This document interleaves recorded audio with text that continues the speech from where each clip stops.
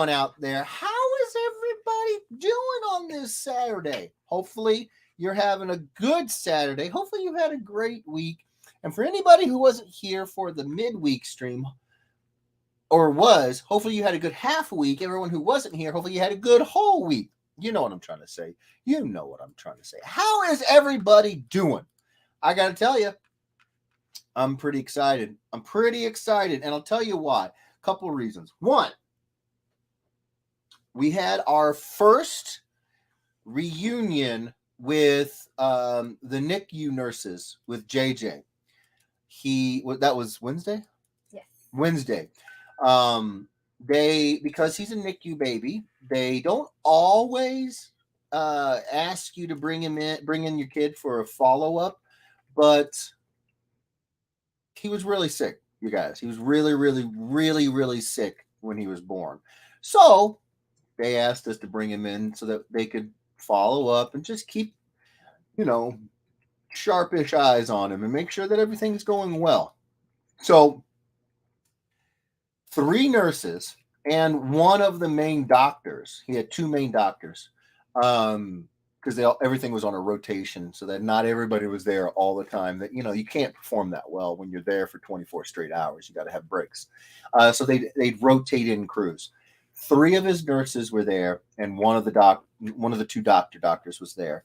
And every time we pulled back the canopy, because it was a bright room and he was sleepy, all of them either let it come out or was thinking some profane, some 4-letter words, something like "holy shit," because he's enormous. He is enormous. He's got a 41-inch circumference to his gigantic dome. He went in 2 weeks ago. He was 23 inches and 7/8, so 23 and 7/8 inches to 25 and 1/4 inch. So he's put on over an inch in 2 weeks, and he weighs 20 pounds, 10 ounces. So for anybody who doesn't have any kids, for anybody who doesn't know the size of a kid that is 5 months old, every one of them thought he was a year old. And had they not known, because they were there during the delivery, I could have convinced them that this is a 1-year-old. He's not. He's 5 months old. And here's the craziest part.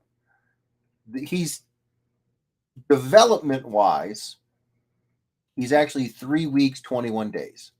Because as they explained it to us, just because a baby shows up early and they're premature doesn't mean that you development-wise should readjust the sliding scale to the new birth date, because the way it works is that he was 6 weeks early, but that means those last 6 41 weeks. centimeters. You said 41 inches. 41 centimeters. Sorry. 41 centimeters. Centimeters. Yeah.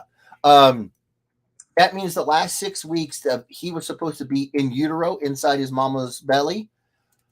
That there's some development stuff that he needed to do so he could be ready to be born. He had to do all that stuff instead of being inside mama's belly. He had to do that outside mama's belly. So really, we had to be re-educated and told, you guys have to stop thinking of him as a 5-month-old when it comes to the development stuff. You have to knock 6 weeks off of his age. And then up until he's about 2 or 3 years of age, after that, six weeks aren't going to matter. But until then, you really need to keep the perspective. Those first 6 weeks of his life, he was still doing all the finishing touches that he should have been doing in the mama's belly. He just had to do it outside. So when it comes to sitting up, rolling over, expressing himself, we can't think of him as 5 weeks or 5 months. We have to think of him as 3 weeks, 21 days. So development-wise includes his growth. So for his growth, he's in the 90th percentile. He's an enormous child. He's an enormous child.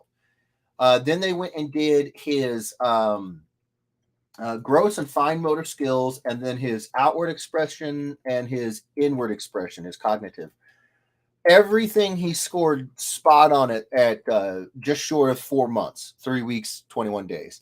2 of them he didn't score dead on. One of them he scored a little low by a couple weeks because one thing that they tell you is him expressing himself inwardly is like when you go to pick him up, does he do that thing that babies do where they get super excited? He doesn't. He's pretty chill. He starts to, and sometimes he does, but for the most part, he's just a pretty chill baby. And they're like, that could be personality. That could be a ton of things. So don't worry about it. I'm like, I wouldn't worry about it. But the other thing, the other test that he didn't nail 3 weeks, 21 days was his outward expression.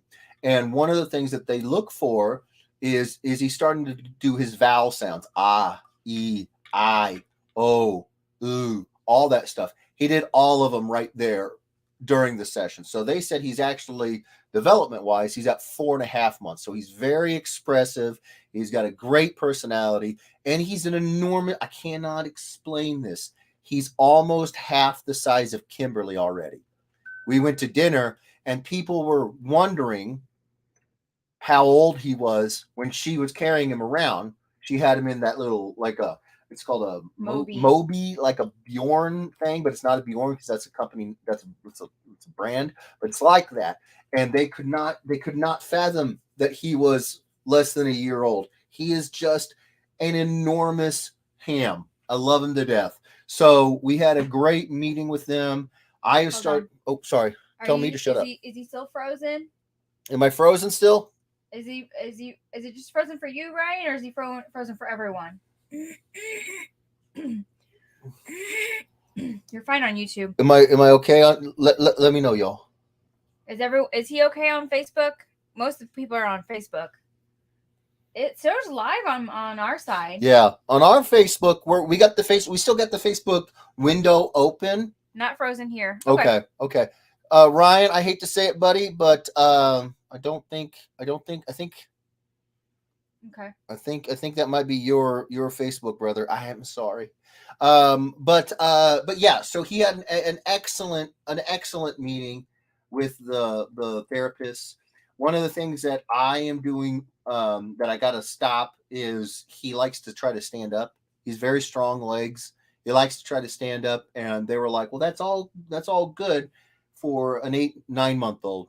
Right now, if he starts doing it too early, he'll actually have a harder time learning to walk.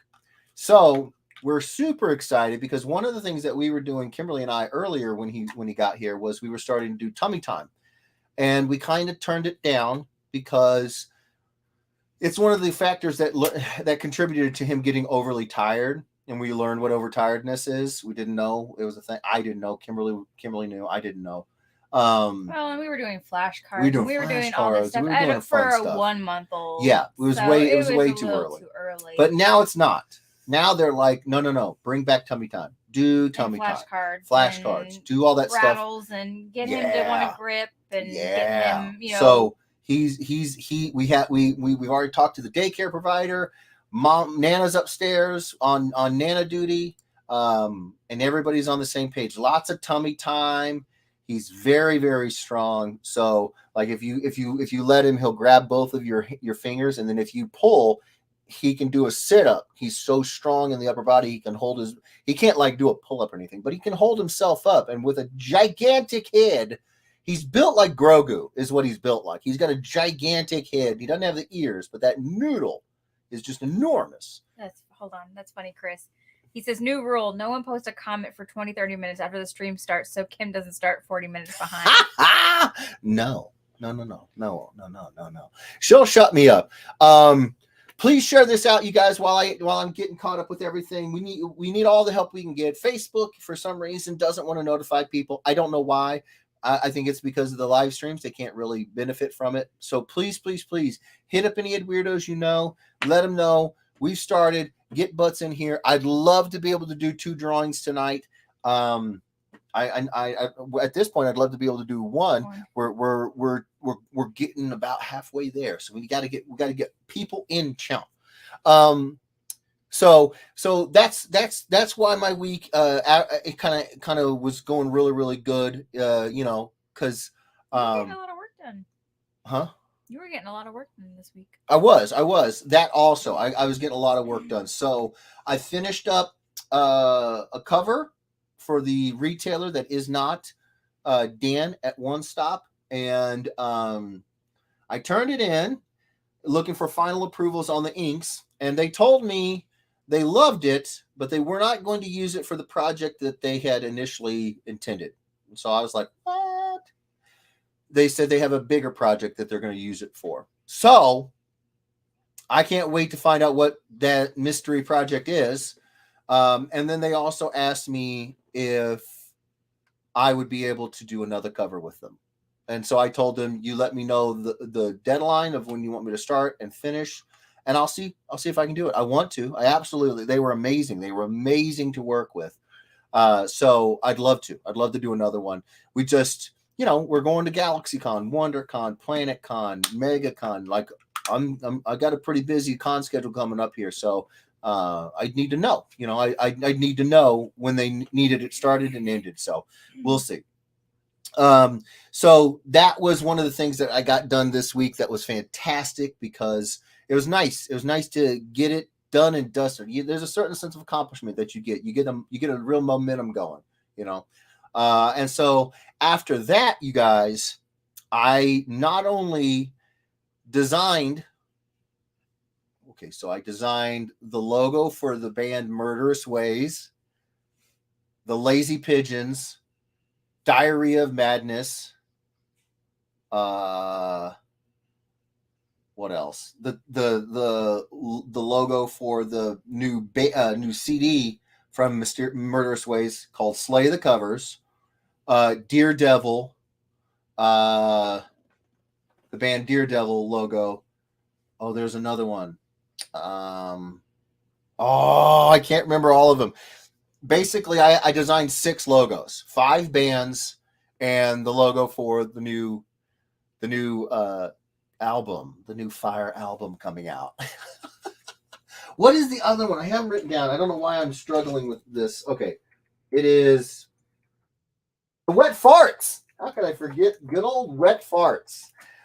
So I am extremely excited about that because the thing I'm currently doing with them now is I am fitting them to the proper proportions for the print for the shirts. So in so doing, I got onto Printful. So here's the plan. I'm going to have t-shirts with this art on it. I'm going to have hoodies with this art on it. And I can prepare mock-ups for other types of clothing if you guys are interested in buying them. If you're not, I won't waste your time. I won't waste my time. But they do have hats, shorts, sweatpants, and then they have fun stuff like mouse pads and crazy stuff like that. But I'm gonna do the t-shirts and the hoodie. So if you guys want any other mock-ups made, because the way it works is I have to go and place them on the mock-up. I have to put together the product. And if you guys just want t-shirts and maybe hoodies, that's what I'll do. I'll knock it out, and you guys can get it however many you want, as soon as you want. Printful says it's 6 to 10 days to ship within the U.S. Outside the U.S., they didn't say, so I would say allow more time. So that if I can get this done by the end of the weekend, you guys should have plenty of time if you order them by Monday to get a shirt in time if you're going to be there for Raleigh. I'm going to be buying shirts to wear to Raleigh. I know who buys their own stuff. I think it's freaking funny, so I'm going to buy some. So that's another reason why I'm super excited, because I got to design a bunch of logos and go crazy with them. And now I'm going to make them into an actual metal band fest shirt, concert tour shirt. I love it. It's going to be fun. I'm so excited. So, what? I didn't have. You sent me that. You just got that now? Yeah. She's looking at a text I sent her at 3 hours ago. 3 hours ago when the boy woke up. I found this amazing GIF of Mr. Krabs screaming, "He's awake!" And then SpongeBob jumping up and screaming in terror because JJ woke up 3 hours ago, and I was letting her know, and she just now got it. So she's She's right there with it. Right there Well, with what it. was funny is, you had my phone, Oh, I so did. I wouldn't have, Did. It's and I true. didn't have my watch on because it was charging. Yeah. So I would not. That would have have been gotten awkward. It. Yeah. That would have made it kind of awkward, wouldn't it? Yeah. So long story short, you guys, I've had a very productive week, and I will continue to have a very productive week, because I'm feeling jazzy, and the boy is getting his exercise in. He's doing great. So yeah, so we're very. It's been a Richmond, not Raleigh. very good week. I think you may have Richmond. said. Did I say Raleigh? Not Raleigh. I'm not going to Raleigh. I'm going to Richmond. Richmond's the one. Oh, Eduardo's onesie pajamas with the logo on the butt flap. I will see if they have any onesies. Because he's gonna need some. The boy. I feel like I'm way behind on the comments. We should probably start reading comments. Okay. All right, let's get more booties in here. We need butts and seats. People. 11 more. While she does that, I'm going to go back to the beginning of the comments. Anastasia Lawrence says, hi, Anastasia. Robert Sterling says, happy Saturday, Jeff and Kim. Hello, Robert. Saturday. How are you, bro? Happy Saturday to you. Rob Musil says, Jeff, Rob. Karina. I haven't heard of Rob in a while. Rob Musil? Yeah. No, he's been here. Haven't you, Rob? Not in a while. Rob, it's good to see you, Rob. Kimberly or hear you. Kimberly just misses you, buddy. I mean, can you blame her? I think I can. Miss your face. Miss your face. Karina Yamatsu says, hi, Jeff and Kim. Hello, Karina. Hello. Chris Mitchell says, late again, Edwards, as usual. Well. Per usual. Really, Kim? Really? Why was I late, Kim? Why was I late, Kim? Because I had a baby. And every time I laugh, every time she laughs, now, she has a leak. We'll put it that way. And I don't know, and I don't know if you know it, but I try to make my wife laugh every second of the day. You made me laugh, and I did. So I guess mission accomplished, but kind of not. Leaked. She leaked. So she had to go and take care of that. Yeah. Misty Lawrence says, hello, Misty. What? Okay, that's fine. Facebook user says, hello, Ed Weirdos. Todd. So Todd Irwin, for some reason, it's not showing you as. You may have to re-up your Streamloads. Yeah. StreamYard link. I don't know, Streamloads. Alex Gonzalez says, hi. Hello, Alex. David Mansell over on the Tubes of You says, I'm so happy to be here. David, we are freaking jazzed you are here, bro. Jazzed. Dennis the Menace says, evening, Dennis. How are you? Martin Lee says, hello, everyone. Hello, Martin Lee. Roger says, hello, Jeffrey and Kimberly. Good evening, Ed Weirdos. Hello, Roger. How are you, bro? Misty Lawrence says, 41-inch head. Are you sure? No, sorry, Misty. Centimeters. 41 centimeters. I don't even think my head's 41. That's a huge noodle. Sonny Patel says, hey, what's going on, Sonny? Sonny says, I'll be in and out today. Well, as long as you're safe and you're in and out, we're happy. Daniel Partouche comes in and says, what's up, Ed Weirdos? What's going on, Daniel Partouche? 10 more people. Ooh, sure. 10 more people. Scott 48 says, hi all. Hello, Scott. Vish Rudy says, hello, Vish Rudy. Joshua Sanders says, that boy is a beast. And you're not wrong. He's a big boy. Glad to hear he's doing good. He is. We just got to get him not wanting to stand and want to crawl. But we're getting there. Facebook user says, hi, Jeff and Kim and Ed Weirdos. Everyone share out. And you all know I did. It's Ryan. Ryan, love you, buddy. Thank you so much. Rick Lawrence says, hey, all. What's going on, Rick? Doug Searles, he says, hello there, Jeff Edwards and Kim. Hello, Doug Searles. How are you? I whispered again to the wheel, Doug. She's the wheel whisperer. Yes, wheel. Doug Searles. Doug needs to win. Give Doug we'll the see. book. That's what she says. Facebook user says, you're frozen. That must be Ryan. I think we got that all worked out. Then YouTube, perfect. Nice. Doug Searles says, not frozen here. Thank you, sir. Roger says, he's good for me. Thank you, sir. Ron Mutual says, not frozen on my Facebook. Thank you, sir. Facebook user says, good now. Sweet. Dennis the Menace jumps in and says, fine here. Thank you so much. I've been working out. Fine on the book. Joshua Sanders said, fine on the book. Oh, fine on the book. Thank you so much, bro. Ooh, 7 more people. Ooh, 6. We're counting it down. As soon as we hit 30, I'm jumping over here on one of these Ryan books. Ambrose says good. Good. Five. Got Oh. 40 are not frozen on Facebook. 3 Jeff more. says, all good on my end. Hello, everyone. Hey, Cliff. Please like the video if you can. That also helps make Facebook send it out. Dan says fine on Facebook. Nice. Rogers says might be Ryan I'm only. calling you Roger. He said I could call him Roger. Ryan says Roger. You're good. We Robert Sterling says not frozen on my end. Nice. Ryan says probably just me sharing all good now. Oh, makes sense. Makes sense. Earl says I broke my ankle when I was like about a year. Oh My no. ankle. Ooh, owie. A year old? Good night. That had to suck. How the heck did you break an ankle at a year? Owie, owie, owie. Oh. Chris Mitchell says new. Oh, I read that. You read that one.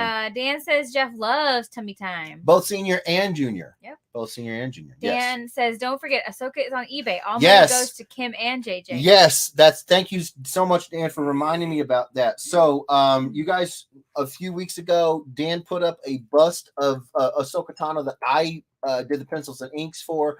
Ashley Eckstein was amazing enough to sign it as her name and Ahsoka Tano, and then the incredible colors from Steve Leidick were slapped on there as well, just to give it the little chef's kiss. That hit eBay and it sold very well. That was one of 2 books just like it. The other one I got to do the pencils and inks of, but I also did the colors of. So it was pencils, inks, colors by me, Ashley Eckstein. Again, she signed her name as her name and as Ahsoka Tano. So that book is going up on eBay right on. Well, I'm sure it's already up there on Dan's eBay. So the way it works is that everything that book raises, aside from eBay, their fees and all that the fee stuff, whatever's left over, all that money is going to JJ and Kim for everything that JJ may need. So I don't ask you guys to bid often, bid high, but I am going to, because he's my boy. He's my whole world. Kimberly's my world, but he's our world. And anything that we can do to help him out. We talked, I think, on the Wednesday, on the Oasis, we talked about maybe starting a 529 plan, a college tuition savings plan for him for the future. Don't know what, but yeah. So just know that all the money is going to go to that little chunkster. So thank you for that ahead of time, and hopefully you get a good piece that you really, really like. Joshua Sanders says ho, but he meant to say hi. Oh, ho hi. Hi. Hi. Ho hi. Hi hi ho hi ho. You don't want to flip that around because then you're calling him a name. Hi ho. Oh, or you could do that. Yeah. Ryan says, I hope they still paid you. They did. Yes. No. They definitely paid me. What it was is it was supposed to be a cover for a crowd-funded book. And then they said, no. We want to use this for another bigger project. I'm assuming it's another crowdfund. But no, they definitely paid me. They were freaking fantastic. I will be working with this retailer as often as I possibly can. They were freaking fantastic. Chris, sorry. Ryan? Oh, no, it was Chris. Good to know none of this is for Jeff. Cheers, Mitchell. Cheers. Ryan said, kidding. No, I know. Oh, and then Dan must have posted the link. He did. Thank you, Dan. That's the link to the Ahsoka Tano that I penciled, inked, colored. Again, Ashley Eckstein signed it as her name and as Ahsoka Tano. It's graded at 9.6, so it's ready. It's ready just to be sent to you. All the grading, everything's done. Everything's done. Five away. Boom. 5 away. Ooh. Dan says no soup for him. No soup for you. Joshua Sanders, this is Caden. Hi. Oh. And we love you guys. Hi. Hi, Caden. How you doing, buddy? How you doing? Thanks for being here. We love you too, bud. Dan says Jeff Band, Diarrhea of a Bearded Madman. I have a sketchbook called The Visions of a Bearded Madman, but I don't know about diarrhea. You don't want the diarrhea of the bearded madman. Ryan Amber says, Dan, you're killing me. Right? Alex Campbell says, ooh. What's going on, Alex? Kid Sanders. Hey, all, this is Leela, and we love y'all, Kim and Jeff. Hello, Leela. How are you? We love you too. Thanks for they're coming at us from all the different flanks. They're flanking YouTube and Facebook. They're bringing it on. Love it. Daniel Part 2 says Richmond, not Raleigh. That's true. That's true. That's true. Daniel also says Jeff will not be at Raleigh. I will not be at Raleigh. I will not. Mitchell comes in and says Ed Weirdos once. Oh yeah, we got to do that. I gotta do that. And then Alex jumps in and says Kim in the best Miguel voice. How you doing? How you doing? I'm doing much better. I Alex. dare Thank say you. Miguel can't quite nail that real sexy. I don't know. I've never heard him talk. He might have a He nice. might. He might have a lovely baritone. I don't know. I would have known if he showed up at C2E2. Yeah. Yeah, Miguel. All right, now looking we're at 10 you. away. Let's get some booties in Do you here. hear this pathetic voice, Kimberly? She's so sad. She wants me to just shut up and draw, but we can't. We got to get butts in seats. Neelan Blundstrom says, hey, what's going on, Neelan? Joshua Sanders says, Jeff, or Kim, Jeff, and all you Ed Weirdos and Lidocaines, we just want to thank y'all and let you guys know we love y'all and truly appreciate everyone. You are amazing peoples. We love y'all. We love you too, Josh, the whole family, all of the Lidocaines, all the Ed Weirdos. We love you guys so freaking much. Facebook user says, so, since we got time to kill, It's Todd. can we talk about the new Batman movie? Well, since I haven't seen it, Todd, I'm going to have like nothing to say because I ain't seen it. I just found out my mother went and saw it without me. And I got to say, I'm a little upset about it. A little upset. Rob Musil says, I missed the last 2 weeks. I was out of town hanging with my spawn. Well, then you were right, Kimberly. He was gone. I say I hadn't seen him in a while. Maybe it's just because I'm always thinking of Rob that I always think he's here. Maybe. You were always on my mind. I can't. I'll get hit. I'll get copyright struck for that. Mitchell jumps in and says, Jeff needs a 12 to 18 month spoiler buffer because that's how long it'll take him to see it. He ain't wrong. Dana Part 2 says, Jesus, Kim has been laughing nonstop this stream. Someone lay down some plastic. I know. Well, right? It has to be like. I have to get a really a rip roaring laugh. Yeah, I call it a cackle. When I get her cackling and things, you need to prep like you're going to a Gallagher concert. You really do. You really do. Sam Hefner jumps in here. She says, hi, everyone. We will be in and out, headed to Carrabba's. Enjoy Carrabba's. It's fantastic. Yeah, jealous. Very. Robert Sterling says, agreed, indeed. Facebook user says, share, and 4 hearts. Thank you so much, Ryan. Jason Nuffer. I think it's Nuffer. Jumps in and says, how's everyone doing today? We're doing great, Jason. How are you doing, brother? Thank you for being here. I'm glad you're here. Robert Sterling says, trying to finish The Boys, Diabolical, and Jujutsu Kaisen. Okay. So trying to finish The Boys, Diabolical, and Jujutsu Kaisen. Okay. I haven't even started The Boys. I haven't started any of those shows. I'm gonna have to get caught up. Roger says it's Roger Kim. It's Roger. Yeah. Come on. Dennis the Menace says books looked awesome. Books looked awesome. Which books you talking about there, Dennis? Which ones? What? Kid Sanders says hi. Hello, Kid Sanders. Ricky Lawrence says shared with 45 groups. Thank you so freaking much, Ricky. Tyrell Muse says, hey, what's going on, Tyrell? How you doing, brother? Thank you for being here. Daheb jumps in and says, hey, guys, what's going on, Daheb? Facebook user says, I will share the Star Wars. I don't think I can get in trouble sharing from eBay. I got all my groups back. I'm thinking that's Ryan. Is that Ryan? Thank you so much, Ryan. Robert Sterling said, did you try the thing to reduce the lag on YouTube for the Oasis stream? I have not yet. I've been, like I said, it's been crazy just trying to get everything done. Then we had the appointment. I have it in my DMs, though. I'm going to go back to that video. When I get a hot mo, then I'm going to do that. But no, I haven't had a chance to, but I appreciate you telling me. I am going to get it done, though. I'm going to get it done. 8 away. Wow, that's a rhyme. I like that. Nick Johnston jumps in and says, good evening, Jeff and Kim. We'll be in and out tonight at work till late. Oh, I'm sorry, buddy. No worries. I'm sorry. We're happy you're here, though. Yeah. Facebook user says, talk about the Goonies. Jeff knows all the lines. I know. I've seen it now. And I paid my dues. So we won't be talking about it. No. What? Mama Edwards went and didn't take you, says Facebook user. I know. Todd, right? I'm heartbroken over here. And she wants to say, oh, it was really good. I was like, I bet it was, Mom. I bet it was. You have a son who's a comic book artist, and he's the only one you didn't tell. Literally. I'm just I don't even know. I don't even know. I don't even know how to respond. Robert says Mama Edwards is cooler than Jeff. Whoa, Robert. Let's not get too ahead of ourselves here. That's a bit much. That's a bit much. She's cool. But come on now. I thought I had my phone camera running and was videoing myself from Jeff's house. No. I mean, you can come over and hang out, but you missed Dennis the Menace. Oh no, Dennis the Menace says Ahsoka. So he said the books. Oh, you like? Oh, the books. Oh, thank you so much. Thank you so much, Dennis. Alex Campbell says Mama Edwards is a savage. You ain't even kidding. Brutality. Facebook user. Okay, since Jeff keeps referring to me as Facebook user, can someone please tell me where the StreamYard is? I need a moderator.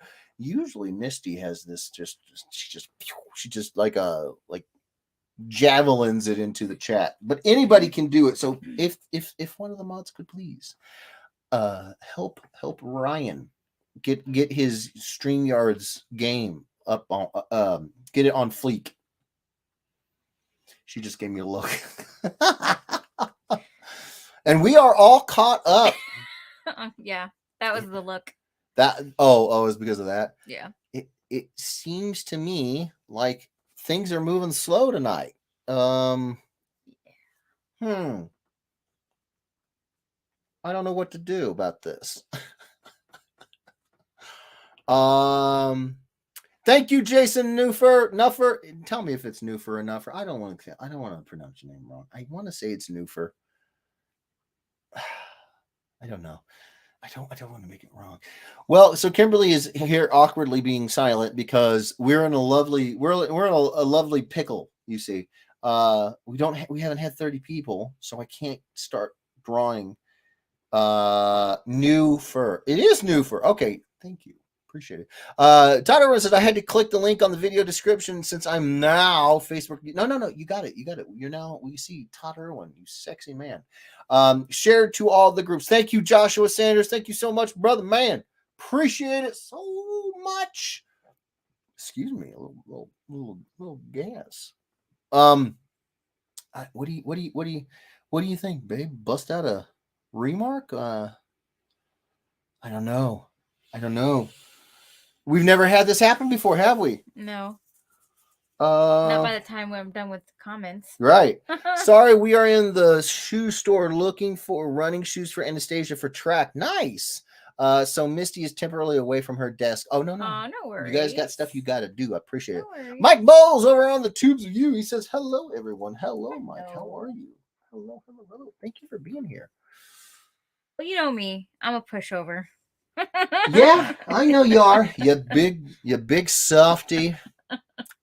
Well, since Kimberly did bring her up, I think Chad Parkey says, good evening, all. What's going on, Chad? How you doing? Facebook user says it's not the announcements. It's not in the announcements, and scroll down mega. I think Jason Newford just posted the link. We're 4 away from me getting to shutting up and getting to going. And then Charmaine Park says, hi, everybody. Hello, Charmaine. Hey, we hit 30. Guys, I was sweating there for a moment there. I was a little worried. Terry Jeffrey says, what's up, everyone? Hey, Terry. Hello, Terry. Kit Sanders, this is Alana. We love you, Jeff and Kim. Hello, we love you too. We love you too. Alex Campbell says, holy moly, took the hat off and I thought my Enchroma stopped working. All the grayscale. You got something you want to say, Alex? All right. I already said it. I've earned all these grades. All right. I've earned all these grades. All right, ladies and gentlemen, boys and girls, children of all ages, we have a Batman blank. I'm not going to tell you who he's mashed up with. You know what I'm going to do? Mouse! What I'm going to do is I'm going to show you guys the other camera. So I'm not just describing it. You can see it. So we got a Batman and we got an A-Force. Do we have strong feelings in the chat for which one I should do first, the Batman or the A-Force? If not, if we don't really have strong feelings, or if we're split, 50-50 down the middle, I will bring out the Spinneroonie. I got a Batman and I got a Hulk. Hulk is just no. There's nothing on the Hulk. I got a Batman. I got 2 Batman. I got an To A-Force. 1 A-Force. We got a 3rd Batman. Flip the coin. We might have to flip the coin. We're 2 to 1. We're 3 to 1 now. 3 to 1. Yeah. Oh my gosh, Ruckus. And Ruckus keeps farting. Gosh. Terry Jeffries says A-Force. A-Force. Y'all said her name right. Alana? Yeah. Do people get her name wrong? Alex says Hulk. Hulk. Nice, Alex.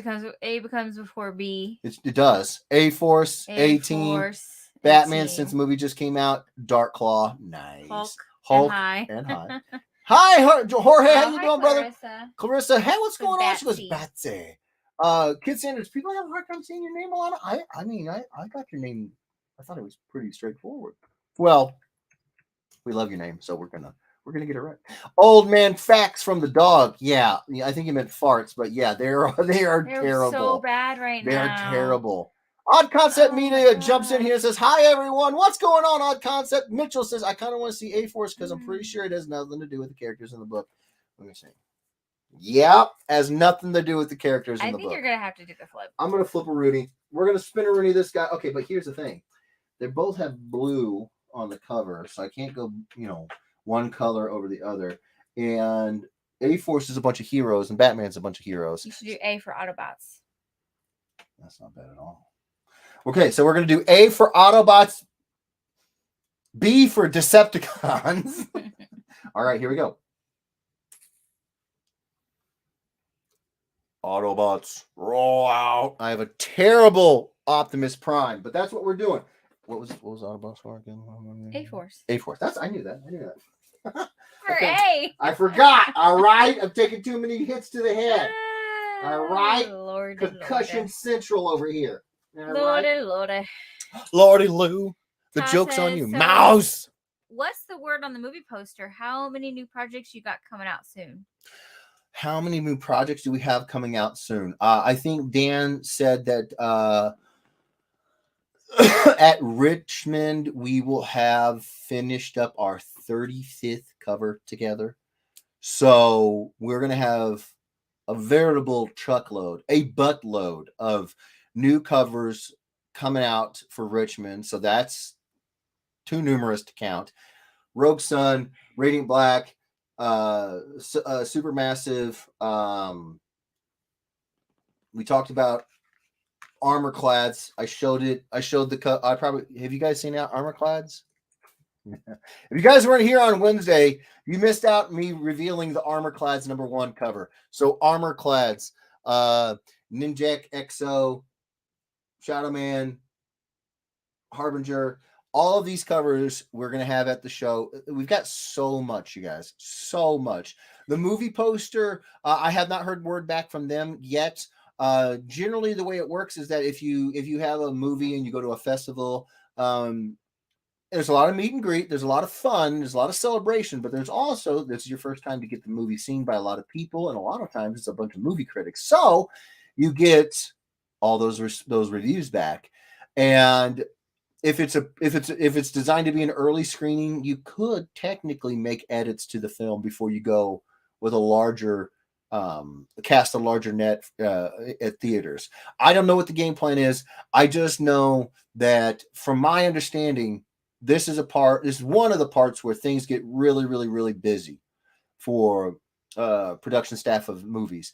After that first initial sort of soft launch, you can get you can, if you want to, you can go back and you can make some changes. And I don't know if they're planning to or not, but just know that it gets kind of hectic. So I'm not actually like waiting to hear from them, because it'll probably be a little bit. They're getting it out there, and even if there isn't any revisions or changes and edits and everything, usually you don't start showing it until you're ready to start doing the whole tour, all the press junkets, all of that stuff. So it's pretty much a shot's been fired. We're going now. We're off to the races. So I have not heard back from them. Last time I heard from them, I told them if they have any questions, concerns, any changes they want, let me know. I can make it, or whatever. And they told me that they loved it, but if there are any changes, they'll talk to the team and they'll get back to me. So as of right now, I haven't been told about any changes. And as soon as I know that I can talk about the movie poster and show you guys, I will let you know. I think it was the poster was released as a sort of an exclusive bit of promotional material for this festival that just happened. I don't know. I wasn't there. But yeah, I think that's where we're at with the movie poster. But very, very soon it will be here. It will be here. And I will let you know. Worry not. What was the other part of that question? Was it just those two? What? There's those two. Okay. Perfect. Okay. So we're good to start drawing? Okay. Now stick around, you guys. Stick around because after I do this, I just want you guys to see this. All right. This is the tube that you saw in the teaser video before I got started with the stream this tonight. So this is your normal packing tube, right? But good gosh almighty. Oh, I just hit the overhead rig. This thing is enormous. I can't get it all in frame. There. That's how big this thing is. I have no idea I have an idea about what I think is in this. But I'm gonna unbox it and make sure I'm correct after I'm done with this cover. So if it's what I think it is, it's gonna be pretty sweet. I'm pretty excited about it. It's a one of one. It's the only thing. It's the only time it's ever happened, and I'm pretty stoked about it. All right, we ready to go? Ready. Hold on, let me make this one. Where's the one where I can have one that's one window? There we go. Boom. Ladies and gentlemen, it's Cable and Captain America. Yeah. Didn't have a clue what A-Force was. I just saw Avengers. That's Captain America. Cable. Close enough. I don't open the books, you guys. You can tell I don't open the books. Had I opened the book, I probably would have found a different cover to use, but I don't open the books. So let's do this thing. Mitchell was right. It has nothing to do with the characters on the inside. 1 hour. Bam! Let's do this thing. I'm so excited. Oh. Ryan Amber says, okay, everyone seems to be showing up. I got everyone. There Thank you go, Ryan. May Park says, good evening, everyone. Hello, May. May. How are you? DeHef says, I'm here just driving. What's up? What up? DeHef. Nick Johnson just shared to 30 groups. Thank you, Nick. Chad Park says, I'm good. Just working on the Lego Batcave while it's a snow blizzard outside. Oh, man. Yeah. Alex Campbell says, yeah, but the burns are now ash. Wait a second. What? What's happening here? Did he burned you about the beer, about the Greg comment? Oh, is that what he's talking about? Oh, that might be what he's talking about, yeah. All right, there, Alex. I got you. You're so funny. Think you're funny, don't you? Let's see. I'm not hurt at all. Fine. I'm totally fine. So Jorge says hi. Hello, Jorge. We read about Clarissa. She wanted Batsy. Yes, we said Alana's name right. Alex Campbell says, old man. Farts from the dog. Yep. Absolutely. Dr. Sanders, Batman. Odd Concept Media. Hello. Hi, everyone. Hi, Odd Concept Media. Buh. Chris Mitchell, I kind of want to see A-Force because I'm pretty sure it has nothing to do with the characters in the book. Indeed. Jorge says, good. I'm here today. LOL. Yeah. Ryan says, found StreamYards. Now I'll be quiet. Oh, Ryan, we don't want you to be quiet. We love when you chat. Brittany Conti Apio says, hi. Hey, everyone. Hey, hello, Brittany. How are you? Chris Nichols says, hi, everyone. Hello, Chris. Facebook user. Who said that? Ryan, it looks like if you StreamYard still is not accepting you, so I'm not for sure what's going on. Huh. He says, good luck, everyone, and please share out. StreamYard's better not be disrespecting my man, Ryan. Alex Campbell says, you beesh. I knew it. What? You beesh? You beesh? Beesh. Yeah, beesh. You beesh? What does that mean? Do you know? I have an idea of what I think it means. Yeah. Okay. Joshua Sanders, let's see the covers that you are allowed to show. Oh, okay. If Kimberly goes to the brand within StreamYards, I have some ready to go right there. Okay. So there is Supermassive Radiant Red Rogue Sun. So there's Supermassive. Boom. Radiant Red. Boom. Rogue Sun.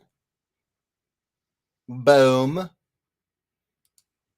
All three of them connected. Boom. And then Usagi Yojimbo came out, but we'll have some available at Richmond. Shadow Man came out, and we'll have some of them ready to go at Richmond. I can show you guys armor clads. I just have to. I'll pause real quick. I'll pause this, and here, let's get rid of Shadow Man. And Kimberly, you read the chat while I pull. Put the chat back oh up. My, you're right. You're right. Righto. Todd Irwin says, I usually can't make the Wednesday night show since I covered up the thing, the comment section, you guys. She didn't have a stroke. She's fine. Since I'm either busy with stuff or in bed, LOL. Excuses, gosh. Todd. You see how she just recoiled in absolute abject disgust. She's like, how dare you, Todd?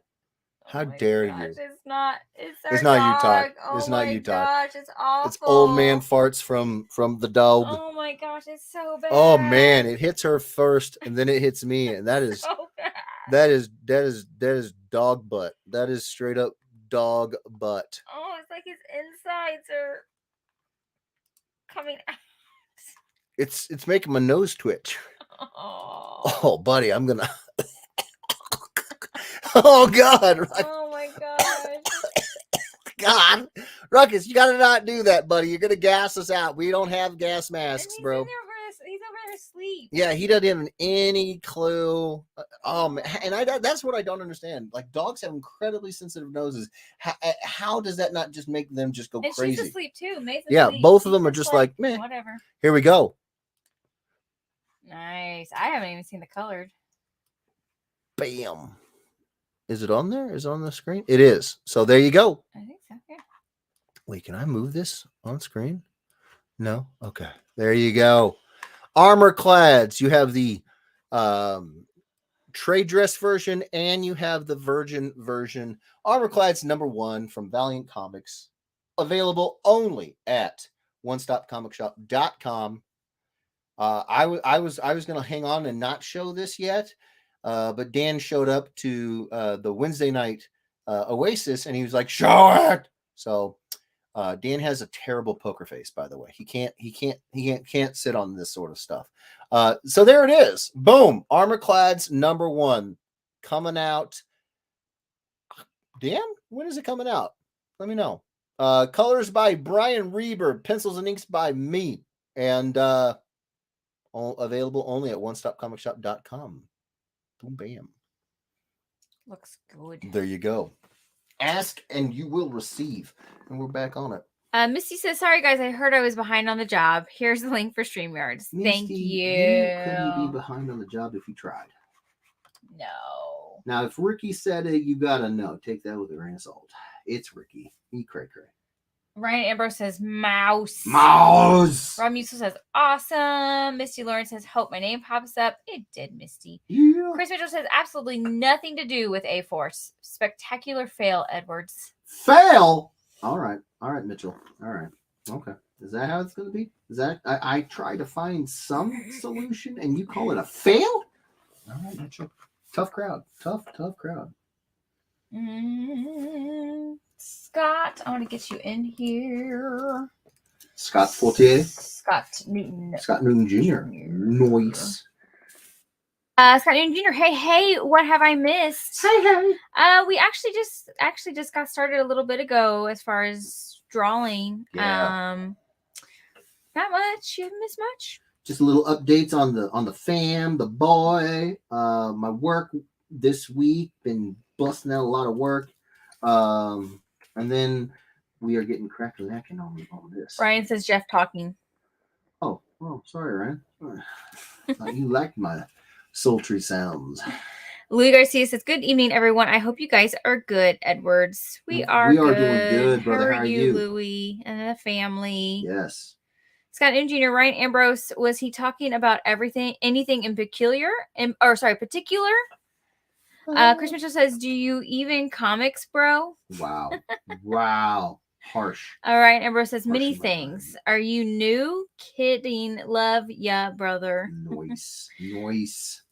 I have to do it, Rogers. Now that I know it's Rogers, I have to do it. I can't do Roger. It's had to step away for a moment. Who's going to be on the cover? Oh, it is. I'm calling him Captain Cable. It is Captain America and Cable. Yeah, it's lagging. We'll get it. Bam. There we go. Let's see where we at. Chris Mitchell, 2 characters that aren't even in the book. It's true. Ryan Ambrose says, "Hi, Diana Edwards. Hope you're doing well." Oh, the mother is here? I haven't seen her name pop up. Oh. I think maybe Ryan was just saying hi to her. Oh, because she might be lurking. Listening. Yeah. Todd Irwin says, "There's serious chemical warfare going on in the Edwards crypt." You don't even know. So bad. It is atrocious. I almost feel bad because, like, lately at night, Ruckus has been sleeping with me and May's been sleeping with Jeff because he's, up late and going and, working out and doing things that he needs to do. And, and if she hears the garage or something like that or a sound, she growls and she barks. She barks and she makes sounds, and we're trying to not have her wake up JJ. Yeah. And so he sleeps with me, and now I don't want him to sleep with me if he's going to be doing this all night. It's just farting. Oh my gosh. It's bad. He did have really bad farts a couple weeks ago, and it was so bad, like, I did have to wind up kicking him out of the bedroom. Wow. That is messed up. I couldn't sleep. It smelled so bad. Oh my gosh. I had no idea. You had banished him. I did. To go sleep with you. You know what? I will gladly take him. Such a hater. Oh I don't hate him. You don't. I love him, but you don't love him. There's no love. I have a 5-month-old in the bed with me. The 5-month-old, you did not get to use the 5-month-old card. All right, he didn't have a clue. And let's be clear, Ruckus could actually put effort into his stinky, and he would never come close to JJ. Never. Chris Mitchell Jr. Chris Mitchell Jr. No, huh? Scott Newton Jr. says, "Chris Mitchell, so to be clear, if you win, you don't want it, right?" Right. He doesn't want it. If he wins it, he's not getting it. That's the thing. Because none of the characters are in the book. He's got a very high standard, that Mitchell. Very high standard. James Dunn says, "Don't die." We're trying not to. Todd Irwin says, now I'm kind of wondering, if it's deserved after she banishes a senior dog. Good night. I didn't banish him. That's the definition of what you did. He came back. I didn't banish him for good. Oh, because he's got no place else to go. You didn't banish him? No. No, you did. He just had no place else to go. Hater. Hate.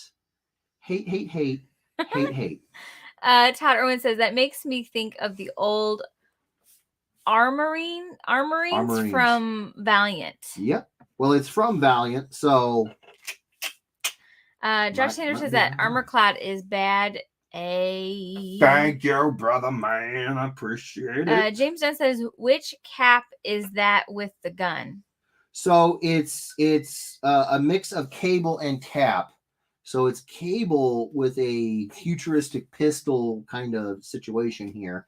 I'm going back in the day to the OG Cable. I usually do that with a lot of my characters whenever I mash them up. If I have a choice between more modern and more classic approaches, I go with the classic approach. So, like for example, Cable hasn't worn an earpiece communicator in a hot second. I gave him one. I just like it. So yeah, it's a little bit of that sci-fi kind of tech still rocking it on the Cable parts here. So yeah. James Dunn says also hi. Hello. Chris Mitchell says we already know Edwards won't allow that to happen, Scott. What? Mitchell to win? Yeah. He's not as behind on the times as you might think. He gets it. He gets it. Richard Butler says, "Hey everyone." Hello, hey Richard. How are you? Jorge says maybe it's like people our own farts don't make us gag, but when someone else lets it rip, it's bad for us. Yeah, well, it's so bad. It might be, but at the same time, have you ever said, "Hey, Grandma, you're stinking up the joint. Why don't you go outside? Don't come back." That's a bit rough. I'd kick you out of the bed. I'd love to see you try. Love it. Bring it on. I ain't never scared. Andre Limo says, hello, Kim, Jeff, and all the Ed Weirdos. Hello, Andre. How are you, bro? James Dunn says, does he have a Gambit headpiece? You know, I struggled with this because, as we all know, Cap wears the cowl. Cable doesn't. And so I said, I want to get some bits in there that are Cable. I don't want to get some bits in there that are Cap. But like some of them just don't mesh well, you know? And that was one of them that just gave me some fits. And so I said, you know what? We're going to get as close as we can. We're going to get as much of the cowl from Cap in there as we can squeeze in, and then because you got to have the on Cap, on the original Cap, his the big uppercase A, you have to have that on the forehead. Well, for him, I'm doing a C for two interlocked C's for Captain Cable. So you gotta have some, I was kind of trying to figure it out. You gotta have something in there. So the closest thing I could come up with is it's like a that is the best way to put it, is like a Gambit head sock balaclava. I don't know what the technical name is for the style of his headwear. But yes, as it turns out, that was a pretty solid sort of compromise, was a Gambit-esque head sock thing. Yeah.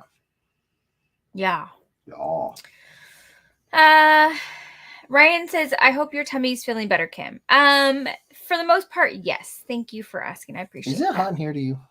It's warmer than normal. Ooh. But it's also hot outside right now. It is. And if Kimberly's warm, that means it's hot. If I'm comfortable, then it's hot. Yeah. Andre says, there goes Kim blaming it on the dogs again. See, everybody's picking up what I'm putting down. Oh, right? This is really the dogs. Or the dog. Listen, he's lived for 10 years. Longer than that, actually, yeah. He's earned the right to stink it up in here, all right? He was around before you were. No, he wasn't, but you know what I'm saying. Gerardo, for some reason, Facebook is showing you as a Facebook user. It did that to Todd too. Yeah. So I think you might have to re-accept StreamYards. Yeah. But hey, he says, hey, how is everybody? We are good, Gerardo. Good, Gerardo. How you doing, bro? Chris Mitchell says, this drawing is proof that Jeff has issues with women. A book full of strong female characters and he mashes two dudes on it. Here we go. Let's be clear about something, Mitchell. I don't have a problem one with a strong female character. My favorite female character is probably the strongest female character in all of comicdom, and that is Wonder Woman. So I don't have a problem one. What it is I don't want to devalue a book potentially by opening it up and reading it. And I'll be completely honest with you. I don't think I'm always honest with you. I will continue to be honest with you, saying I don't think this was what they would consider to be a mega hit because I didn't know anything about it. And if a book sells well, people know about it. I don't know anything about these. I didn't know anything about these characters. So I didn't want to open it to devalue it. And as it turned out, there's some there's some very, very cool characters in here. I just didn't know. So yeah, Mitchell. Oh my gosh. I just looked through the official Ed Weirdos and I saw that bunny with the revolver. Oh yeah, it's on. It is on. Oh no, the bunnies have weapons now. Right. Kim better hide. Oh. They've had enough of your attacks, Kim. Andre says, I think the dog's left on his own until the fog cleared out. I know. I mean, no, you guys have no idea how much that boy loves that bed. Yeah, he wouldn't leave it. He loves that bed. He would not leave it. Dutch oven himself. He would. He absolutely would. Like no one's business. He would not leave that bed. He would never leave if you let him. He would never get up. He would be just like, yep, this is me. This is me. I am part of this bed now. I am one with the mattress, the sheets. I am this bed. I am. Ruckus, get up. Who is the captain? Get up. I am. Get up. Yeah. Get up. It takes a serious negotiation to get him to just get up. He looks at you like, really? How serious are you? And then we're like, very serious. Get your butt up. And he's like, okay, I guess. And then he lollygags. Yeah, he loves that bit. Missy says we have kicked Rick out of the room. See.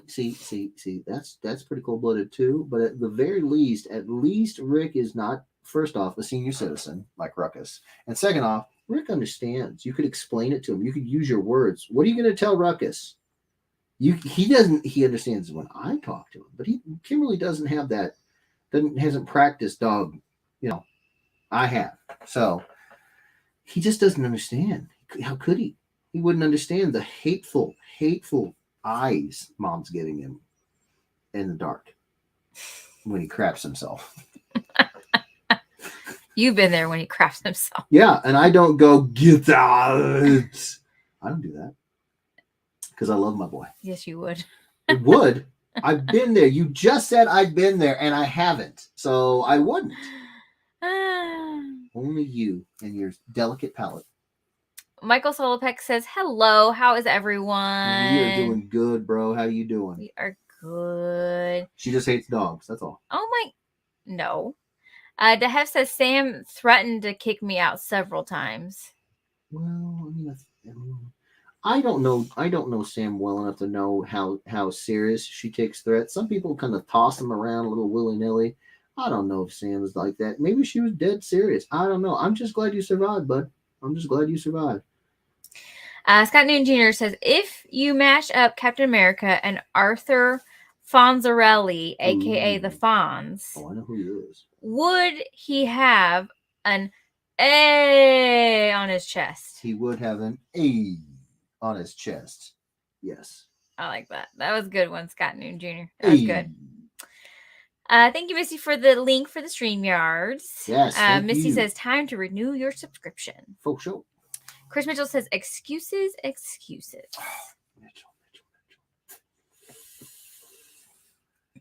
Gerardo Galicia says, hope this is better. It is better. Thank you, Gerardo. Mitchell.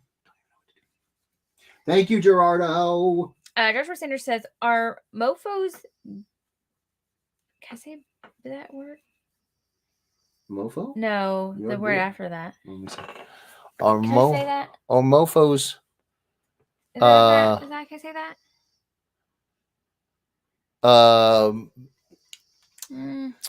This is a family-friendly channel, so we will say complaining Yeah, about the free book and sketch that you are going to give to one of these ungrateful weirdos. LOL. Mitchell's really just about the only one. Yeah, yeah. But I mean, if you no book for you. Yeah, if you hang out with Mitchell long enough, you just know that that's what you're gonna get. Yeah, Mitchell. That's the Mitchell. That's a Mitchellism. A Mitchellism. Yeah, yeah. Oh my gosh, what is that? It's Mitchell mannerism. That's what it is. No. Oh, Munson. It made me think of Mitchell is Munson. Made me think of Mitchell equals Munson. Yeah. I like that. I really like that. Don't you get Mitchelled out here in the middle of nowhere. What do you mean, Mitchell? Up a creek without a paddle. Have the world in your palms, but don't really capitalize on it. Mitchelled. Oh, we're doing this. We're doing this. Yeah. Missy says, Josh, no, they're just giving Jeff the business about knowing the characters in the book. Yeah, which, let's be clear about something, Josh. If this was such a good book, then I would know. But I don't know. I don't know if it's a good book. I haven't heard anything about it.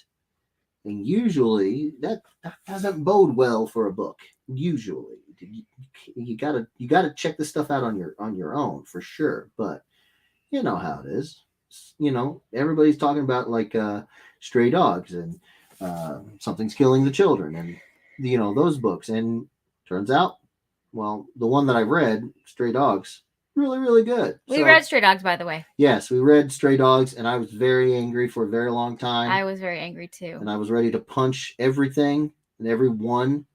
Yeah. I was like, I finished it at night, and I didn't even tell Kimberly. I just set it on the table, and I was like, I do not want to talk about this book. I don't want to say anything about this book. Kimberly can figure it out, and she can read it on her own time. I'm not. No.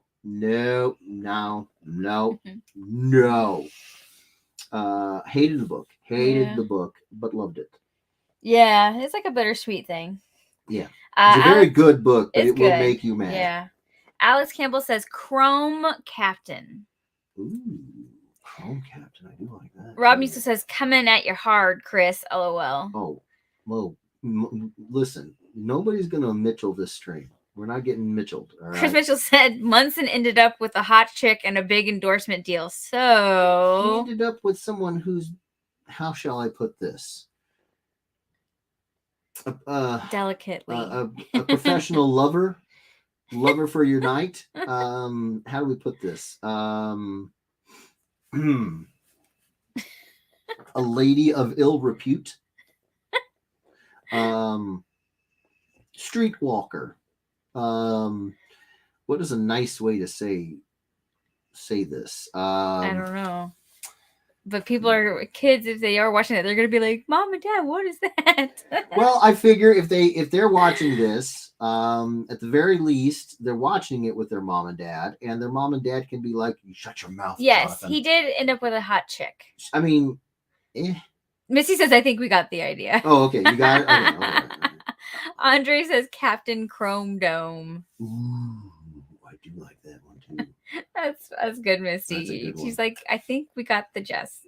We got the gist of the moment here. All right, You probably could have just left it at like one Well, you never know. I mean, I was about to say Lady of Ill Repute, Scott Newton Jr. I was about to say that. Lady of Ill Repute. There you go. A woman known. All right.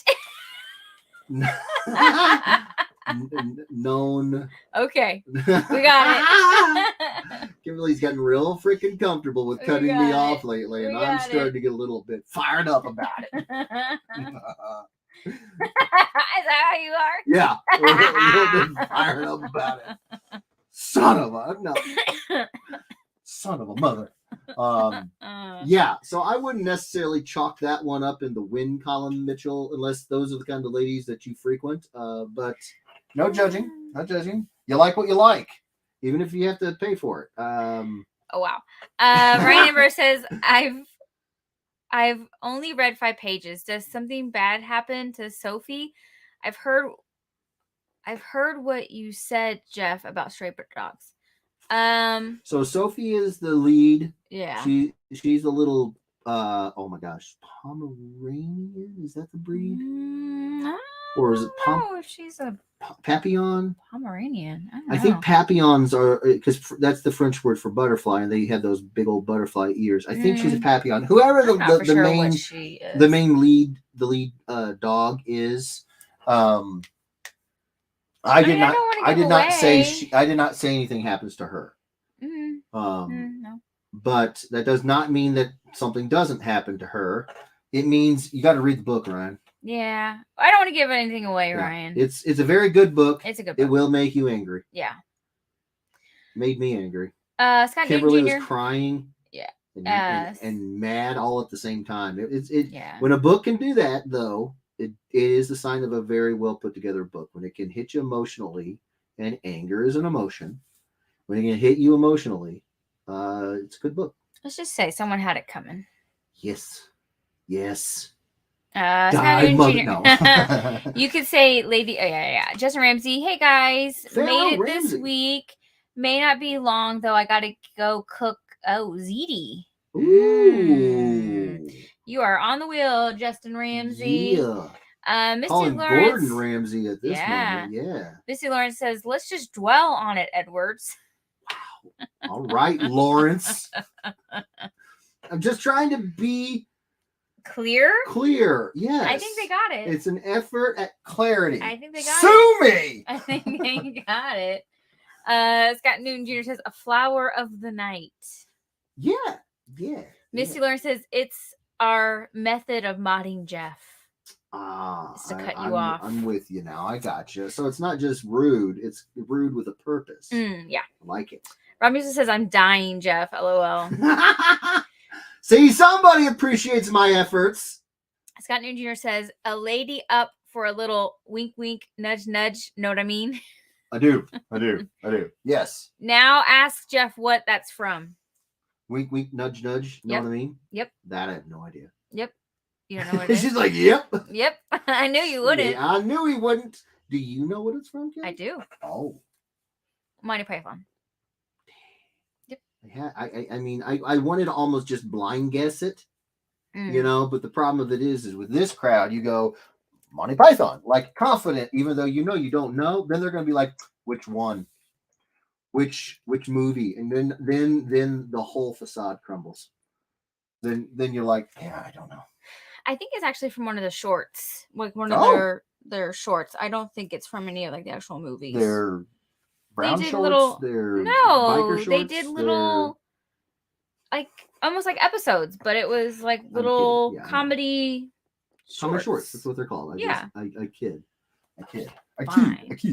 Robert Stone says, "Now you need to read Dog Days."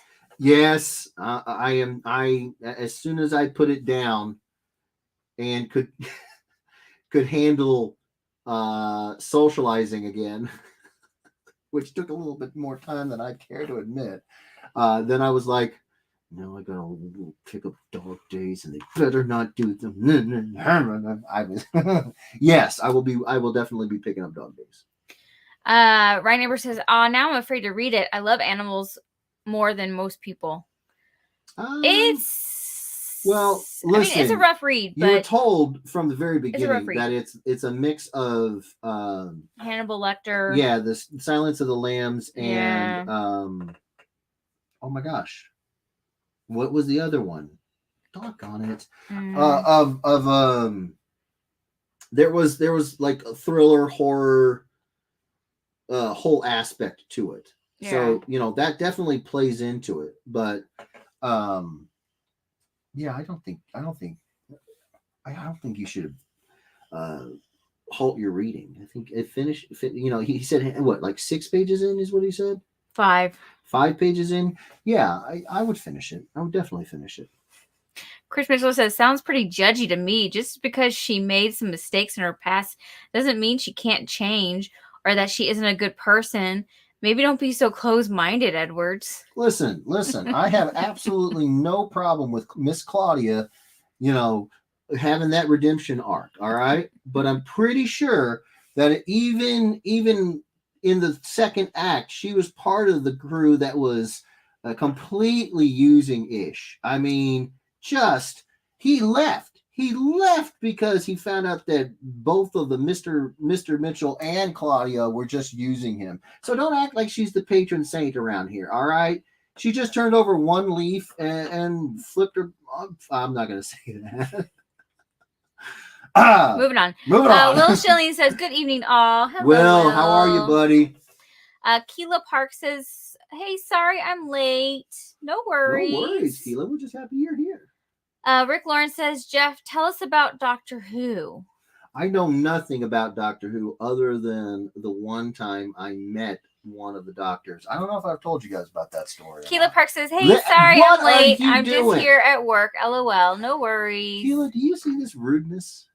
I was talking. Misty Lawrence says, Jeff, we are supposed to beat pinatas, not dead horses. LOL. Let's move on. LOL. Wow.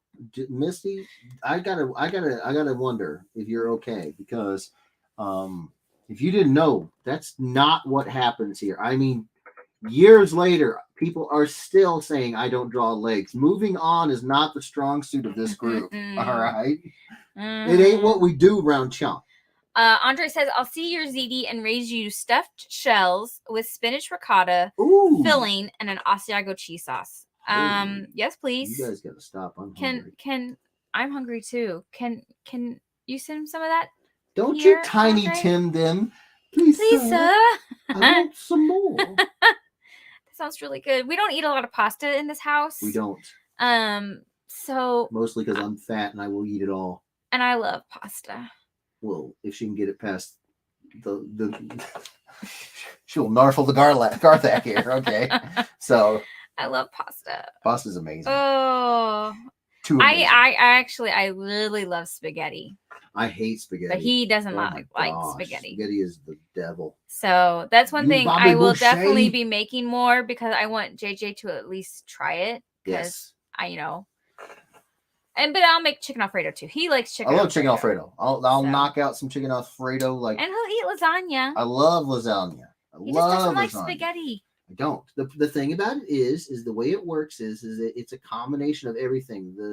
The sugars that are found in the meat, red meat and specifically, is very sweet. It takes all that marinara disgusting, and it actually makes it palatable. So in meat-heavy dishes, plus that lasagna has that amazing cheese layer. Oh my gosh, the way my mother makes it, there's ricotta, cottage cheese, more cottage cheese, about 6 pounds of mozz. I don't think she doesn't use ricotta. She uses cottage cheese.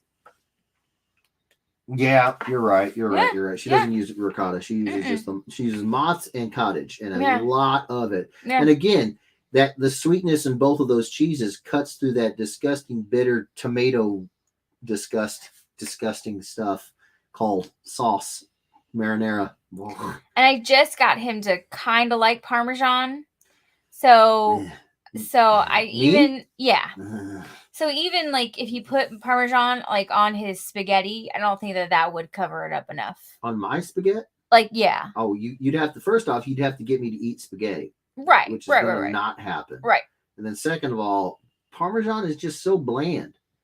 It's oh my gosh, yes it is. Now, you give me a fresh matzo ball and you put that on any dish that has marinara on it, I'm probably going to be like, hit me. Here's a perfect example. At one of our local pizza joints, probably the best pizza joint in town, they have a crostini that literally just has a giant slice of tomato on top of the bread. I hate tomato. I hate marinara sauce. I hate tomato tasting stuff.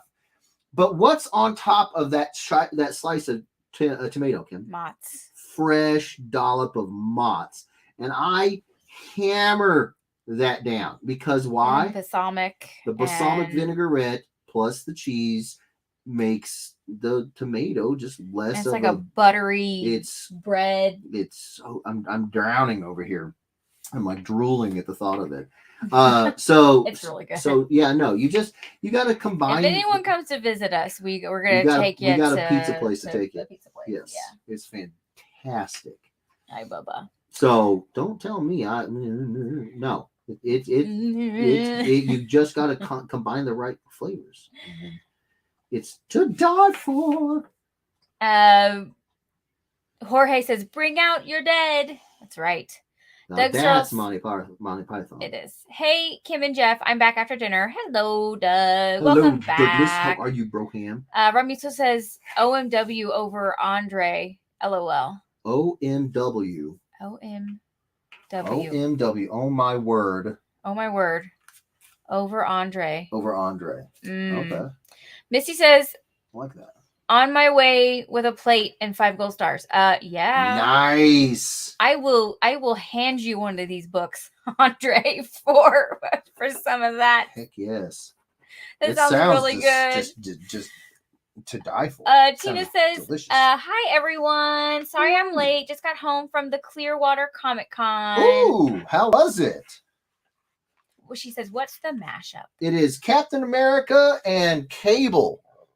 Oh man, look at that warp speed. Oh, Rob's saying he's on his way over. On my way over, Andre. LOL. Oh, I got it. On my way over. Okay, Got it. perfect. Thank you. Thank you, Rob. Thank you. Will Schley says, I'm good in pain, but good. Why is Will had a bit of a surgery. What? Yeah. Apparently he had this. He had a wound from a previous surgery that wasn't healing all that well. Oh, buddy, I know how that feels. Yes, she knows that. She knows that very, very well. I meant to tell you about it, babe, honestly, because I know how much we love everybody over there. But I reached out just to make sure. Yeah. Everything, because Maggie had put up a post on Facebook saying Will's awake again. I'm like, hold on, we don't joke around with what do you mean awake again? Yeah. But she was just giving updates. So you had to have another surgery for the. It was to close up that wound essentially. Oh. And so I just caught it all at the end where she was like, doing the update. Will's awake. He's good and all that stuff. And I was like, hold on, I missed all of this. What? Yeah. What? Aww. I got Mitchelled real hard on this situation, so I had to get caught up, and she was awesome enough to. Oh well, I'm sorry you're in pain, but yeah, but at least it's healing. That's we took time for It took a lot of time for her. Yeah. Yeah. And a lot of pain. Yeah. Take your pain medicine. Take it. Well, easy, Will, bro. if you ever need to go to the Boone, we'll give you directions. Yeah. We'll give you directions. Yeah. Because I don't know exactly what the wound was. Oh. So we might be sending him to the wrong place. Yeah. But if you guys don't know where to go or you want ideas on new places to go, contact me on the place I went to for my wounds. Yes. And they're fantastic. They really helped me to heal. I want to say they're fantastic, but at the same time, they did great helping her heal. But they took it upon themselves to try to figure out what caused the problem, and we still to this day don't know what caused the problem. But she did heal. Yeah, I finally healed. We finally got that going. Yeah. But it's still a little bit of a mystery. Yeah. So I would say detective work. You know how to reach me. Yeah. Will or Maggie. You know Will how to reach Maggie. me. Absolutely. James Dunn, I'd like to talk more about Jeff's leg phobia. I don't have a phobia of legs, to be completely honest with you. I just, at some point you gotta say, what was it? Heath Ledger said, if you're good at something, never do it for free. That kind of thing. No, I'm kidding. No, I just, the reality of it is I want you guys to be able to see the characters as well as possible. And when you have, a little bit of logo here, a little bit of big logo here, sometimes. Yeah, if he added legs, the character would be teeny tiny. He'd have to be really small to fit in between. The top half of him would be like this tall, and the bottom half of him would be like this tall. So you'd have a character whose legs are like this big.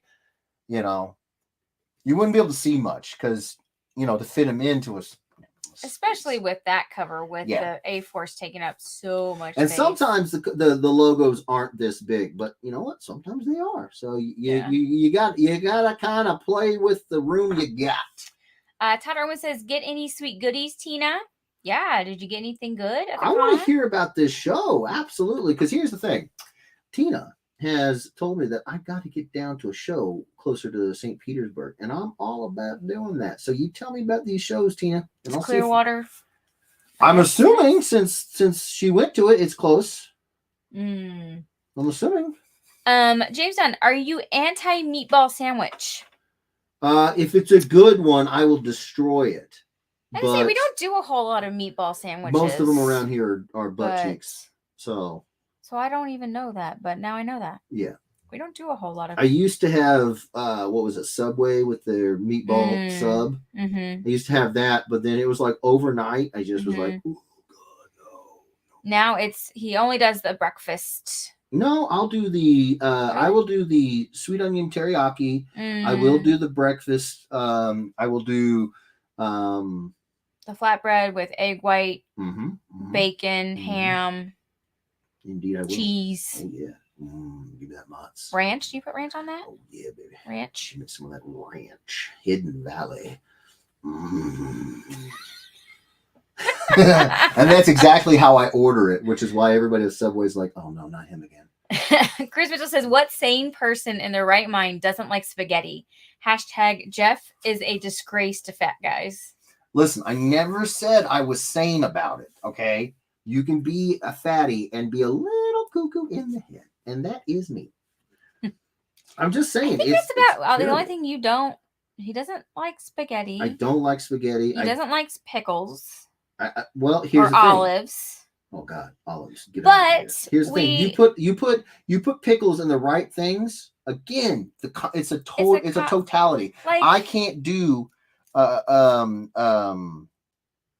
non-relished like tuna casserole. You slap some pickles in there, you got a fan of me for life. And the other night we went to dinner at Crackle Barrel. Yeah, and we got these like ranch. loaded like hash brown bites or something like that. Something like that, yeah. And it came with a pickled ranch. Yeah.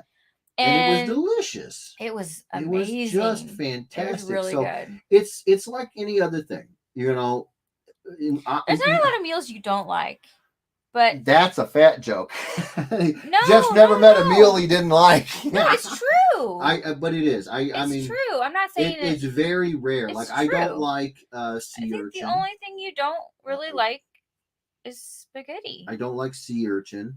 Well, I'm being more like general. I'm not like like, you know what I'm saying. Well, toss out a meal. Toss out a meal, and I'll tell you if I like it. How about that? Because I don't know what you mean. Like.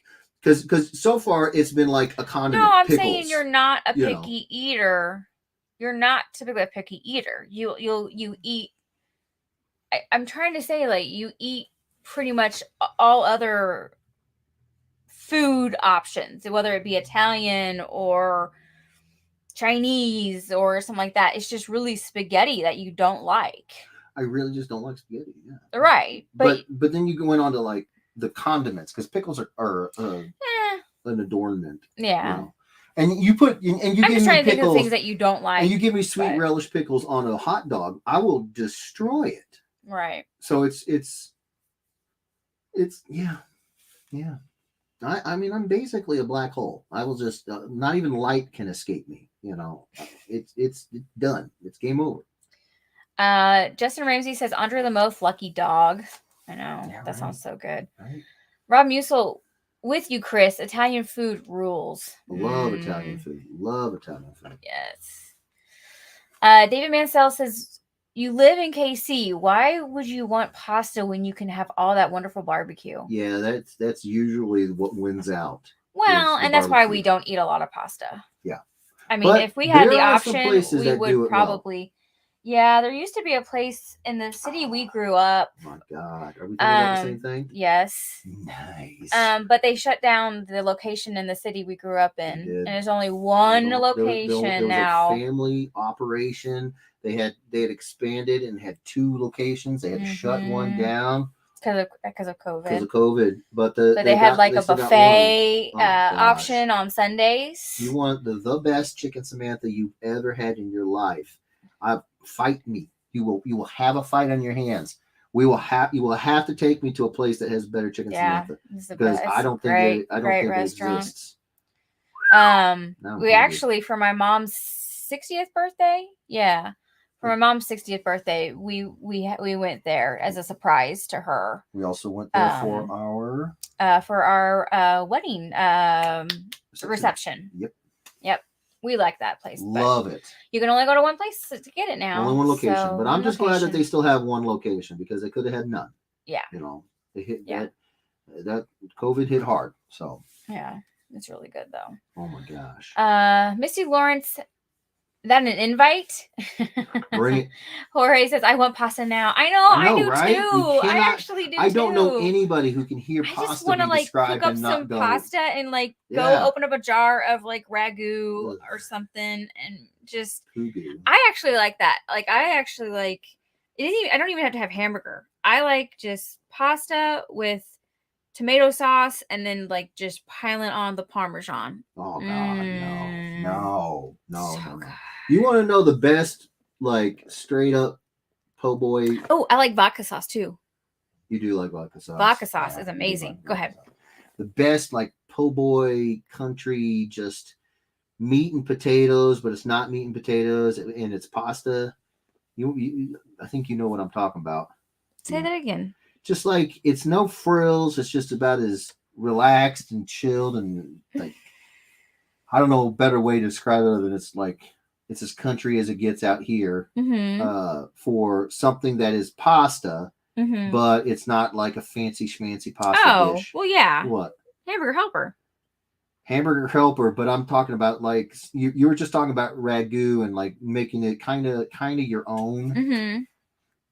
So hamburger helpers is my jam. Oh my gosh. Oh, that's the first thing I thought. What do you say? You make it yourself. It's actually similar to hamburger helper. My dad made it. Is it the rice one? No, that's a whole other thing. That one's amazing. My dad. With the chicken and the barbecue sauce. My dad will kill you with diabetes right there. Which one are you talking about?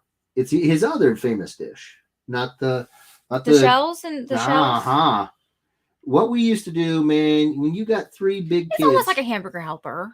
Huh? It's almost like a hamburger helper. That's what I said. It's like a hamburger helper. Okay.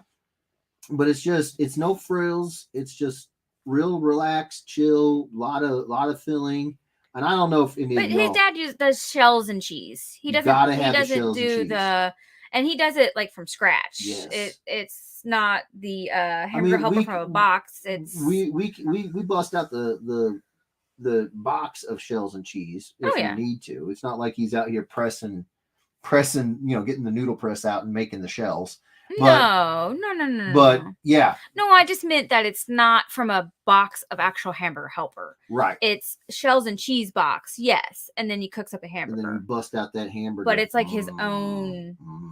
Yeah. It sounds really simple, and it is. And then he also does like this baked beans. Oh. And then he like cooks up a whole thing of hamburger. Oh my gosh. And puts it with the baked beans. It's so daggone good. I'm just saying. And the chicken thing, it's like chicken, rice, cheese, and barbecue sauce. And it sounds all of these things sound super simple. Good.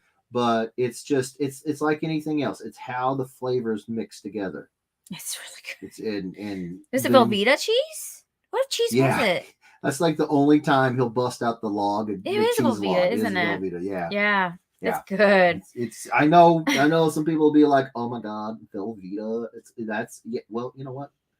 We're a little bit we gotta eat. We gotta feed 3 giant kids on a budget. So that's how we do things around Chunk. Ooh, yes, Andre. I'm reading a little bit ahead, but he says, I like spaghetti with just butter, Parmesan cheese, and just a touch of garlic. Ooh, yes. I love myself some pasta and just butter. I could do noodles and butter. I could do some angel hair pasta and butter. When I was little, like if I, if my stomach, wasn't feeling 100%, I didn't want to eat like something crazy. I know butter's not really good for your stomach, but It was Well, but really it's good. comfort food. Yeah. It's comfort food. I think that's the point. Yeah. Justin Ramsey says, Andre Lamoth, my pops does manicotti shells. Man, it's great. Nice. Rob Musil on my way is on my way. LOL. Gotcha. Jorge says, but I believe you have insulted the flying spaghetti monster. Oh no. I would never. It's just not my bag. Andre says, OMW is on my way. Gotcha. We got it now. We're not hip. We're not up on hip to be squared. On the, what would you call that? On the internet lingo? Yeah. Is there like a, not like an anagram, but like, is there like a term for that kind of like OMG or LOL OMG is or an anagram? Is it an I anagram? think that's the proper, yeah. Isn't that what it means when you have? Well, anagram would be. I thought anagram was when you could spell it the same way backwards and forward. LOL. Then I don't know. Yeah, I think it's an anagram. David Mansell says, right, Missy Lawrence. She did not remember we will be there in a little over a month. I can't believe it's that close. Who didn't remember? Wait, Kim, didn't remember? I'm not for sure. You're being accused of something. I don't know. Here, are you talking about me? Who you? Keela Park, thank God you're on tonight. It will make my night at work go faster. Well, hey, that's somebody who's worked quite a few nights, cashier, doing all kinds of jobs in which I would have given a pinky toe to make the nights go faster. I take that as a huge compliment. So well, I'm happy to do it. David, we have already discussed with the Lawrences on what restaurant we think we should go to when you guys come into town. Do you remember? Not off the top of my head right now. No. David, do you like German food? Oh, the German.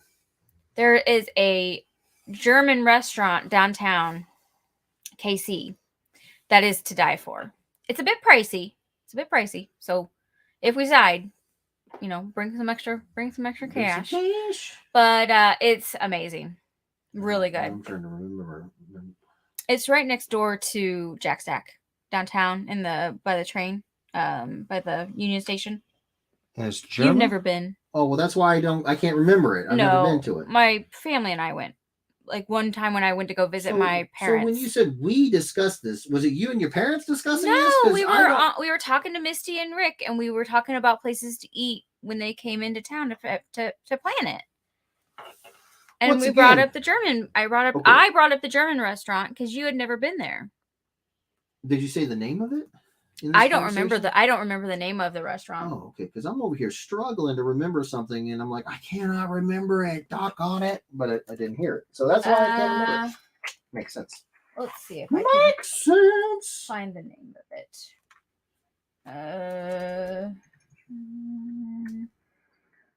The Germans. I watched Snatch 2-3 weeks ago. Groner. Am I saying that right? Gr. Gron. So that is. Gronyar. So does that have an umlaut over it? Yeah. So umlaut sound like ooh. So it's Grunauer. Grunauer. Yeah. What? Is that? Wait. Oh, that looks awesome. Grunauer?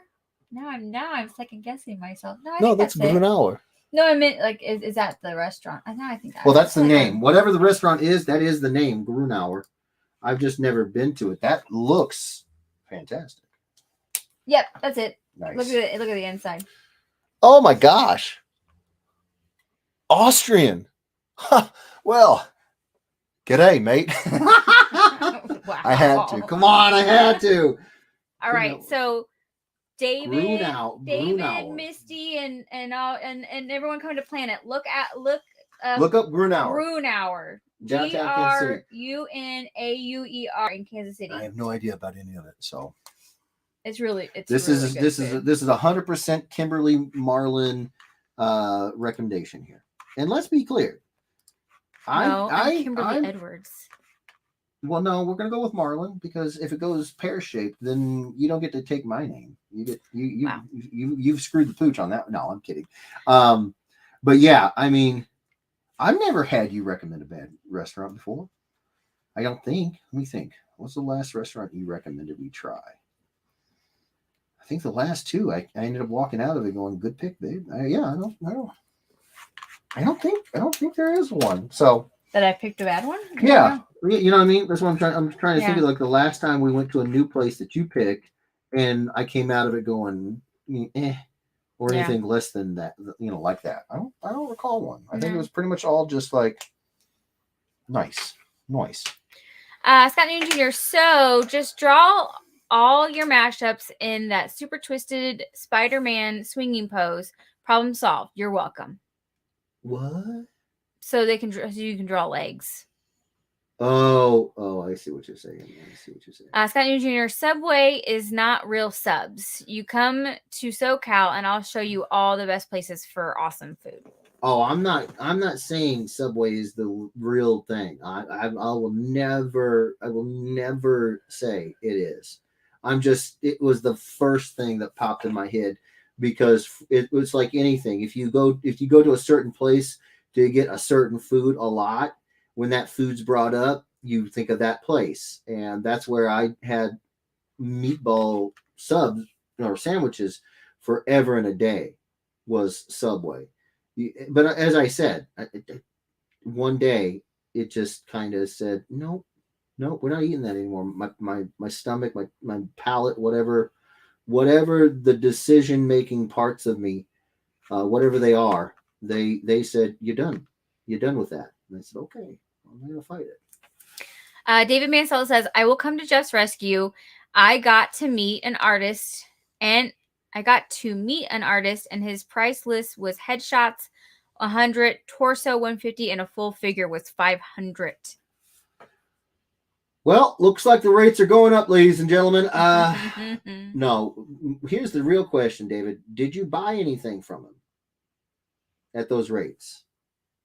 That's what I want to know. Ryan Ambrose, just don't say. Jeff like pineapple on pizza? Yes, he does. I love pineapple on pizza. He likes pineapple on like almost anything. I will eat pineapples. I will straight up I have when my family lived out in Hawaii. Straight up yanked a pineapple out of the ground, snapped open the fronds on top, and they just diced it up right there for you, literally straight out of the ground, and I'll eat it. I love pineapple. Yeah, oh my we'll gosh. go to like the like make your own pizza places. Oh my gosh. And he'll load like everything on meat there in the world. Yes. And then pineapple. Absolutely. Yes. Pineapple is delicious. That's his only, like veggie in a sense, like I think they're fruits. No, I know. Are they fruits? I was doing the quotes. Oh, I didn't see the quotes. I'm looking at the board. But no, I love pineapple. Pineapple is amazing. Tina Sorrentino says, got so many autographs and saw so many old friends. Just now posted some pics. Ooh. Carl Moline, Greg Krivak. Carl Moline, Greg Krivik, Scott Reed, Bob Dixon. Oh, the guys from Fierce Comics and so many more were there. You should definitely check out the show next year. It's the only free con around. No charge to get in and no charge for the tables. What? Well, if Tina's going to be there, then that's all I really need to hear. Yeah. Andre says, so you don't like mac and cheese? Oh, he likes mac and cheese. I love mac and cheese. Get out of here with that. Yeah. Shut your face. I love mac and cheese. Ryan Amber says, veal, yummy. I love animals. I don't kill them. I just eat them. You know what? I've actually never had veal, so I wouldn't be able to speak on it, but I'd give it a go. Richard Butler, I'm so glad that you had an awesome day. You deserve it. Sugar Mama Tina. Heck yes. Tina definitely does. Joshua Sanders says 90. Heck yeah. Josh. I love the enthusiasm, brother. Ryan Ambrose says California sandwiches. If you're ever in Toronto, OMG, they got chicken parmigiana sandwiches as big as your head. Now I'm hungry. Kim, get the lawnmower. Everybody just got a craving for some Hassenpfeffer. Hassenpfeffer. Where's it at? Is it what I thought it was? Hassenpfeffer. Yep. Yep. Do you know what that is? I don't. Oh Lord. I hear a window being opened over there. Are we Googling Hassenpfeffer? No. Oh. I typed in Michael Palmer's name. Oh, okay. What is it? I'm not telling you. Okay. Michael Palmer, hello everyone. What did I miss? Right now, Jeff is drawing up a Captain America cable. Mm-hmm. And we're just talking about food. Making ourselves hungry. Super fatty I am. Super fatty. Ryan Ambrose, I'd shake and bake and I helped. Oh, it's shake and bake and I helped. Oh, nice. James Dunn, we just had a big lamb, Mediterranean wrap. Oh my gosh. And fries with Greek garlic yogurt sauce, pickled onions, and feta cheese. It was so good. You guys. We like Mediterranean food a lot. You guys. That sounds really good. Guys, you want to... Okay, so I got a story for you. I got to tell you this story. So, I'm out in San Francisco. And one of the first apartments that I lived in was... Well, okay, I didn't technically live there, but I had friends that lived there. And they all moved out. And they were like, do you want to live here? And it was me and one guy, and we had a bit of a falling out in the sense that he was, for some reason, thinking that I would somehow leave him holding the bag on the lease, as if I would do that. So I told him, I can't live with you, because if you, after all this time of knowing each other, because we knew each other for a little bit, would think of me like that. Like, that's insulting. I wouldn't do that to you. That's just jacked up. So unfortunately, you got to find somewhere else to hang your hat, because I can't do that. Like, no. And so he did. And then I was looking for another roommate, because I don't know if you know, but San Francisco is insane with the prices. And as it just so happened to be, one of my buddies, his name is Charlie Mock, he had a buddy who he had just recently introduced me to named Manar. Manar hails from Syria and Qatar, and he was here on a student visa going to this college that we all went to. Well, Manar needed a room. He needed somewhere to stay. He just happened to be moving, and I was like, heavens are opening. The clouds are shining down. This is perfect. Nice guy. Charlie's our buddy. We have stuff in common. He needs a place to stay, and I need money. So I offered it to him, and he said, let's do this. And I said, okay. So that led to us discovering things about each other. Like Kimberly has made clear, I'm not a very picky person when it comes to food. And even if I am, I will try it once. Generally speaking, I will try it once. Munar found out this, and he was like, well, have you ever had Syrian food? And I said, I have not. He's like, what about Mediterranean food? In general, I said, I love Mediterranean food. He's like, have you ever had real Mediterranean food? I was like, I've had what I think is real Mediterranean food. I don't know what makes it authentic. I don't know. He's like, well, there's a place here in town that is probably the closest to cooking. You know, it's hard to find the same spices. It's hard to find the same ingredients, but it's probably the closest he's tasted here in the States to the way his mom cooked. And I was like, Manar, whatever it is, wherever it is, book a reservation. Whatever you got to do, we're going. It was a hole in the wall. It was most you could of only the best fit like places. Maybe 10 people in this place. You had like five two-seater tables. Yeah. That's it. And a lot of them were at the window. Like it was just all tiny. All ovens, and then a little bit eating place. But that's where the best food is. And so we go in there. I'm drooling thinking about it again. Yeah. We go in there, and it's this little Middle Eastern lady, and she's so tiny and so quiet, but man, she's just everywhere, flying around there. And what she was making was basically 3 dishes, because they were so good, it kept her business open. She had had 5 pizza oven size cooking sheets. So it was hundreds of pieces of lamb as a catering side of the restaurant. And that's one of the things, like, people everywhere in the city wanted this. It was that good. And so I was like, okay, well, what is it, Manar? He's like, have you ever heard of couscous? I was like, nope. I've heard of Cusco. Cusco's poison. Yeah. He's like, no. Cusco, it's like couscous is like it's like a grain. It's like a pasta. It's like a grain. It's tiny little spheres. And I was like, okay, what does it taste like? He's like, tastes like couscous. I was like, okay, all right, well, that's not gonna help me. What's the meat? He's like, it's lamb. And I was like, I mean, I've had lamb. I can't find anything. I can't find anything just listening to it that I wouldn't want to eat. And he's like, okay, good. Okay. So we ordered a meal.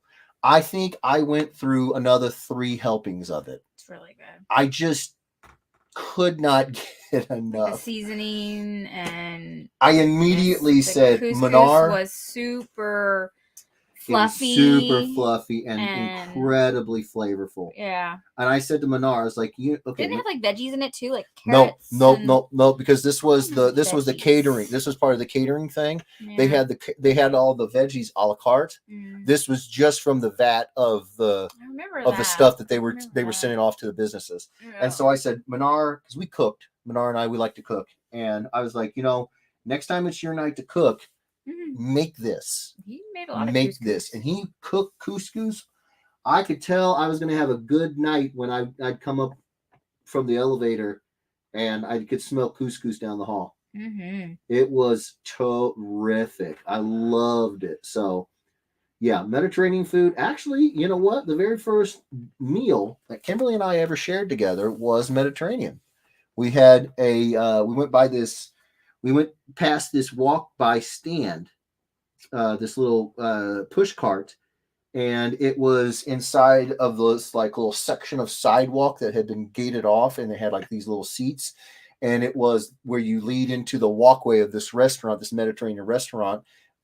We met in Paris, France, and that was the first day where we were there for an art class. So there was 21 people there, 3 teachers, the rest were students. And that was after we landed and got all our hotels situated, and we took and we got our rest, and we went out to go do our stuff around the city. The first place that was closest was a Euro stand. And the first meal that we actually had sitting with one another was Euros with tzatziki and French fries in a giant like walk around cone, paper cone. And my God, it was good. Yeah. I think we got it a couple more times while we were there. Yes, we did. I was what they call a return customer. Yeah. Mm-hmm. Addie L says, hi, everyone. Hello, Addie L. How are What's you? the mashup? It is Cable and Captain America. Indeed. And she says, cool. Because Misty also told her. Oh, thank you, Misty. And Rob Musso says it's an acronym. Isn't that what we said? No, what did we say? If it wasn't acronym, it was anagram. And yeah, right. You're right. Rob says anagram is when you reuse letters in a message to make another message. Oh, like dog is God. You move the letters around. Dog is an anagram of God. An acronym is where you have the initials that spell out full words. Acronym. Robbie says palindrome is a word, the same backwards and forwards spelling. Kelly Rusk says words or phrases that read the same backwards and forwards are a palindrome. Yes, that is a palindrome. Scott Newton Jr. So if you mashed up Guy Gardner and Cable, would it just be Cable Guy? Cable Guy! Cable Googler! This is Kristen. I like that. Missy Lawrence says, I'm going to miss out on going to the Australian bakery. Ricky said the German restaurant is near a fountain. Don't you remember? I hate to tell you this, but Kansas City's called the city of fountains because there's everything's gonna be by a fountain. Everything's by a fountain. Yeah, like that's like saying, oh, you know that place in Florida right by all the orange groves. Mm-hmm. It's everywhere, you know, or by the beach. It's like, oh, isn't the like all of the state a giant beautiful beach? I mean, yeah. Evan Papier says hi. Hello, Evan. Misty Lawrence says hi, Evan. Chris Mitchell says, if you go to the German place, you have to talk like Arnold the whole time you're there. Well, it's Austrian, so I'm going to walk in there and be like, what are you doing? Come here. Give me the beer. No, not that one. I want the Hefeweizen. Come on. I'm sorry, guys. I have to use the restroom real quick. She's got the potty. Just hit. She's got the potty. So, no, we definitely will be rocking some Arnold. I mean, yeah. I mean, come on. You don't put it's an Austrian themed, beer garden, and people are not supposed to. Like, you're just asking for people to do it. So, yeah, we're definitely gonna. I mean, I've been practicing it for so long. I mean, it seems like it would be an opportunity wasted, right? Right. Yeah. I think we're all on the same page here. I think so. But then again, it's, if I agree with Mitchell, will I be inadvertently Mitchelling myself? I don't know. I don't know. That's tough. That's a tough one. Last thing I want to do is Mitchell myself out there. Whew. I think my wife has started working the Cincy in there. As soon as she opened the door to the bathroom, it was like lavender rush. Oh man, it is. I mean, it's better than Ruckus, the Ode to Ruckus, but I was not expecting that nostril singeing olfactory assault. Good Lord. Good Lord.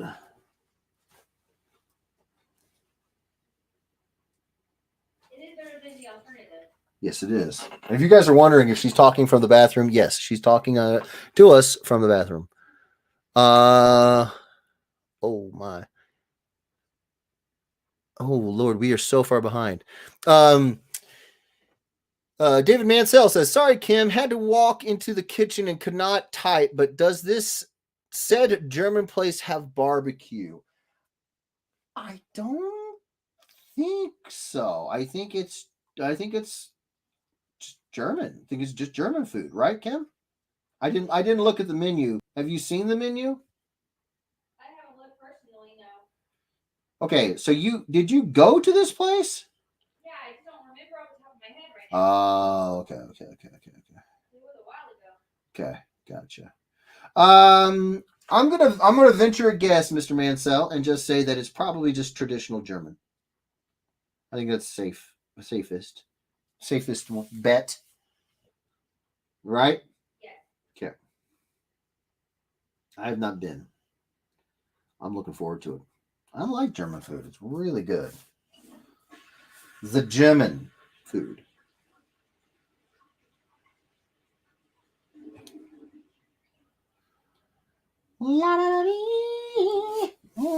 I grew up on the Stooges. I'll bust out into Curly all the time.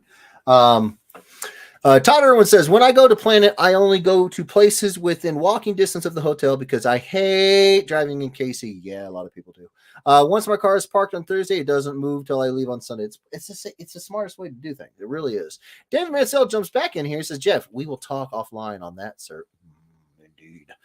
Chad Park says, Neil Adams wanted to charge me $400 for an autograph and a headshot on a sketch card one time at a Comic-Con, and I laughed and walked away. Here's the thing, you guys.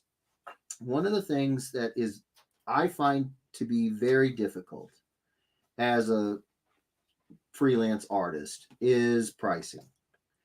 It is something that has proven to be incredibly difficult for not just me, but just about every artist that I know, even people who've been doing it for a long time. And the reason is because as an artist, if you see something like like you said, Neil Adams wants $400 for a signature on a sketch card. There's a part of you that initially, at least for me, has this initial knee jerk of like, oh my God, he must be joking. But then you find out that people pay it. And you say to yourself, look, Neil Adams is only charging that because people pay it.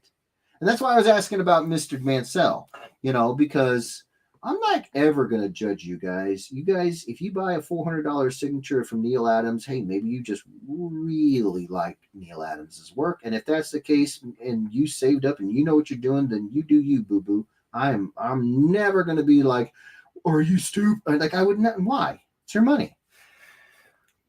But on the other side of that equation is being the person to price art. It is so difficult because first off, I do have a baby now, and so obviously you want to make more money, but at the same time, I don't want to make it to where it's inaccessible. I want people to be able to buy my work from every income level, I guess is the best way to put it. So it's super tricky. It's a constant, it really is a constant thought in my head. Like, all right, what should I charge for this? Because my knee jerk reaction is to not charge much. And then invariably you see somebody, put your work up on eBay and make hundreds and hundreds of dollars. And you're like, man, you know that that's part of the game, but at the same time, you're like, yeah, well, artists will respond to that part of the game by either not doing commissions, or if they do, it's $400 or $500 because chances are good guys like Neil Adams do see their stuff getting flipped. So it's tough. It's just this. It's really, really tough. So yeah, that's why I was asking Mr. Mansell if he actually ended up buying that, because to my eyes, to my ears, that seems like a ridiculous amount of money. But they wouldn't be charging it if people wouldn't be paying it.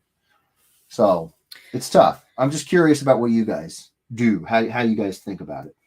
Todd Irwin says, I saw John Romita Jr.'s prices for his sketches at Planet Comic Con and was immediately, nope, I am not paying that much for that little of art. Okay. Damn. Todd usually is pretty much down. All right. Well, damn. Chris Mitchell says, pineapple on pizza only if there's jalapenos too.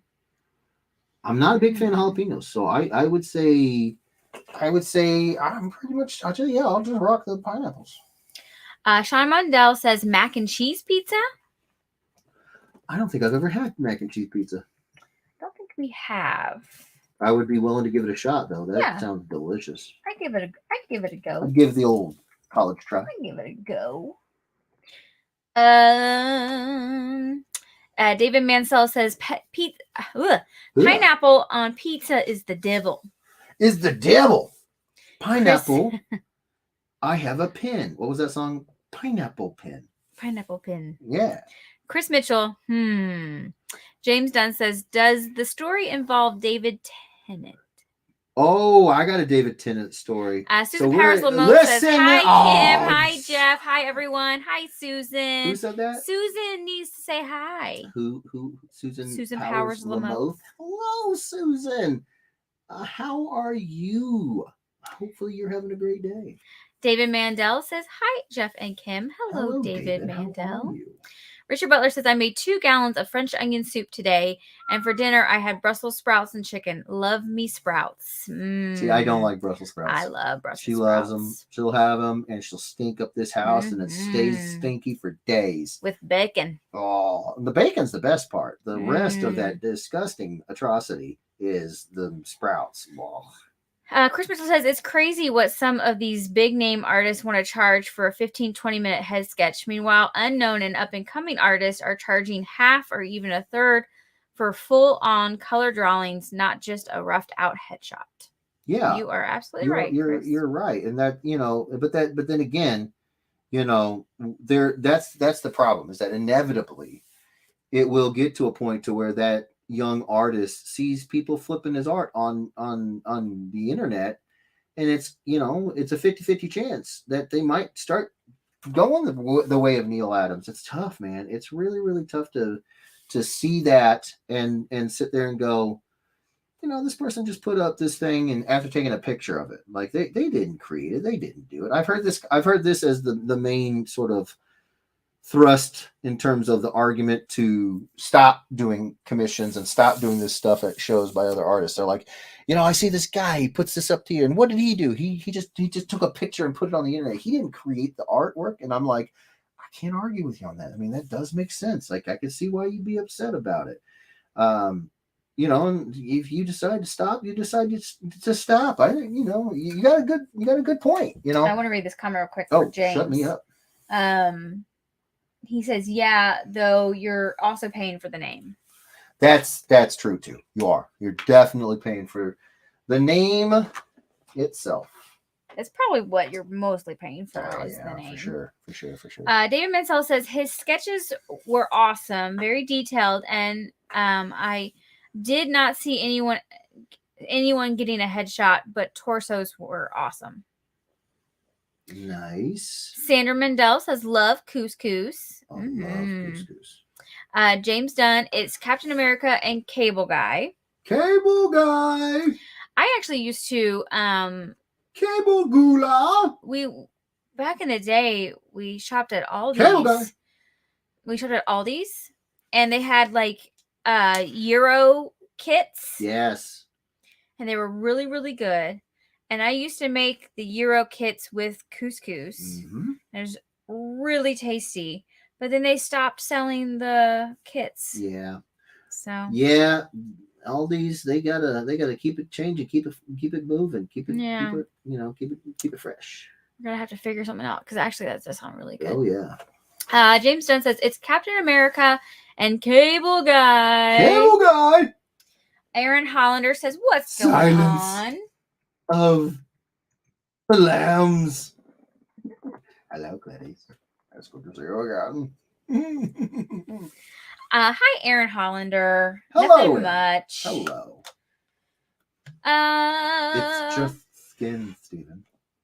Jorge says, I just got an unexpected call from my brother. LOL. Well, I hope everything is good with your brother. Everything's good with your brother. Sorry, guys. I got to take a quick drink. A little scissor. Sipping on some scissor. That's one thing I have to do from now on. She has to stay hydrated. I have to stay hydrated. Sipping on some scissor. So I just got this, and I just got this in the mail, and so I have to make sure to drink. It gives you little times of the day and where you should be. Yeah. 8 a.m. ready to go, and then you get through it to here to 1 p.m. and then it starts back over at 2. Ready to go. Have some more. Keep drinking. Keep it up. Almost there. You got this. Yes. Refill. Dun dun.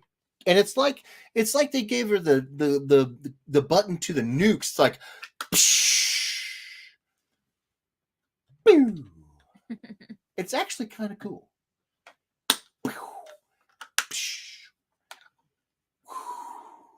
Like Terminator stuff over here. It's awesome.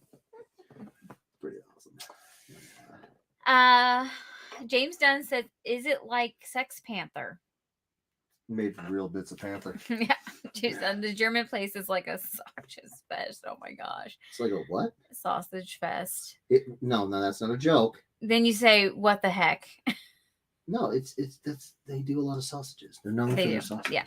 Andre says, Reverse. By Me is a German restaurant that if you drink one of every beer on their list, you get a beer boot glass. Oh. They have a card with your name on it and which ones you have already drank each time you come nice. in. You can also bring your own beer stein and leave it there, and they serve you your beer in it. That is sweet. That sounds very cool. I'm not a beer guy. I'll be the first one to say I'm not a beer guy, but I do like how it's got like the well, speaking of Subway, like the subs, enough subs and you get a free one, but for beer. I love that. I love that idea. It's fantastic. Jameson says, and then you raise the prices to do a commission.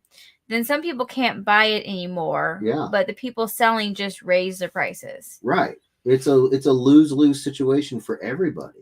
And that's why it's so tricky because, you know, you want to be, you know, I don't know any artist that wants to price it so high that nobody can afford their stuff. Nobody I know wants to do that. But at the same time, like, it's tough. It's tough because it's hard to see those things happen. And then you're like, no, it's fine. It's fine. Hundreds and hundreds of dollars going to somebody who did what? They took a picture. And that's what they provided to this, you know. It's tough, man. It's tough. It's a constant, like, I gotta figure this out kind of situation. And some artists, they just don't have the time or the patience to figure it out, or they, you know, and they just say, screw it, I just won't do any more commissions. Yeah. Just won't do it because they keep getting, in their minds, ripped off. And I can't argue with them. I mean, if that's how they feel, there's, you know, it's tough. Tina says, I met Neil Adams at a local comic book store a few years ago. Oh. I bought a beautiful print of Conan. Ooh. And he signed it for free. I will never sell that piece. I love it. Well, you're a collector of the highest caliber, Tina. I love that. I love working on pieces that I know that will go to Ed Weirdos like that, you know, because it is nice. It is nice to know that it's going to a good forever home. And, you know, I mean, life happens. You can't predict what's going to come tomorrow. And if, you know, something happens and you get hit with some financial kick in the pants and you need to sell my art, hey, do it. You don't, you know, do it. I'm not gonna get mad about it. You know, life sucks sometimes. But yeah, I get a jazz working with you guys because I know they're like that's really not ever gonna happen, you know. Doug Moore says, hey. What's up, Doug? bro? Excuse me. Jorge says, would you then charge extra if you know it was a fan that wanted it for his own collection? LOL. If they wanted it, hold on. I have to put myself in the position of somebody who does this sort of stuff.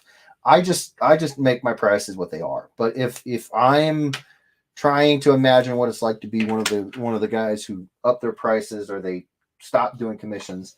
So he's asking if I were one of those guys, would I what now? Would I charge extra? Charge extra if you know it was a fan that wanted it for his own collection.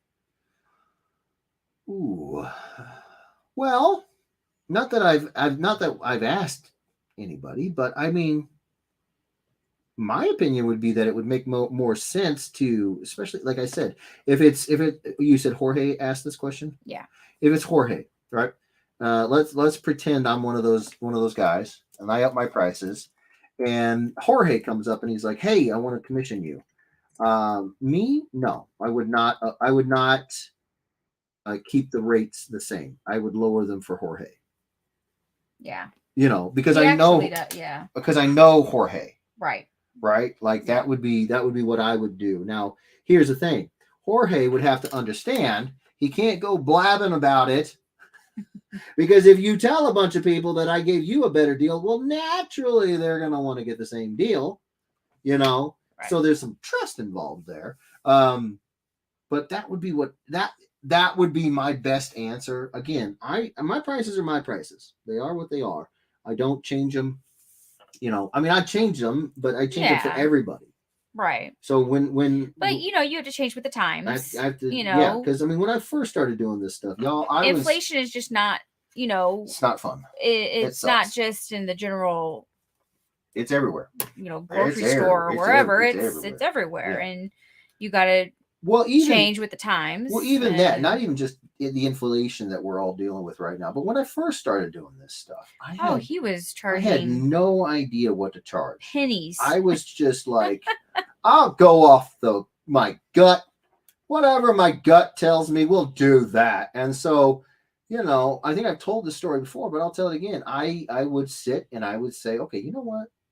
The biggest sort of stumbling point for me when it came to pricing for my work was I come from hourly jobs. That's my thing. Like, how do I tell people that I want to charge XYZ for something if I don't know how long it's going to take? Because, well, you pour concrete and you got an hourly gig, and it's by the hour. So that's how I think. So what I did was I just started timing myself. A hit shot. Okay, let's see how long it takes me to do a hit shot. Okay, a half figure. Okay, let's see how long it takes me to do a half figure. And I wouldn't do one. I do a bunch of them. I do a bunch of them. And then after I had all these times, listed, I would average them out per thing. So like I would take all of the headshot times and average them out. All of the busts and average them out. And then when I was okay, so let's say a bust takes me 4 hours. Okay, well, how much do I want to get paid per hour? Because that's, again, I don't know any other way to think about stuff. So I'm just like, okay, per hour. I'd like to get paid. Well, I don't want to get paid minimum wage. I'd like to get paid a little bit above that. I think we all would. So you find out what minimum wage is. All of this stuff is what I had to do because, as it turned out, when I did calculate how much time I was spending on stuff, and I did compare that to the amount I had previously been charging, my hourly rate was $3.23. That's what I was making when I first started doing this stuff because I had no idea.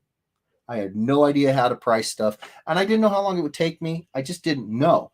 So that's what I did. I just said, okay, I'm just going to do a bunch of these pieces. I'm going to get the average time, find out how much I want to make per hour.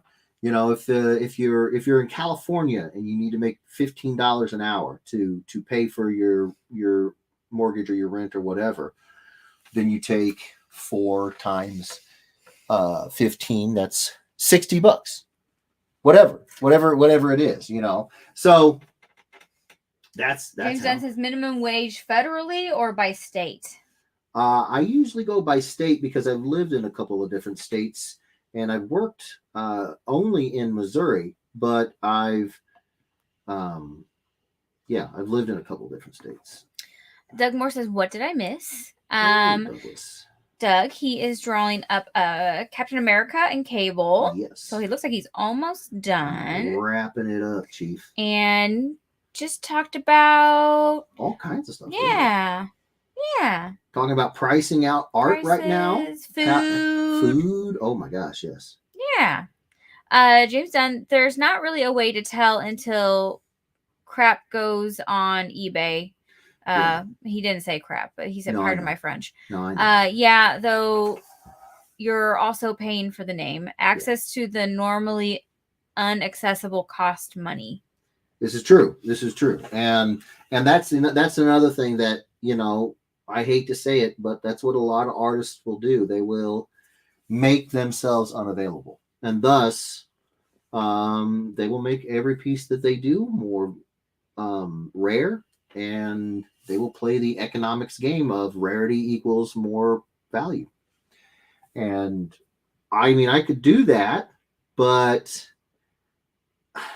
I don't know. I always come at it. Here's the way I come at it. I was the fat kid sitting in the corner of a comic book store for years, just sitting there reading comics, getting lost in this stuff.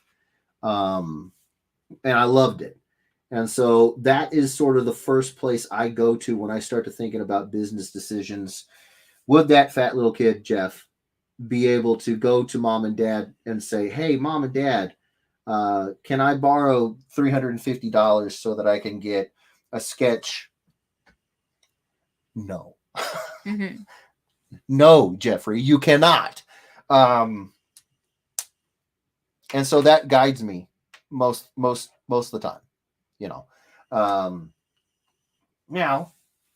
for being completely honest, it is a little bit of a it is a little bit of a rough pill to swallow when you see, people making buku bucks. But at the same time, I don't necessarily want to play those games. I just want to draw. I just want to draw comics, and I want to have fun doing it. I don't want to have this business model where I will occasionally have to stop drawing as much, just so that I can keep the implied rarity at an all-time value. No, I just want to draw stuff, and hopefully people will support it. And yeah. But I never claimed to have a business degree. Never claimed to be smart in this stuff. The smart play would be to try to get as much money as you possibly can, no matter what. But I'm okay with being kind of dumb in that way, because like people would, I don't charge.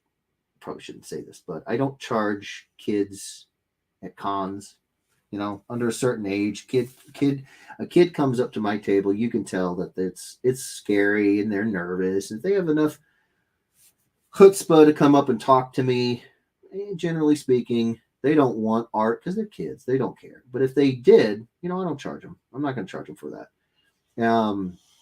Art dealers for major artists, that they would just lose their mind at the thought of that. That's a big reason why I've never had an art dealer. Truly. Now, I know everybody's going to be like, well, what about Dan? Okay. Contractually speaking is what I mean. Dan is not my art rep, contractually speaking. Okay. I've never signed a contract with Dan. Everything that Dan and I do is a handshake, because that's the way I do things. A man is only as good as his word. And if I tell Dan that I'm only going to do blank sketch covers with him for CGC grading, then that's what we're going to do. And if I get other offers, then you just got to be a man. You got to be a man and be a man of your word and say, nope, I'm already working with somebody on that stuff. And I've had to do that. And I'm glad to do that, because Dan is fantastic. But if I were to work with other art reps, contractually, I sign something with them. Yeah, there's no giving away art, no matter how cute or tiny the kid is. And I would never be able to do that. Just could not wrap my head around sending a little kid away because my art rep wanted me to. No. That's when you get the boot and I go solo, or I go looking for another art rep. It's not the way I do things. Which again, like I said, not smart business according to, the books. Am I making sense here? Mm-hmm. Okay. David Mansell says that's why I try and get Jeff's art now while I can afford it until he gets more famous and I can't afford them. Listen, David, let me tell you right now, you can't afford it. No, I'm just kidding. No, I love you, buddy. I genuinely appreciate all of the love and support you guys give. It's made it to where I can continue to do this stuff. There's no ifs, ands, or buts about it. Jorge says, with my brother, it's a long story of two completely different personalities. Wait, what now? I think I'm. He said he was on the phone with his brother. Oh, I see. Yeah. Okay. Missy says, Kim, did you order those drip drop packets that I was telling you about? I didn't. I have them in my list on Amazon, but I have not actually ordered them yet. They're like hydration drops. Like you put them in your water. Oh. And they help you extra hydration. More than just water. Yeah. Huh. Chris Mitchell says, too bad Jeff doesn't do commissions. That's true. And don't anybody tell Mitchell any different. Todd Irwin says, I think the most I've ever spent on a sketch piece was the Harley Quinn number 75 layouts from J. Scott Campbell. But those at least were part of an actual printed cover. I just find it hard to pay a ton of money for super simple sketches that look like they took a couple minutes to do. Yeah. And let me be clear. I don't have a lot of original art because I can't afford it. But You go to cons, you know people, and some people can, and you hear these stories, and I'm not going to name names because it's not professional to do so, but I will just say this: I had a buddy of mine, and he went. It was in Planet Comic Con, and he went to a very very very very very famous artist, and wanted a piece from him of Moon Knight. And because this friend of mine also had a booth, he got to go in early, right? And that's one of the perks of having an artist alley table is you get to meet everybody before the show, before the show day. You have a whole day ahead of time for setup, and you can go around and meet people. I mean, they're not exactly super excited about it because it's hot. They're unloading everything. It's not necessarily a social hour, but if you are brave enough and they're cool with it, you can meet some people. Well, he didn't do that. He waited till show day.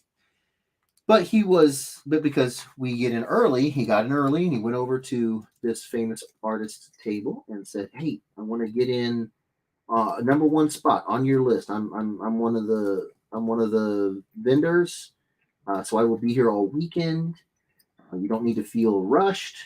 Take your time." Like, he's a big fan of this artist, and so it's Friday, day one of the show. By the way, we're 5 away from 60, so I don't know. If Holy you're soon, crap! I don't know if you're close. Are you kidding me? Well, we were 5 away from 60. Oh, get some people in here! Oh my gosh, that's amazing! Just wanted to say, thank you. Keep an eye on that. I want to draw this other one. And so my friend, he tells him, Moon Knight, pays him, does all that stuff. And so he leaves the guy alone. This friend of mine, he's commissioned me before, so he understands how artists work. We like to just kind of be like, all right, let's do this thing, and we'll contact you when we're done. That is for most artists, that's like that is a dream commissioner, not somebody who's we were 1 away. Oh, you kidding me? No. Holy crap, you guys. Come on. Oh, come on. Oh. Okay, you tell me when we get close. And so, that's like your dream commissioner, not the hover helicopters that stay with you.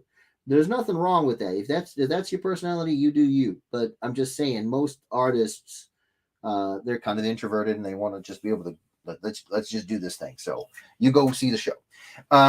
And so my friend, he knows that. That's how we do. That's what he do. He do what he do. So he left. This famous artist and went back to his own table. And then he said, just to himself, I'll go check at the end of the day. Full day on Friday. 62. Holy crap! I didn't want to put anything in the swear jar. Thank you guys so much. I am so jazzed. Holy sneakers. Holy shnikes. Oh my gosh, 62. Thank you guys so much.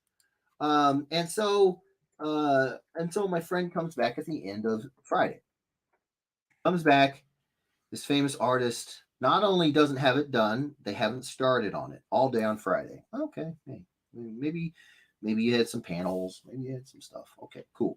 I'll come back tomorrow. No worries. Didn't ask him if he was going to work on it overnight. Just said I'll come back tomorrow. No worries. Okay, cool.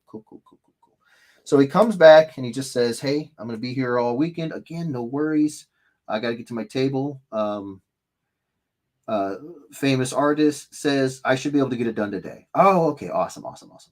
So he leaves, comes back to his own table, works his own booth, doesn't hear anything all day, goes back Saturday night at the end of the show and says, "Oh, hey, I hoping that you just, you got it done. Like you said, you thought you could do it. So hopefully the day worked out that way." Not only was he not done, he hadn't started on it. So my friend was like, "Hey," he's just, he's trying to be cool about it. And he's like, "Okay, cool. All right, I'll go get set up with where we're going to dinner, and we'll go to dinner, and I'll be back tomorrow, and no worries, no worries. He's trying to be chill about it. So he comes back Sunday morning, and he says, you know, I hate to say it, but I am leaving today. So, you know, is there a good chance that this is going to get done today? And the artist said, I'm sorry about yesterday. No problem. I get it. Yes, you have my word. It will get done today. And so my friend was feeling great. He's like, all right, good. I'm going to get this sweet Moon Knight. Awesome. So he goes back to his table. He works his booth all day Sunday. And it's about 2 hours before the end of Sunday. And his booth is shutting down because he's not getting any sales. So he's like, we're just going to shut down early. They shut down, and naturally, my friend wanted to go and try and see if this Moon Knight piece was done. I mean, right? Wouldn't you? So he goes over there, and the whole mood had changed. The whole mood had changed as soon as he went over there on Sunday. And this artist basically didn't have anything to say to him because not only had he not finished it, he hadn't started it on Sunday. So my friend at this point is like, I really want to get this done before the end of the show. Is there any way this? He's trying not to just rip into this artist. Again, very famous, very famous artist. And the artist says, all right, I'll take care of it. I'll take care of it. Come back in 20 minutes. So he comes back in 20 minutes. And what he did was he took a white illustration board and he put a stumpy diamond in black with two little triangular eyes in it, and then a crescent moon. It basically looked like a contour drawing. It was a contour. It was like, a negative drawing. It was a negative drawing where the white of Moon Knight's shirt, he just doesn't draw, and he only puts the two spots of black, which is the outline of a crescent moon and the shadow under the hood with two white eyes. Yep. Hundreds of dollars for this. Yep. And not 200, not 300. Keep on going up. That's the amount of money he paid this famous artist on Friday before the show opened. First person on the list, and he came back 20 minutes later, was handed that, and just like a couple of lines. He was livid. Yeah. Livid.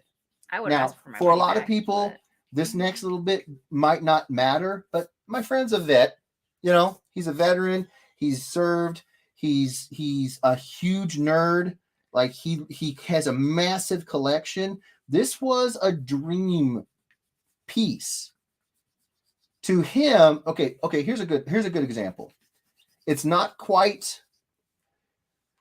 a dream piece of artwork for me. Is Mike Manley doing Darkhawk or Eastman doing any of the Turtles? I got one of those. That's top tier grail pieces for me. Underneath that, but way up at the top of like, I would really love to have something, is something like Mark Bagley doing Spider-Man. And I'm blessed to be able to say I got that. So I would imagine for my friend, this would be like him being able to get a Mark Bagley Spider-Man. This is his, not like absolute, but holy crap, this is amazing. Oh my, I'm so excited to be able to do this. Mark Bagley, not only did he give me a sweet fist bump and said, I got you, but he took a few hours. He took his time, and it's gorgeous. I've shown you guys that original art. It's Spider-Man on a chimney. He is as perfect Mark Bagley Spider-Man. It's as iconic, his version of Spider-Man, as it gets, right? Like, that is everything I hope for. I could not have been more happy. I wanted to hug the man, but imagine if he had just drawn one one black line for the eye mask and one black line for the eyes of Spider-Man. 2 of those, and then just said, here, 20 minutes later, here, it's done. I would be so livid. I would be so livid. And to be honest with you, I don't know if this buddy of mine has gotten any more original art since. That's and so I don't want to be like that. I will never, ever, ever, ever be like that. If somebody comes like this, for example, this has taken me now, what, 2 hours? No, how long? An hour and a half, we'll say, because it's kind of complex. An hour and a half to ink this up. Did we hit 62? We did. Yeah. An hour and a half to ink this up and a couple of hours or so to pencil it. Well, no, it took me longer than that. So you're looking at maybe 4 or 5 hours. Maybe no longer, because the pencils took a while. I don't know. I didn't keep track. Where are we at? So this really did take me 2 hours, about 2 hours to ink. So it probably took me about 4 hours to pencil. It usually takes me a little bit longer to pencil.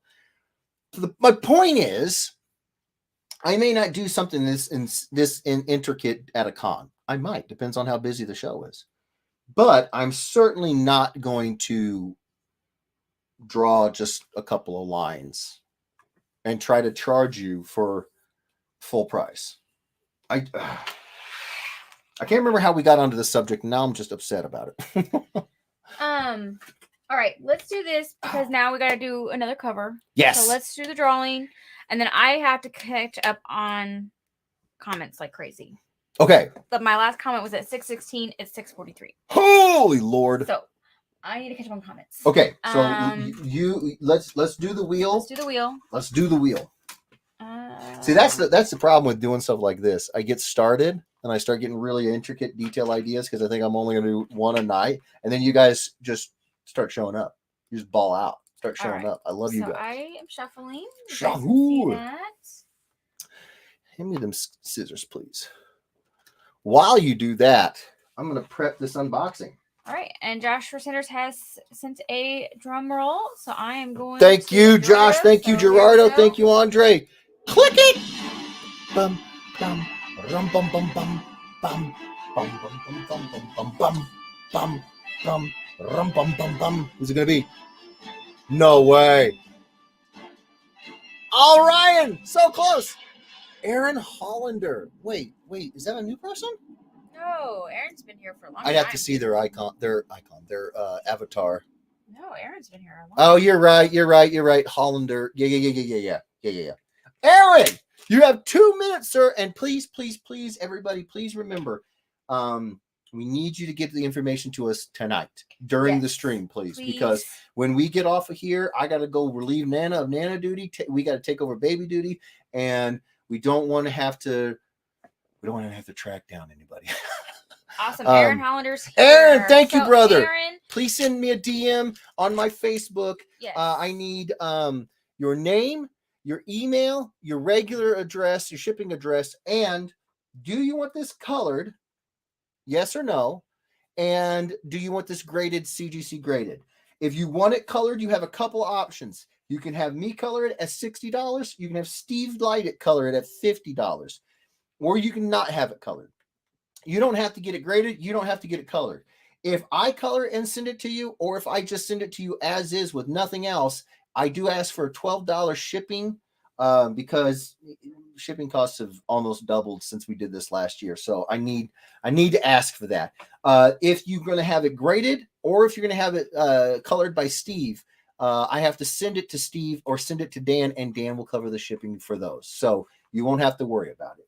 The only time you will have to give me some money is if I'm sending it to you, or if I'm coloring it and then sending it to you. Does that make sense? Mm-hmm. Okay. That sounds awesome. Aaron, thank you so much. And again, please, during the stream, because like I said, once the stream is over, we boogie upstairs and we get back to little man. You know, we gotta keep this positive growth stuff going for the next time he meets his NICU nurse ladies. Yeah, and plus we try and keep him on a he goes to bid schedule, on so. basically at the same time every night. Yeah. So, all right, I'm gonna hand this off to you, baby. Actually, you know what? You're typing. I won't. No, No. I'll put it over here. I got room. We're good. All right. I am gonna quickly though, mouse. Put this over here. So here is the big old thing. I don't know what this is. I'm gonna read comments while you open it. Okay. Oh, you kind of already opened it, but I'm gonna read some more comments because I'm really behind. Oh my gosh. What is this? Dennis Smith says, if you buy it, it never leaves. If I buy it, it never leaves. Never sold any books or sketches I have gotten. If I bought it, it was because I enjoyed it. And I love that. I really do. Joshua Sanders says, Jeff, I really dig this. Hopefully with all the kids in here tonight, we can take home the win. LOL. Right? Yeah, right? Missy says, when we first started going to cons, prints were our thing. They were in our budget, and we got to walk away with something. Yeah. James Dunn says, when Neil is in a good mood or the venue, like a comic store, treats him well, he is a little bit looser, cheaper. At conventions, though, not so much. Yeah. Interesting. Brennan Young, it says, hey, Brennan. Hey, Brennan, what's going on, brother man? Jake Sutliff says, hey, guys, I'm super late to the party. This looks sick. Thank you, Jake. Thank you, Jake. Andre says, I would sell my 9.8 autographed McFarlane before I would sell my Jeff Edwardo's book. Aww. Well, hold on now. What's that McFarlane about? What's it on? Because you might just sell it to me. No, I'm kidding. Missy I love says, you, buddy. seems like buying a commission to flip would be risky unless it's a super generic piece because it would have to have a particular resale audience. Here's the thing. You would think that. Not true. I told you guys about. I won't out that person. Yeah. I've had more than one commissioner who had very, very specific ideas, and they ended up finding their way to eBay, and people buy them. Crazy specific, like to that one dude, like it's his idea. Nobody would think to do this, and yet he did, and then he ended up putting it on eBay. And again, I don't know everybody's life. Like stuff happens. I get it. But it just makes you wonder. You know, it makes you wonder. Yeah. Why won't this come out? Oh. Come on. James Dunn says Liefeld charges an arm and a leg because his fans will pay it. Tina says, at the con today, no one charged for signatures. I got a bunch of Funko Pops and comic book signed. Cool. I even got a few pieces of free art from an artist that I've known for years and have bought a lot of art from. That's super nice. Misty says 13 away from 60. Jorge says this makes sense and good answers even for the hypothetical. Yeah. John says, like the guys who gets two of the same commissions and sells one. Chris Mitchell says, would you charge me more? Wait, what?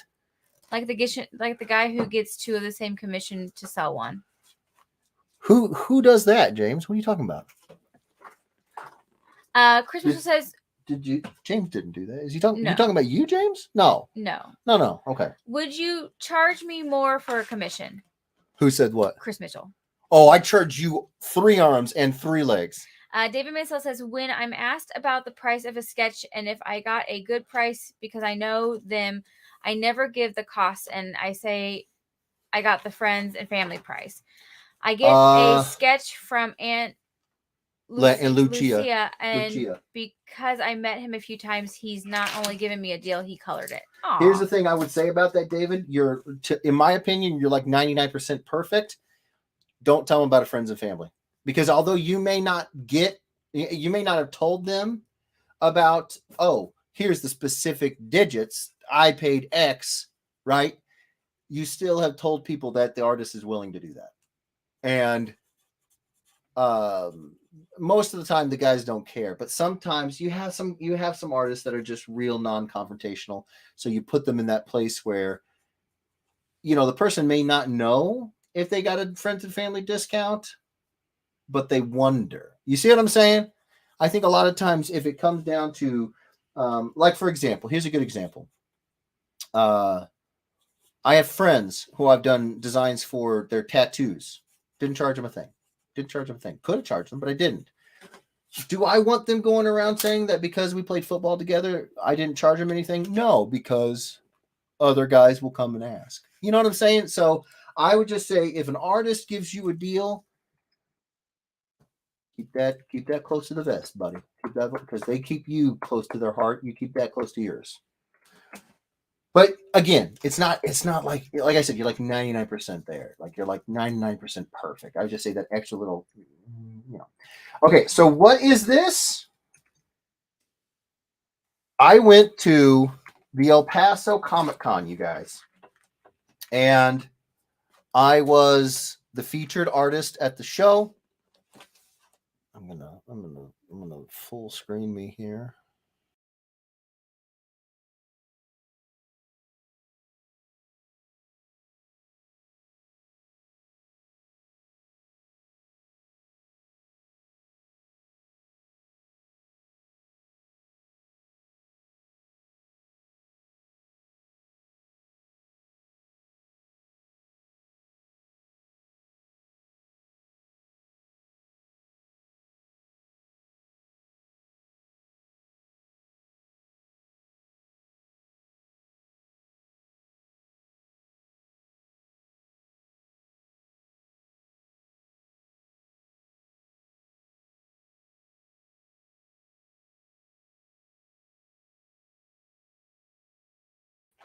All right, we're back. I was the featured artist at El Paso Comic Con last year, and they made a movie poster vinyl. Can you guys hear that? Vinyl print of the Exo Man of War cover that we launched at the show. This is insane, you guys. Can you guys see? It's not paper. It's vinyl. Can you guys see the shine? I'm trying to get a... Yeah, you guys can see the reflection. This is insane. Oh my gosh. El Paso Comic Con. If you happen to be watching this at any point, thank you so much. They put the adhesive on the back because they rolled it. The adhesive in the back corner pulled up a little bit of ink here, but I don't even care. It's still beautiful. I don't even care. Or did it pull up or did it dab on? I don't know. I don't care. It's beautiful. I have never had a movie poster type. You can see. Look, man, you can see. It's supposed to be seen through the light. Yeah, I can see it. Looks good. It's supposed to be put on one of those light boxes, like at a movie, like outside of a theater. Yeah. Because you can see through it. That is nuts. DeHef says, looking good, boo. Just got sat at Carrabba's. That was a long wait, DeHef. Yeah. James Dunn, minimum wait. Oh, I read that. Dre Bear, load up your YouTube channel. Let's get to 60. James Dunn says, LOL, $15 an hour does not get you rent at all. No, I know. I was just throwing it out there because I think that was what the big push here recently was. Right, $15 minimum. I can't remember. It's just. I mean, if you wanted to rent a wooden crate out in the alley, maybe. Dexter says definitely not in the NYC metro area. Yeah, right. Joshua Sanders says, yeah, I need this in my life. James Dunn says, but Jeff, exposure. Yeah, James. Jr., yeah. If I made $15 an hour, I'd be homeless. Yeah. Facebook user, my first job was $4.25 an hour in 1993. My first job was $7.10.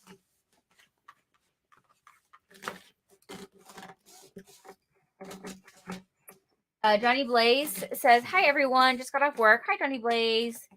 James Dunn, I think I started about $5.75.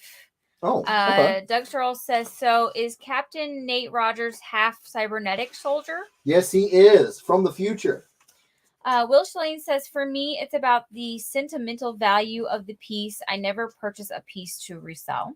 Oh, well, you know what? That actually means a lot to a lot of artists. It really does. And you know, it's not like you can just say it. It's from, you know, but they pay attention. They pay attention. If a guy bought a piece and then, you know, like they're posting it and they're super proud and they're, it means the world. It really does.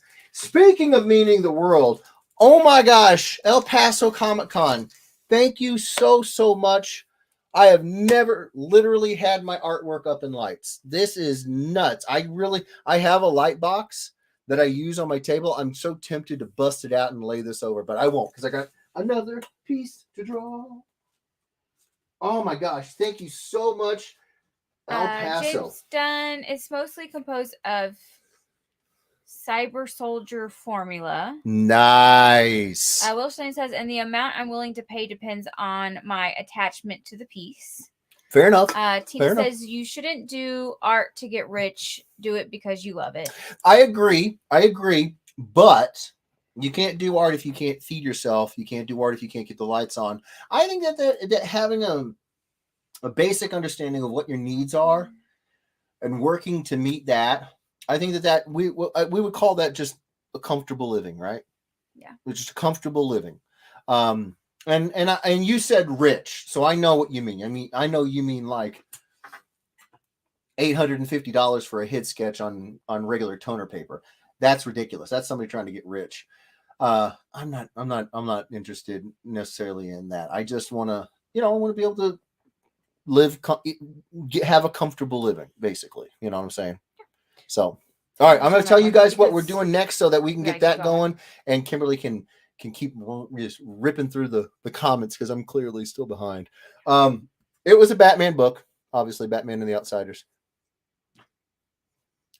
It's Batman Boba Fett, or Bat Fett as I'm calling him. Ooh, I'm so excited. Here we go. Bam! Let's do this thing. Okay, let's go. Bat Fett. Chris Mitchell says, I know some artists that will do free drawings for kids and charge grown folks. You run the risk of people bringing their kids, pimping their kids to get free art because they suck. Yep. Joshua Sanders, you'll always have our support, my brother. Oh, thank you so much, brother. I appreciate it. Love your faces. Love all the Sanders. Scott Newton Jr., nice. I'm going to have my 3-year-old come up and fill up your commission list then. There it is. There's that guy. No, I'm kidding. James Dunn, Dan receives phantom daggers in the back shaped like Jeff's words. No, Dan, here's the thing. Dan would never do that. Like, when Dan, so Dan and I actually did have a conversation, a couple actually, where he was like, what do you think about, me being your art rep? And I was like, I don't know. If anybody's going to be an art rep for me, it's going to be me. And I got this. I'm going to take care of myself. But, then I started telling Dan these very same concerns. And Dan, he was trying to assure me that, like, I would never do that. But this was earlier on in our first having met. So I didn't know. Now I know Dan. I know Dan would never have a problem with that. And, but still, we're, it's a little too late to be my art rep. I'm pretty happy with the situation as it is. But, when I first met Dan, how could you know? How could you know?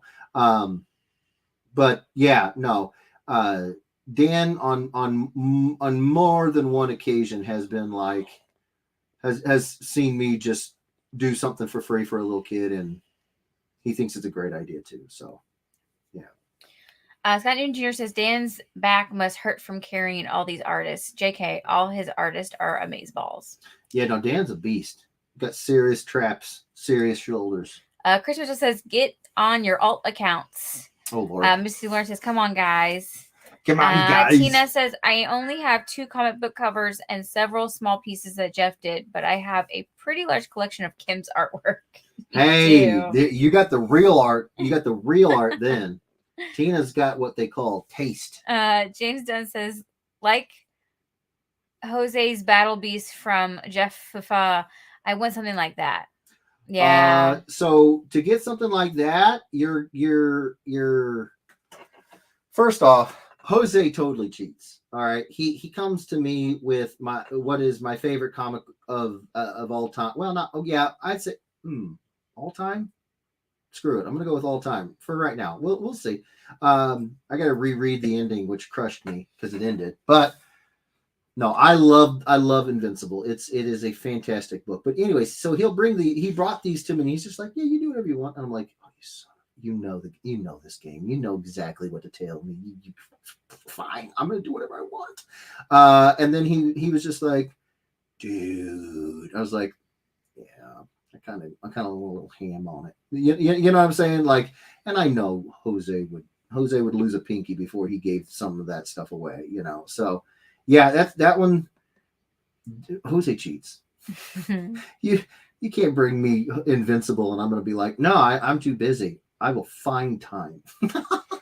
Rick Lawrence says we're almost to 60 share, guys. Sam Heffer says, Jeff, we're so dedicated. We got you an earbud. We've got an earbud to listen to you at dinner. Oh my gosh, I love you guys. Oh my gosh. They're probably done with dinner by now. I know. Justin Ramsey says, I need this. Misty says, come on, guys. Rick Lawrence says, log onto YouTube, but stay on Facebook, and it increases the numbers. Michael Solopek says, let's go. Dre Bear 2 says, 60, let's go. Robert Sterling says, yes. Had an artist do that to Karina and I.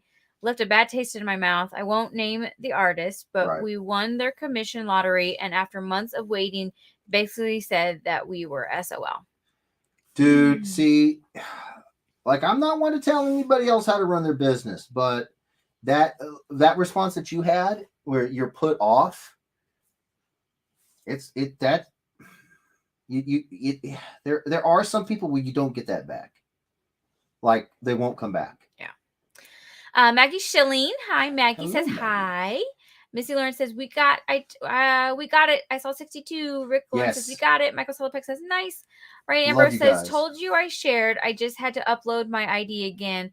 I'm locked out. I should have it back by Monday. I know what to do this time. I needed a Facebook break again. Oh man. Ryan, I love you, buddy. He's like, nah, Facebook, I got this. Michael Solopek says hello. Hello, Michael. How are you, brother? Chad Park says, looking good, Jeff, and can't wait to see the Batman sketch cover now. Thank you. So excited. Make sure I get Michael in there. Yes. Come on and get Michael on there. Yeah, I got him. Okay. Chad Park says, looking good, Jeff, and can't wait. Oh, wait, I read that. Dan says, guys, this Wednesday we're releasing Radiant Red. This is the triptych finally. Finale. If you... Oh. Is it with an E? Finality. Let me see, baby. Finality. Oh wow, triptych finality. No, that is finality. I thought you. I didn't look. You're right. That is triptych finality. If you haven't ordered your copies, do it ASAP because price is going up on Wednesday. Come on, get in there. Ryan Ambrose, I just made a comment and it locked me out. I should be back in 24 hours. See what I do. I love you, Ryan. Thank you, brother. Todd Irwin says, Jeff, so, this story sounds like why I always try to get pre-con sketches set up. Yeah, you know, and that's the thing. Like, that's not a bad idea. It just, some guys don't do it, you know. And I think that this very famous artist... And they may not know that that's an option. Well, I think that this very, very famous artist doesn't do those. I don't think he does either. Yeah. Chris Mitchell says, I always tell an artist I commission to take their time, but I had one guy that took his time, my time and his grandmother's time. Oh. I waited about 8 weeks before I contacted him to just ask how it was going. Ended up taking 9 months to get my piece. Wow. Okay. Now let me, before I get too worked up about that, was he working on like storytelling? Like was he working on a book? Did he say why? Did he warn you? Well, because like, okay, hold on. No, we do warn people. We do. That it's going to be a while. Yeah, if I'm on a big old project, you're okay with waiting, I will let you know so you can make the choice. Right. You don't have to, but I ain't going to just take your money and then be like, yeah, see you in a year. Right. You know, but sometimes I don't, I it's unexpected. I get the job and I don't expect it. So my question is, when you talk to the guy, did he tell you he was working on a project? Is that what was the holdup? Like, was he working on a book? Because that can creep up on you. Like, you don't know. You're like, oh yeah, I'll have it to you in a month, and then 2 weeks later he's at a show and he gets offered a gig. Like, and you got to go now. The way 90% of the time, the way these jobs work is they don't go looking for artists until they're in the panic mode is the best way to put it. And they need you to get on it now. So if you take that job, your commissions are going in the back burner. So that's why I'm asking. I'm curious. Ryan says, if I win tonight, I'm selling it for emotional damages. Kidding. Emotional damage. Joshua Sanders, was this that guy who also can't draw feet? No. You listen. As much as I bust Rob Liefeld's balls, and I do, and it's all good fun. I've never heard him stiff a person. And I've sat next to him at shows, albeit a table between us because he has to have a buffer. But he did draw at the show, and he killed it. He absolutely killed it. He loves his fans. You give him a hard time about a lot of stuff. He loves his fans. Missy Lauren says, "Oh no, sorry guys, I would have lost my crap on the famous artist or not. The professionalism has to be there to maintain the respect. Y'all would hear me clear across the hall." Well, here's the thing. This is a big burly guy, my friend, and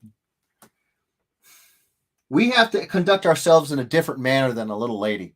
Yeah. We start getting loud, and they start showing us the door, whether or not you're an exhibitor or not. And he knows he can't do that. No matter how much it might be completely justified, and it would have been. I would have been shown the door right there alongside my buddy. I'd been like, "You better tell me to leave, because I'm just as fired up about it, and I'm a lot of man. So we're both leaving this piece, you know." But he was like, "It's already a lose-lose situation. Todd Irwin says, "I only have one real Grail piece, an original Roxy on my Gen 13 #1 blank that I pre-ordered way back in the early 90s. Sadly, I don't even think JSC even does." Yeah, I know. Oh, okay. That's just what he said. Okay. Even does sketches or commissions anymore. I don't think he does. Michael Palmer looks great. Sorry, bud. Richard Butler says, "Wow, Jeff, this looks amazing." Chris Mitchell says, "Jeff Edwards." Robert Sterling says, "That Witchblade OA you have, that's a Grail." Me?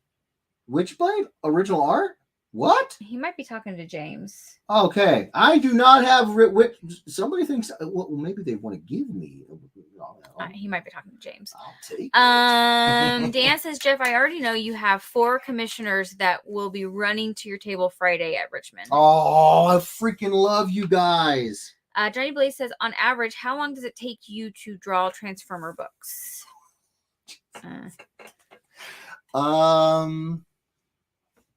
Okay, so the cover for Transformers #1 was less work than Transformers #2. I know it looks like there was more. There was less character. The second Transformers I did was a little bit faster. Okay, so we'll do Transformers #19. That was Megatron holding the severed head of Optimus Prime, crushing the severed head of Bumblebee upon the throne, the Energon throne.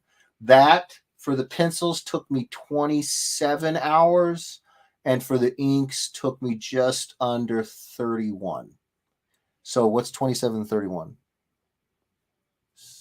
58. 27 and 31. Oh my gosh, you did that perfectly. 58. I'm really bad at math. She nailed it. 58. Just about 58 hours to do the pencils and inks. And that, I don't even want to ask how long it took Steve. I feel bad for that boy. So about just under 60 hours. Yeah. Something like that. Tina says, "They're complicated. I can't believe your friend didn't get his money back and punch the artist. I would have asked for my money back." Tina, you're not the first one to say that.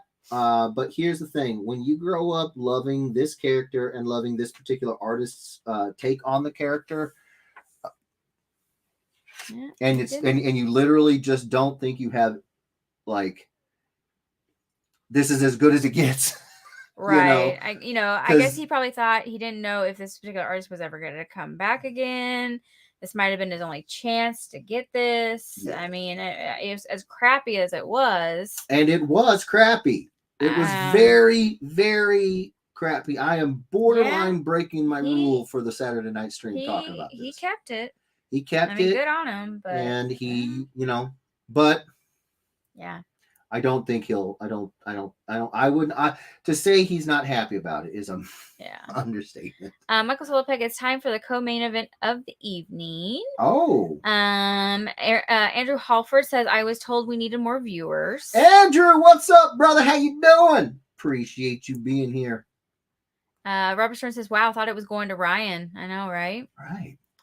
Bunch of congratulations. Nice. Scott Newton Jr., very sick win. Yes. Congrats. Dad says congrats, AA Ron. Congrats, AA Ron. Joshua Sanders says want to sell it. James Dunn says I was 2 spots away, which means loser. Oh, nobody's a loser. Come on now.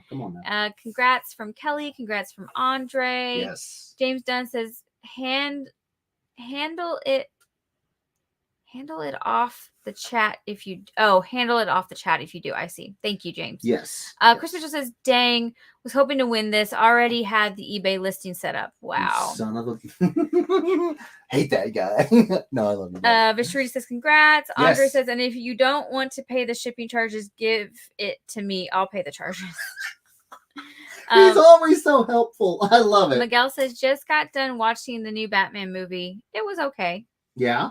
I heard everything from it's okay to it's amazing. I've actually not heard anything like negative, which is weird. I have not heard anything negative either. Which is weird, David Mansell says, I've won 3 times on Dan's whatnot and still no wins on Jeff's wheel. David, I know, man. I'm just glad you keep sticking it out, bro. I really am. Miguel says, have a good one. See you, bud. James Dunn says, it was very okay, my number 2 Batman. Miguel said that? No, James Dunn. James Dunn. Oh, yeah. Number 2. Okay, now you got me curious. What's your number 1, bro? Robert Sterling agreed. Joshua Sanders, that's not big. There's that big, beautiful hunk of man, LOL. Yeah. Robert Sterling, depends. Sometimes Neil Adams has cheap pre-done commissions available. David does. No. Everybody gives Neil Adams a hard time for having Neil Adams prices. He's right. He does have them done ahead of time sometimes, and the ones he does early, they are usually cheaper. You're right. So he tries. Yeah. He tries. Give him credit. David Mansell says the barbecue Ahsoka will never be sold. I love you, buddy. That was so much fun. I just wish I could have produced a really, good piece of art. We had these crazy pins, man. They were, I love it. Clarissa provided the pins. Clarissa, she was amazing. She was like, I got you. Chris Mitchell, or fully understood by Jeff. Wow. What? What are we talking about here? I'm unsure. I generally don't pay attention you won't to Chris Mitchell, understand. So. James Dunn. Well, this Jaws. Oh, what? Are you screaming? Oh, she's screaming. Yeah, I don't think you. It's something about a listing that's on eBay. Son of a. Yeah. James Dunn. Not to out the dude or anything. No. Andrew Hofford, Neil Adams is a jerk. Okay, flat out. He will never get another dime from me. Who said that? Andrew Hofford.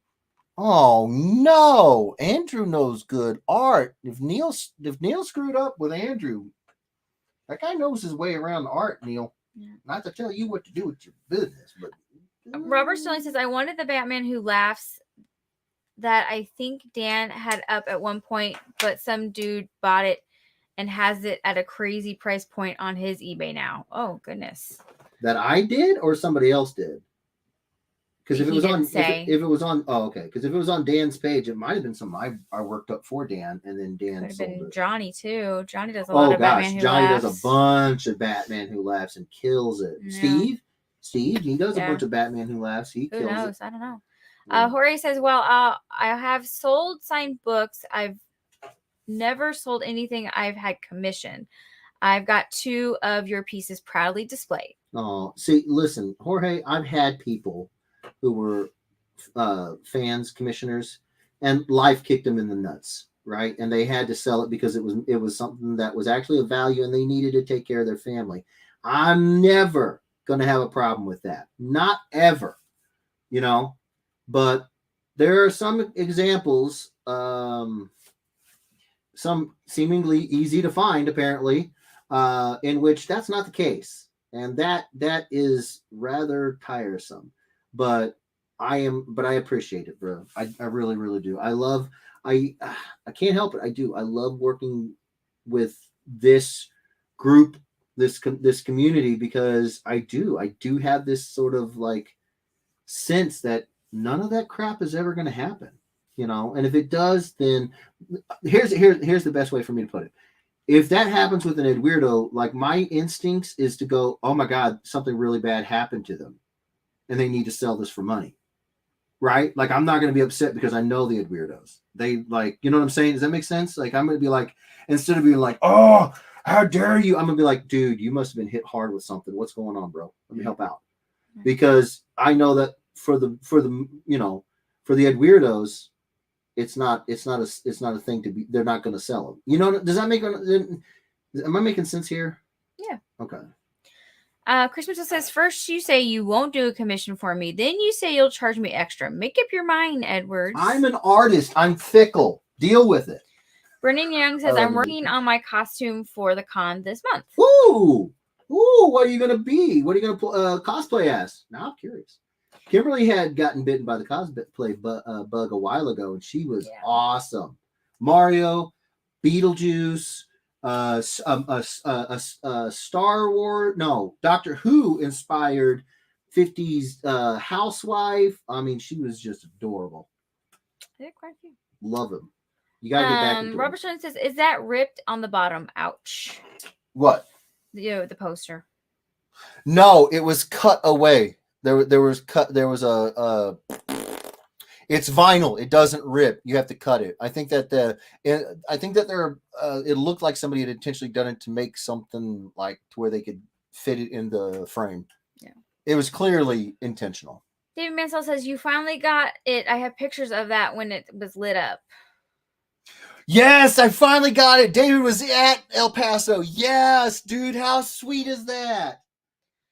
James Dunn says, I sold one sketch super cheap because the artist was a D-bag to one of my friends, and every time I looked at the piece, it made me angry, as well as having done the art in pencil and then writing the dumbest quote in Sharpie. I mean, WTF.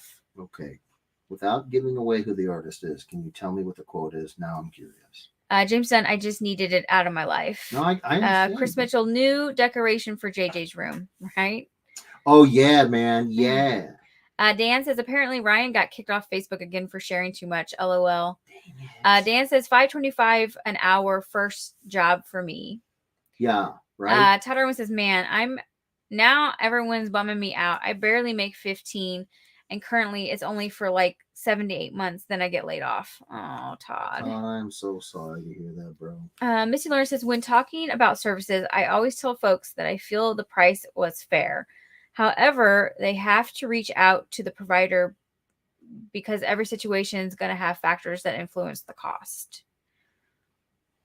What are we talking about here? Artists or? I'm unsure. Okay. Ryan Amber says, Missy, would you elaborate? Yeah. Thank you. Ryan, do you know what minimum wage means? We like to pay you less, but we can't. Fair enough. Yeah, that sounds about right. James Dunn, I also can't get angry at anyone who sells art on eBay because unless they quickly flip it right after the event, you don't know what is going on in their life. They might be selling because they need to. Exactly. And that's the biggest reason why it's really tough for me. Like, because I've had some artist friends of mine go like, why don't you get mad? Why aren't you mad? I'm like, bro. Because life happens. Sorry. Dan says, all the sketches I sell are of artists I work with. One focus, getting them exposure. I love all you, my guys. Well, we love you back. Dan says, the dark helmet. Oh, yeah. Oh, I love it. Johnny Blaze says, oh, I gotta have it. James Dunn says, Bat Buffet or Boba Bat. Bat Buffet? Bat Buffet. BATBA. Bat Buffet. Oh, Bat Buffet. Oh, okay. Bat Buffet. Yeah, I like that. Chad Park says, Caden has has had gotten a few sketches for free from artists, and that's his collection, and I have my own collection, even though I might not had gotten an autograph. See, now that I like that. That's I don't think I'm under no illusions, you guys. If a little kiddo comes up to my table and he gets a piece, I'm pretty sure it's going with mom and dad. I know that. I'm not worried about it. But I do like that you're doing it that way because that is cool. He's got his own collection. That's pretty sweet. Missy says, I wonder if Stasia could get a free piece from Jeff. Probably not, since she has no friends. Yeah, well, I tried to be, and then she just completely kicked me off the island, so she's paying price and a half. Nick Johnson says, my first job, I started at 16 and was making $4 an hour, the minimum wage. Yep. James Dunn says, oh, I know it. Chris Mitchell says, maybe he'll draw her a pity sketch. No. Maybe had she not voluntarily kicked me in the teeth and said we're not friends, maybe. But she reared that roundhouse back and let it fly. Nick Johnson says, I still work there and I'm 42 now, cutting cow. I hope you make more than $4 an hour now, Nick. Cutting cow? Cutting cow. Butcher? I guess so. Cutting cow. Oh God, you better be getting paid more money to handle right to slaughter a cow. Sorry, I have to. Man, give that man a raise. James Dunn, I have invincible blanks. They are ready. Oh, that's just foul play. Rob Musil, I know I told you this story, Jeff, but when I commissioned someone and the art they drew was a copy of something already published, lost $50 on that. No. Yeah, he said he told you the story. I remember the story. I'm gonna need some details. I'm focused on Bat Buffet. I'm sure. It's starting to come back to me now, but I'm focused on Bat Buffet now. But James I'm gonna need a reminder. Only 9 months. Todd Irwin says, I'm still waiting for a color commission from Nay Rufino that she's had since like 2009 or 10. LOL. Oh my gosh. James Dunn, I've heard allegedly he stiffed his Kickstarter. Who? Rob. Listen. I may be trying to go easy on him because I've heard some stories about him being pretty generous to folks. But if that's true, that's definitely Rob. That's not good. Robert Sterling, I think Rob is cool. He's always been really nice to me. James Dunn says, good. I don't know if that ended up getting resolved. Oh, okay. Johnny Blaze, I have a horror story from MegaCon this past August. No. I'm still waiting on 2 pieces of work. Old Man Logan and Old Man Hawkeye. Piece completed in November. Still haven't received work yet. What? So Johnny, so the artist told you it's done, and they told you this in November, and here you are, March of the following year, and you don't have the piece. No. Dude, Robert Schilling says Kickstarter's a little scary. You're not guaranteed your rewards. That's true. Will Schilling says, okay, I need this one. James Dunn says Rob's art is not in my taste. Neither are his prices. He's cool to his fans, but he also charges them through the nose. Yeah. But if there's anything that I respect about Rob is he is a tireless self-promoter. He is, and honestly, it's about because like you said, I'm not wowed by his style. I mean, not wowed. That sounds bad. I'm not. His work, obviously, the style is appealing, and people like it. It's not my bag. But one thing I do try to do, because you always can find something from an artist that you try to emulate, And for him, for Rob Liefeld, it's absolutely his promotion. He is constantly out there, and Kim will tell you it's something that I really suck at. I don't like talking about myself. I hate it actually. But there's been more than one occasion where I've sat here and I've said to myself, all right, what would Liefeld do? He'd get out there and he would make people aware, because that's what he'd do. Give him credit. Jameson says he's good at it and he's always on. Yep. Dan says Jeff always forgets he's done 3 Transformers covers. Wait a second. Transformers 1, Transformers 19. Transformers. Oh my God. I'm so stupid. I am so stupid. I did a cover I did a GalaxyCon exclusive cover of Optimus Prime smashing Megatron into the ground with his Energon axe and Megatron's Energon mace. Colored by Brian Reber, the first piece that Brian Reber colored. I did do 3. Those were G1. Those didn't take as long. Those were a little bit more simple. Todd Irwin says, I was a fan, but I spent like $150 on his web store, and he refuses to send me the comics or give me a refund, and he scammed a few hundred on Kickstarter and in Indiegogo with his Brigade project. He still has not fulfilled in like 8 years. Oh my gosh. Okay, well, I guess it's still unfulfilled. That's a problem, seriously, because I mean, you know, I've told you guys, I'm creating my own book. I'm creating my own crowdfunded book. Yeah, there will not be 8 years. That ain't happening. Ryan Amber says, I need the TF19 cover. Maybe the owner friends will find me again. I wish. James Dunn says, Todd Irwin, that's the one. Okay. Chris Mitchell says, I honestly don't know why it took so long because his communication was pretty lacking. Took not only me, but my friend that facilitated the pieces to message him multiple times before he even replied. And then he'd go ghost for several weeks before replying with some generic response. Wow. Did that a few times over 9 months. Then one day he was like, okay, it's done. I think he might have been working on his own book, but I never said either way. James Dunn says, number 1, Batman is the movie. He says, just kidding. Number 1 is The Dark Knight. Chris Mitchell says, I would say that this mashup was my idea, but Edwards would say I'm making things up, so who wants the credit? Well, I mean, if you didn't have a history of doing that, Mitchell, I wouldn't have such a snap reaction. James Dunn says, LOL. Misty says, Chris, you know it was totally my idea. Right. Scott Newton Jr., I'm pretty sure I'm going to have to be buried with my Jeff Edwards Dark Claw. Well, it's on your leg. Yeah. Ryan Amber says, I will never sell. You hear me, Edwards, never. Oh, Chris Mitchell says, Nolan trilogy is overrated. Without Ledger, there is no good villains in that series. Joshua Sanders. Oh, hold on. We got to address the Cillian Murphy. All right, you address it. I'm going to go to the bathroom again. Really? You didn't like Cillian Murphy? I know. A bunch of people are going to be out there. It's Killian! Yeah, I'm sure it is. But I don't know. Okay, Killian. Killian, I want to call him by his right name. All right, so Killian. You didn't like him as Jonathan Crane? Did you like him as Scarecrow, Kim? I thought he was a great Scarecrow. Yeah. And that was coming off of his role in The Red Eye. You remember that? Oh, now she doesn't want to talk from the bathroom. Yeah. What about Bane? I thought Bane was a good one. Bane, that's my name.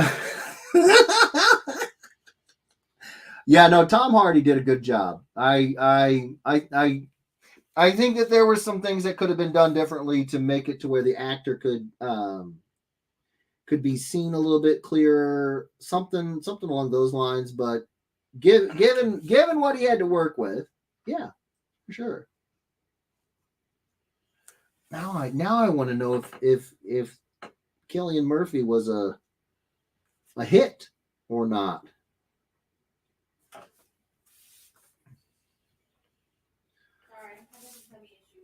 No, you're fine. You're fine. I'm going to put these little triangles in. Where were you? Okay. Joshua Sanders says, my birthday is on the 16th, if anyone cares. We all care. Happy freaking birthday, buddy. How old are you? Can you drink yet? Are you 21? Can you vote? You don't look a day over 16, bro. Not a day. If you're anywhere near my age and you still have all the color in your beard, you're doing something right. You're doing something right, bro. Happy birthday. Happy birthday. Missy says, unless it gets carved off your leg, I think you are right. I gotta agree. Then she jumps in and says, happy early B-Day, Joshua Sanders. Absolutely, positively happy early birthday. Yes. Chris Mitchell says, I'd never sell my Edwards pieces unless the price was right. See? He's a mercenary, this Mitchell guy. Tina Sorrentino says, I got hit hard with a medical bill for the experimental chemo I had. Yeah, it sounds expensive. If I had to, I would sell part of my jewelry collection before I sold any of them. Oh my gosh, Tina.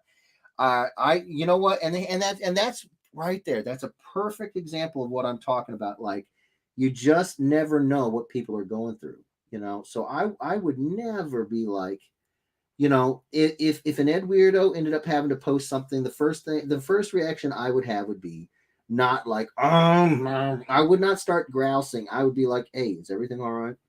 Because I know how this group is. Like, you know, it would have to be something bad. It would have to be something financially rough, and I know that. So my first reaction would be like, hey, what's going on? Is there anything we can do? You know, that situation. Because you guys are just freaking awesome. Like, that's the short, sweet version of saying a lot that I don't have the right words to express how much you guys rock. I love you guys. So I would not be worried about like, oh, you know. James Dunn says it was a zombie Deadpool hit on Wolverine's claws that said, I think Wolverine stabbed me.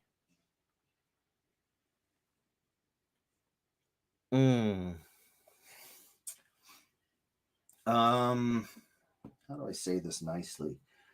So that was supposed to be Deadpool saying that. Were they trying to be funny?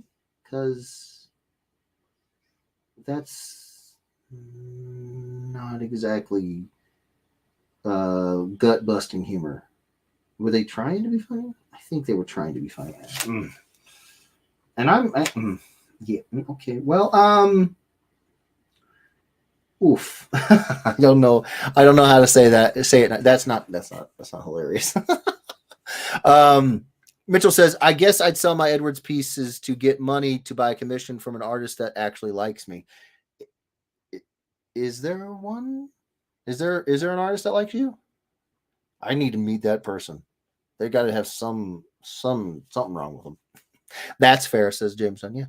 Yeah. I have heard that. I have the hard to find amazing Hawaii Con Invincible number 127 that could use some of that Battle Beast type treatment. Oh, do you now, James? You guys are not playing fair. You know my kryptonite, and you're capitalizing upon my weakness. No, I would love to. Daniel Partus jumps in here. True story. Jeff was at Planet Comic Con around 6 years ago. In parentheses, it was our first show together, but I wasn't tabling. Jeff had a full commission list and was way behind. A young boy in a Spider-Man costume, maybe around 7, came up to the table. Jeff stopped everything and spent over an hour doing a Spider-Man headshot while the kid watched in all the whole time. After the sketch, Jeff looked at me and said, yes, Dan, I know. But how can I not do a sketch for him? This is true. He was wearing a Spider-Man outfit, and Dan was still on that I'm an art rep thing. We gotta make, and I was just like, I know, Dan, I know, I'll hustle, but it was worth it. It was absolutely worth it. Sorry, I love you, Dan. It's Misty right there. Yeah. Having some tummy issues. I'm sorry. Sorry.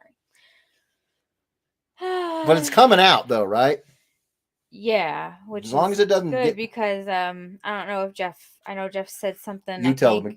I told you guys when on I went to the Wednesday. emergency room last Saturday. They said I have an ileus, which is a blockage. And it's not a full obstruction, but it's just like her bowels have kind of taken a nap. Yeah, and it hurts. It does. Yeah. She was powering through the stream last week. I'm kind of powering through right now too. She was hurting, so. Oh crud! It's just if it's not one thing, it's something else. Missy Lawrence says art, photography, construction, where someone uses their talent to provide a service that I have specifically requested. I don't reveal what I paid. That way, someone doesn't try to use my pricing to give them leverage in their negotiations, because there are factors that could influence the price, amount of detail, time constraints, etc. Absolutely. Like, for example, if I were to tell people, it takes me an XYZ amount of time to do a piece, I could have some crazy mofo come up to me and say, hey, I want a steampunk shredder piece and I want it for that same price. And I'd be like, No.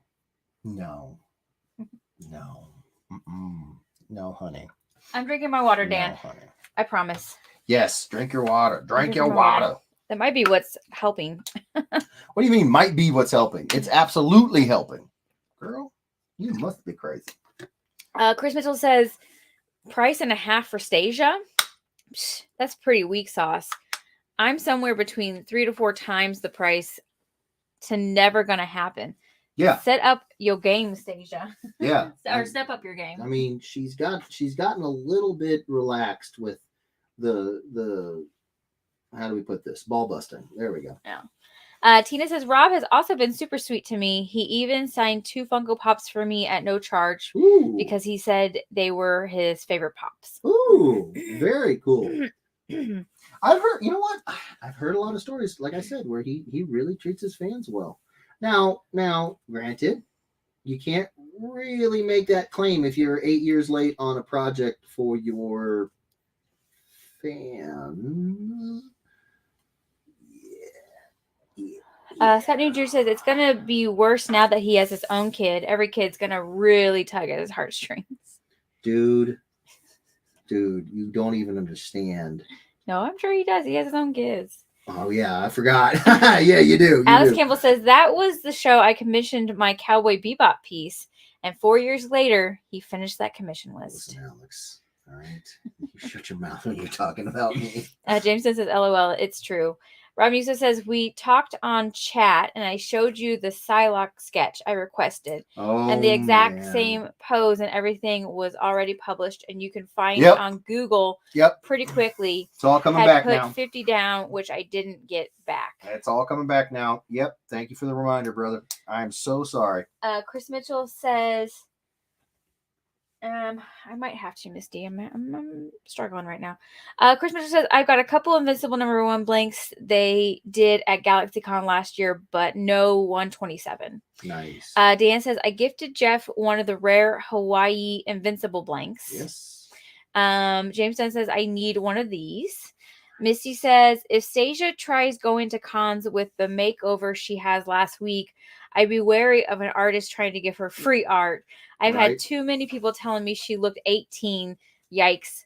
Yeah, all with little ones. Enjoy those baby years. Yeah, she did look. She looked like she was in her 20s. Well, makeup does that. Yeah. It does. It ages you up. James Dunn says, I forget to pick one up when they were like $20. Yeah. James Dunn says, Scarecrow was great on the Nolan films. Harvey was wonderful, though he didn't make it to villain status yet, really. Right. Amy Youngberg says, late to the party. What's the mashup for this one? Hello, Amy. Now, that's definitely a new name. Yes. Hello, Amy. It is Batman and Boba Fett. James says yes, but that's also why I said the Dark Knight, not BB or TDKR. TDK, that's the Dark Knight Returns. Right. Okay. Nice. James Dunn hands you a red Solo cup, Batman Fett. Chris Mitchell says he was fine as Scarecrow, but wasn't used well, in my opinion. Okay. Should have been a main villain instead of just one of Ra's goons, and that was not Bane. Oh, that was not Bane. He's not a fan of Bane. Bane, that's my Joshua Sanders says Cillian Murphy absolutely kills it as Scarecrow and everything else he's in. Yes. I have a hard time arguing with that. I pretty much love him. Love him as Tommy Shelby. Love him. Yeah. He's amazing. Amy Youngberg says, thank you, James. James Dunn says, I would get into my likes, dislikes on the Batman, but people haven't all seen it. Fair enough. I don't know that the artist was a D-bag. I'd out him too. Johnny Blaze says, at Ryan Ambrose, not if I find it first. Jeff knows my love for Transformers runs deep. Oh my gosh, yes. Alex Campbell says, Kim, are Clarissa, Levi, Zelda, and I on the list? Well, Alex and Clarissa are definitely on the list. But I don't have Levi or Zelda on there. But they're in our hearts. Absolutely. Tops in our hearts. Dan says, drink some water, Kim. Yes. Or vodka from Chris. Whoa. And Missy says, if you need me to tag in Kim, I will let you know. Or you let me know. I will definitely let you know. I'm trying to hold on. What is it feeling like it did before? No, it's something completely different now. Okay. James Dunn says, "Is Trouble on the list?" Is Trouble? Oh no, Trouble isn't on the list. We can't add the babies. Not now. If we had a kids drawing, then yeah, we could add the babies. Right. But woohoo! We are caught up on comments. All right. Well, while we get more comments in here, what is going on? I really don't want to share it over the stream. Okay. Well, then send me a text. No, write it down. Okay. We can't afford to keep going to the hospital every week, Kimberly. No. I don't need to go. Okay. All right. No. Okay. That was bad. I was freaking out.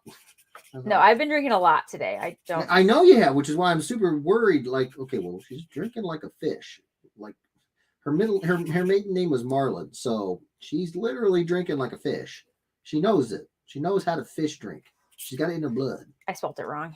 It's close enough, I'm sure. A little sore, is that what it is? A little raw. Wow. Is that you got a raw attitude over there? Is that what we're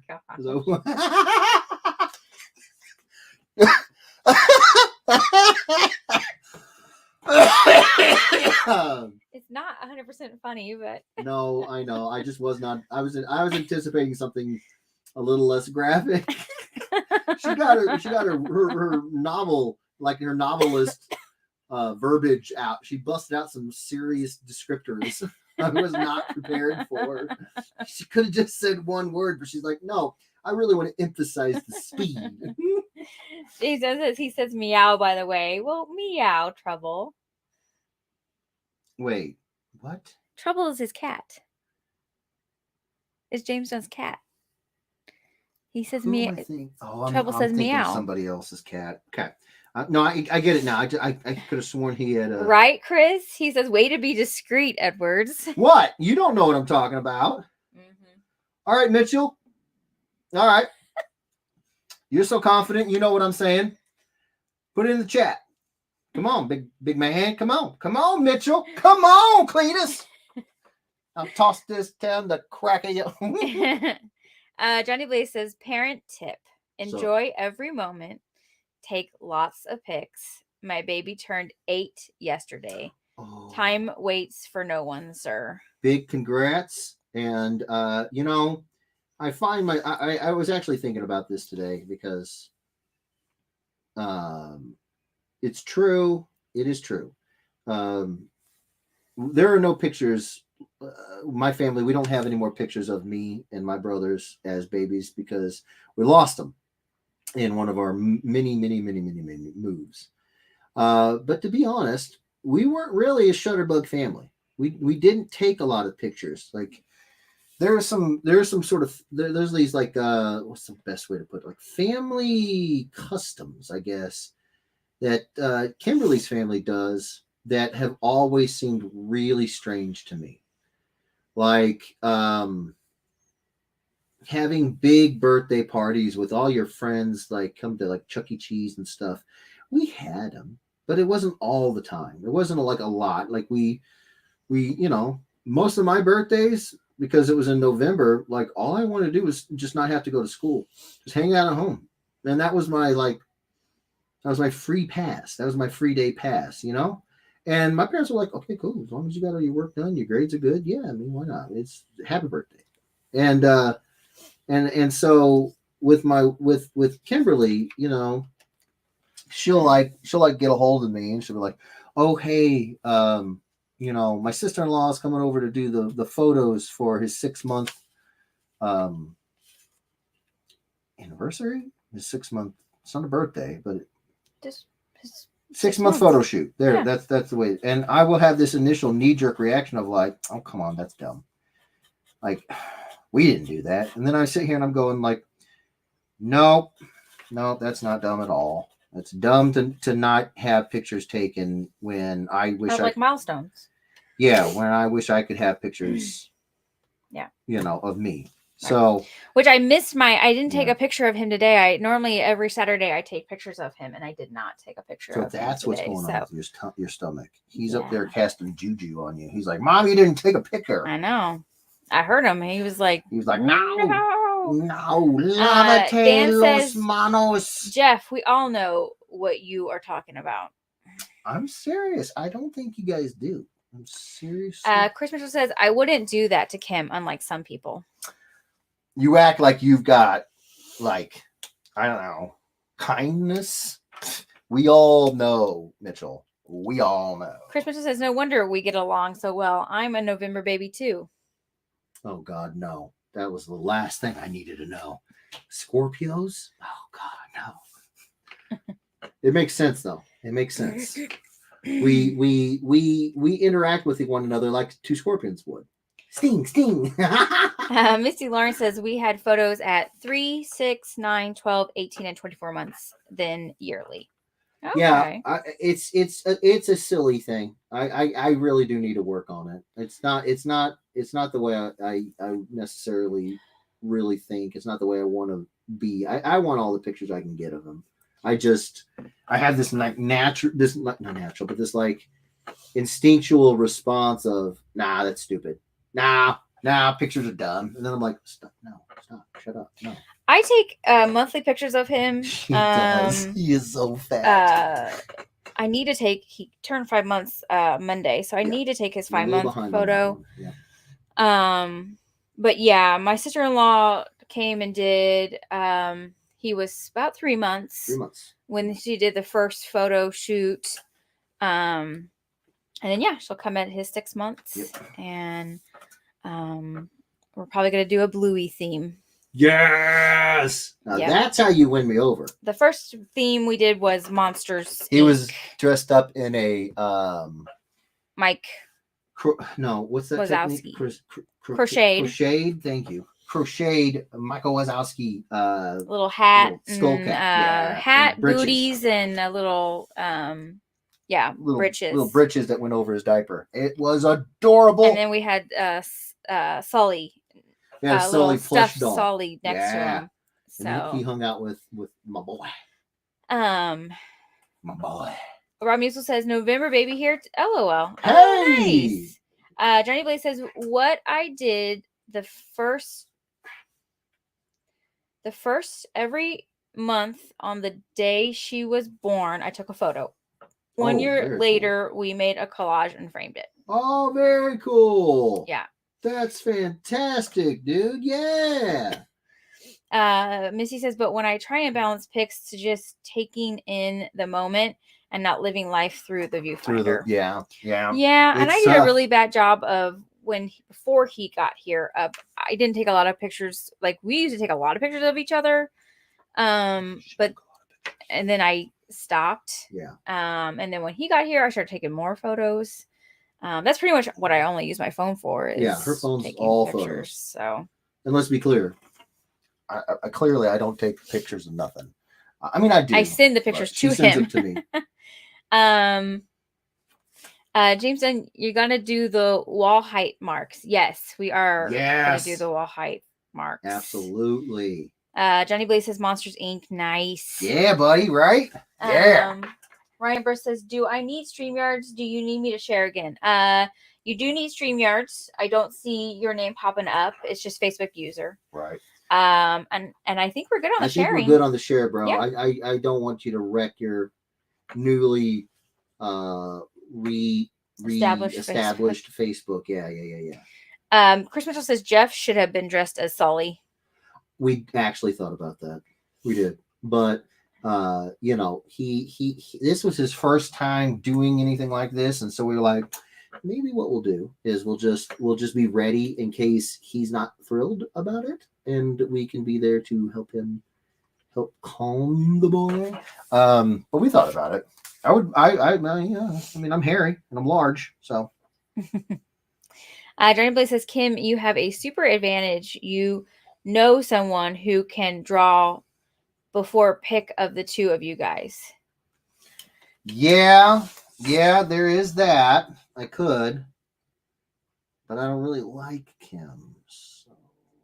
Wow. James Dunn says, install some sort of stick molding on the wall where you're going to do the marks so you can pull it off and take it if you move. Okay. Love it. Great idea. That is a good idea. Yes. Missy set the link again for streamers. Thank you, Missy. Thank you, Mr. Chris Mitchell says, I say I was born in November. Oh no, gross. Rob says the same thing. Yay! I know, right? Right? It's amazing how different the reaction was. It's crazy. Oh, you two. You two are crazy. I don't know what you're talking about. It's really just Mitchell. Crazy. It's really just Mitchell. He brings out the best in me. Love you, buddy. Okay, we are caught up on comments again. Oh, nice. How you feeling? Trying to hang in. Drink your water. Drink your water. Mm. Drink your water. Starts humming. That's a problem.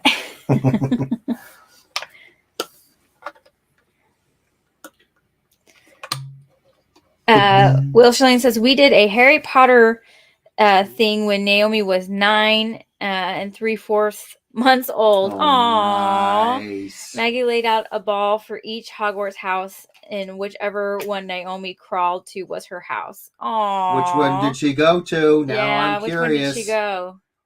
That's cute. Gryffindor. Hufflepuff. That's super cute. Sounds like Danny DeVito's Penguins. Oh, Hufflepuff. Oswald Cobblepot. She went to Hufflepuff. She went to Hufflepuff? Oh, Yeah. nice. Okay, I like it. I like it. Chris Mitchell says, I can't wait for you to come to Comic Palooza so I can go to every other artist booth. You would. You would pull a Miguel like, hey, come to my town, and then ghost me the whole time. You would. Johnny Blaze says, Jeff, if you have a daughter, it'll be 10 times worse. She would have you wrapped around her finger like mine does. I don't want to talk about having a daughter.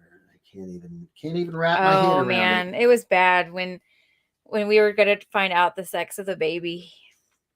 He was having a real hard time if it was going to be a girl. Because he knew how much it would like affect him, probably like, you know. What do you mean probably like? It would affect him very emotionally. Just nothing like it, man. Yeah. Just nothing like it. And there is still no girls on his side of the family. That's the crazy part. I'm one of 3 brothers. My little brother has 2 boys. I have a boy. There's a theme. My mom would probably pay money to have one of her sons actually have a little girl. Like, I know you can't pay money, but she's at that point of desperation. Well, adopt. Yes. Okay. Yes. We can adopt a little girl. Adopt a little girl. Yes. Yeah. You know what I meant, like with her. Because I'm sure if I got pregnant again, I'm pretty sure it's gonna be a boy. You think so? Yeah. It's the power. Yeah. It's the power. Your family just produces boys. That's all we do. Apparently. You want your lineage to we have to a live strong on. bloodline. Yes. I take that back. I have an uncle who has 6 kids. I'm sorry to all my cousins if I miscounted one of you. I really didn't mean to. I'm yeah, but he upped his numbers game. You know what I'm saying? Like he increased his odds. He only has 1 boy. They're but all he girls. increased his odds. Yeah, that'll happen if you just you keep at it. Right. And he was like, I had one. His oldest is a boy, and he's like, I had one. I guess we're going for another one. And then it was just girl. Yeah, he's the only one though. He's the only one. Well, no, I have an uncle who has a uncle who has girl. 1 girl. So I have 2 uncles that have girls. One has 1 girl, and one has like 5. Yeah. Just he took all the girl genes. He's like, we're keeping them here in this house. Thanks, Uncle. Will Schilling says she is a Hufflepuff, just like her mom. Nice. Robert Sterling says ghosting. You're one to talk. LOL. Robert Sterling, I did not ghost you. Joshua Sanders says you should draw a picture of the time you met David Tennant and insert the boy beast into the memory story. LOL. Nice. Johnny Blaze says you are going to be. I'm going to be laugh maniacally. Is that pre-whipped? Grandma would come in and spoil her. My mother would. I don't even know what my mom would do if she had a little girl that she could spoil like that. Yeah, I can't even picture it. Yeah. Missy says, I don't know Rick and Stasia. I don't know. Rick and Stasia tease back and forth so bad. He hung his head and shook it when he found out he was going to be a girl. Fair enough. I don't know. Rick and Stasia they teased each other back and forth so bad. He hung his head and shook it when he found out it was going to be a girl. Right. Yeah, I'm sure I'd get to that point, but I wouldn't start off there. Yeah. I would start off with like, yeah. Uh-huh. But everything is as it should be. Yes. And we have a beautiful, beautiful boy. Beautiful chunkster. Yep. Chunky monkey. He is. Todd Irwin says, go Hufflepuffs. Ooh, Todd's rank. Okay, right there. He's like, I got the Hufflepuff going. I don't know what I am. I've never taken the test. If I had to guess, I gotta say, I'm feeling Huffle. You think so? Feeling a Huffle. What do you think? Don't give me Slytherin. Oh, no. Gryffindor? I don't know. Oh, well, you seem dissatisfied with my Huffle call, and you're like, where do you take Hufflepuff? I totally did not. All right. Where do you take the test at? Oh, no, you're not really going to take the test right now, are you? No, not right now. I'm just curious where you would I bet on Pottermore? Wow, Jeff actually knew about that. What? About one of the most famous sites on the internet? I don't even know about it. Well, wow. I don't even know how to describe my disgust at that. Call yourself up. Why did I get you those books? Because you love me. I do. Will Schilling says that he is a Ravenclaw. I could see that. James Dunn says he's probably Hufflepuff. Oh, okay. Or maybe Huffledore. Wait, you can't cross. Or Ravenpuff. You can't cross the streams or the houses. Liz Mills says, I've never met another Ravenclaw. I took the test on the official site 5 years ago, and that's what I got, which I always felt I was one. Oh, well, there you go. Nailed it. They nailed it. Nailed it. Boom. Bing, boom. Bing, boom. Bing. Bing, bong. Liz Mills. Roger says at Kim on Pottermore. How do you not know that? Odd Cousin Media says, I bought my wife a candle online that is supposed to be a spell candle that burns the color of the house you are in when you light it. She was Hufflepuff. Oh, now that's a cool effect. That's cool. You light it up and it turns the color. That's a cool idea. James Dunn says Pufflin. Oh, you can't cross the stream. Stop it. Misty Lawrence says, I am most assuredly a Ravenclaw. Okay. Chris Mitchell says, I'd say Jeff would be a double stuff. I absolutely would. Missy says Rick and Stasia are Puffs. Nice. James Dunn says Rev Law. Oh, I'm butchering that. Rave Law. That's all of them. Rogers says thinks it's called Wizarding World now though. Oh, okay. Oh, something is like it? that. Okay. Oh, okay. Dan says I'm not sure what I would be, but since Hogwarts isn't a real place and all the schools are fake, I never tried it. Fair enough. Fair enough, Dan. I mean, it's true. I mean, it's so fake that it wasn't even her original idea. Oh my gosh. Wow. James Dunn says Grifflinren. Oh Lord. Todd Irwin says, I have the Pottermore app and I got Hufflepuff. Oh, I Is it a see long that. test? I totally see Todd rocking the puff. Because I've seen on like YouTube, I've seen like the original cast taking the test. Tisha. And it seems like there's a lot of like questions. Cast of losers. Chris Mitchell says nerd. Roger says the whole house are Hufflepuff except me. Oh, okay.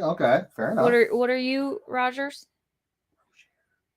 I can't do it now. I know.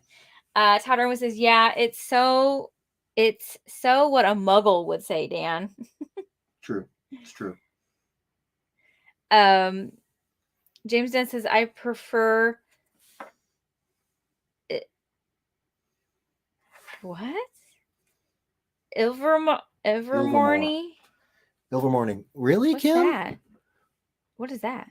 Ilvermorning is greater than Hogwarts. Hogsworth, huh? Hogwarts. What's where is this Evermorning? at? Ilver.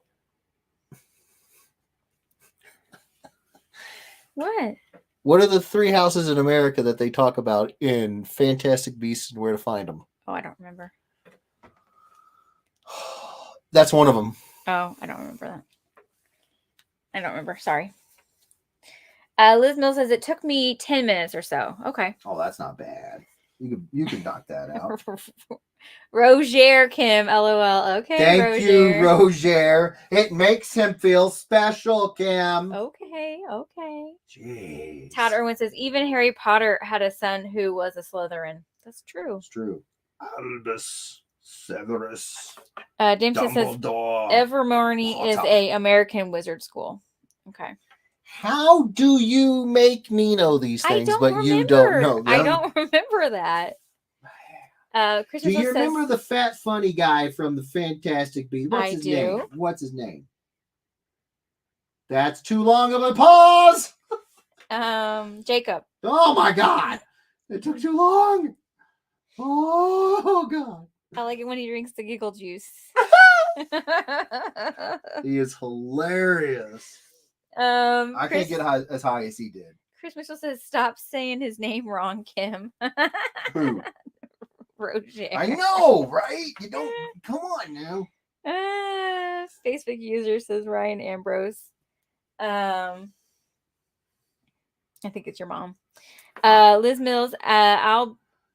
Albus Severus Potter. That's right. I thought it was Albus Severus Dumbledore Potter. Isn't there Dumbledore in there? Doesn't he have like 17 names? Or is it just Albus? It's probably just Albus. I mean, that's his first name. I don't remember. I can't remember if his second name is his last name. 2 middle names. Dan says, I'm part of the School of Hard Knocks, and I'm a Don't Hassle Duff. Nice.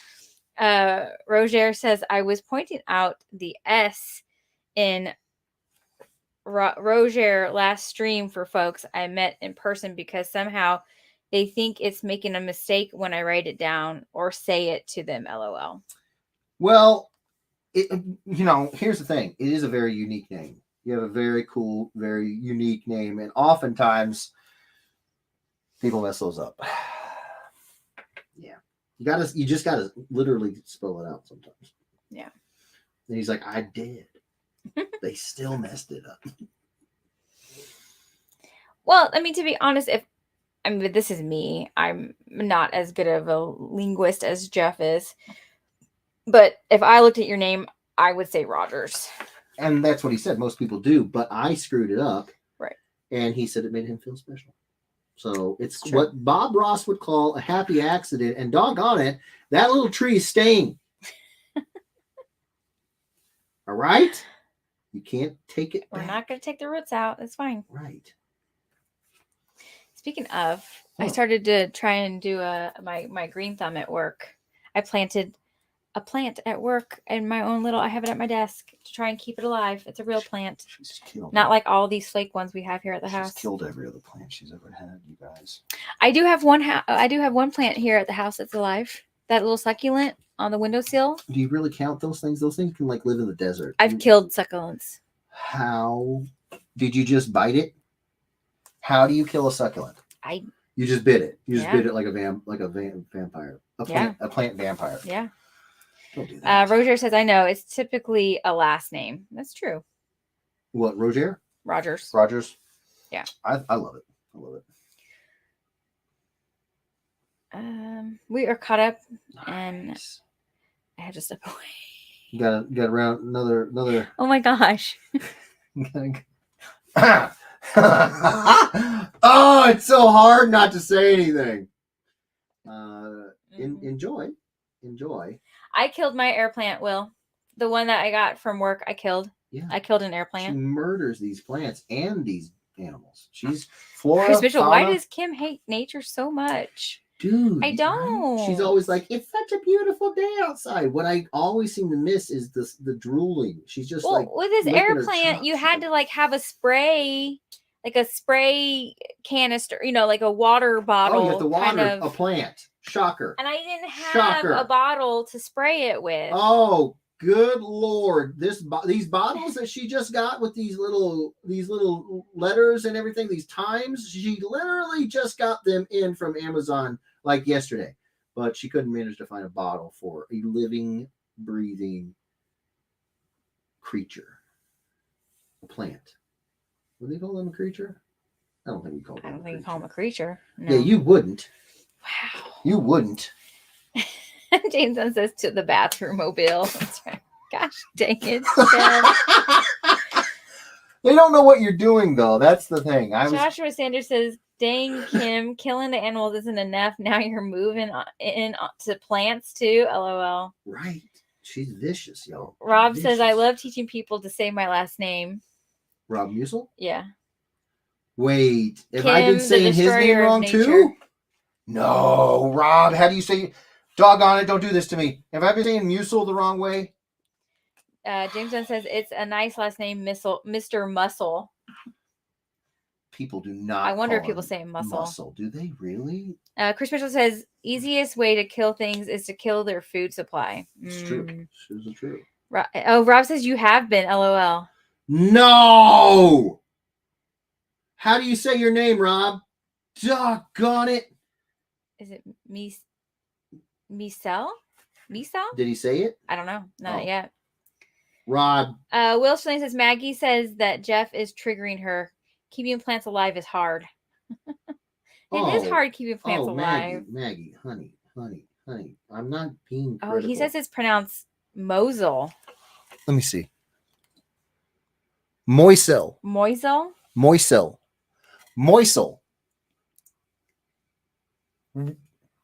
Moisel, like with a heavy Yiddish accent? Yeah.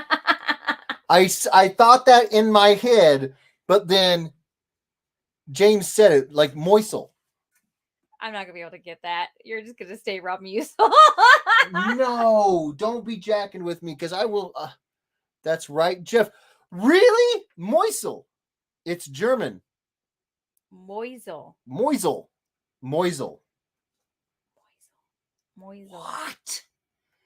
I've been saying your name wrong this whole time. For years. Rob Moisel, I apologize. Chris Mitchell, they don't know what you're doing in there. There are really only two options, Edwards. Yeah, I think it makes a very big distinct difference which one. Let's just put it that way, okay? All right? That's what I'm trying to get at here. And let's be clear. If I can hear her Oh my god.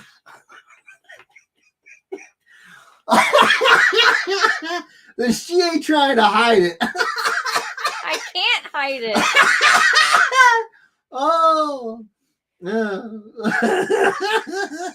Roger says, speaking of, my wife has a new friend that she met maybe like 2 years ago via substituting and told. Substituting and told what? What? Oh, maybe the name. Oh, told the friend Roger. Yeah, I guess so. Dan says all these years, same here. What the heck? Rob says I'm used to it. LOL. No. Moisel. Moiselle? The German. You got the Moiselle. Jameson says, so you need to say it more curt then and with a snap. Yeah, Moiselle. Jorge says, everyone calls me George. Come on. They do not call you George. All right, sorry, I gotta walk away. It's not that bad, baby. We can get Jorge, people from George to Jorge. It's okay. She's really upset about it. Like, I gotta walk away, Jorge. I gotta walk away.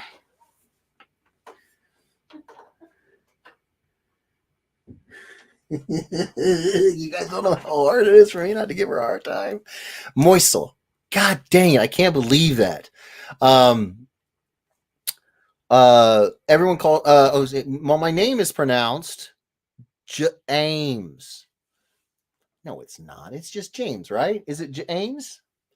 James, you done messed up, Aaron. That's right. Chris Mitchell says, poor Kim. Like James, exactly. The J is silent in Jeff. It's just F. Zell, not Cell. Okay, Zell, Moiselle. Okay, I got you. It's not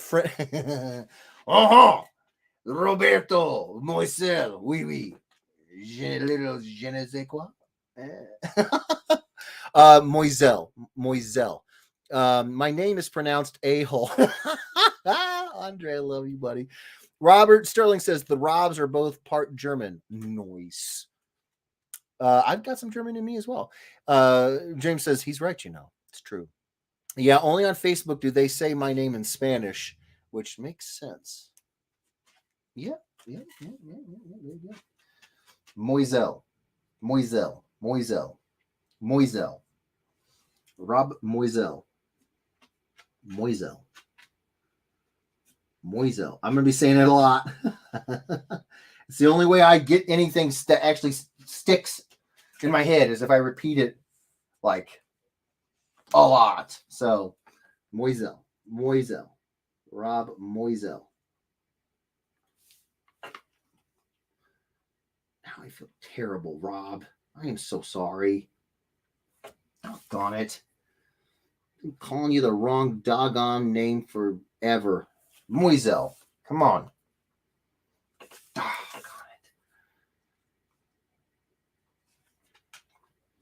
it.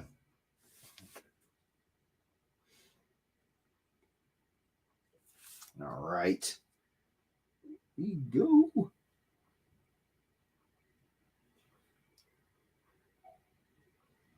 All right, you can't expect people not to say stuff if you're in there laughing. It's too quiet. It is too quiet. I can hear everything. It's terrifying.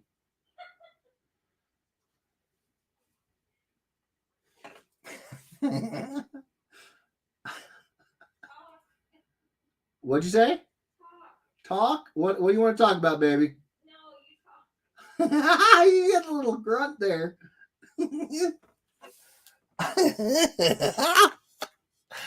Oh man.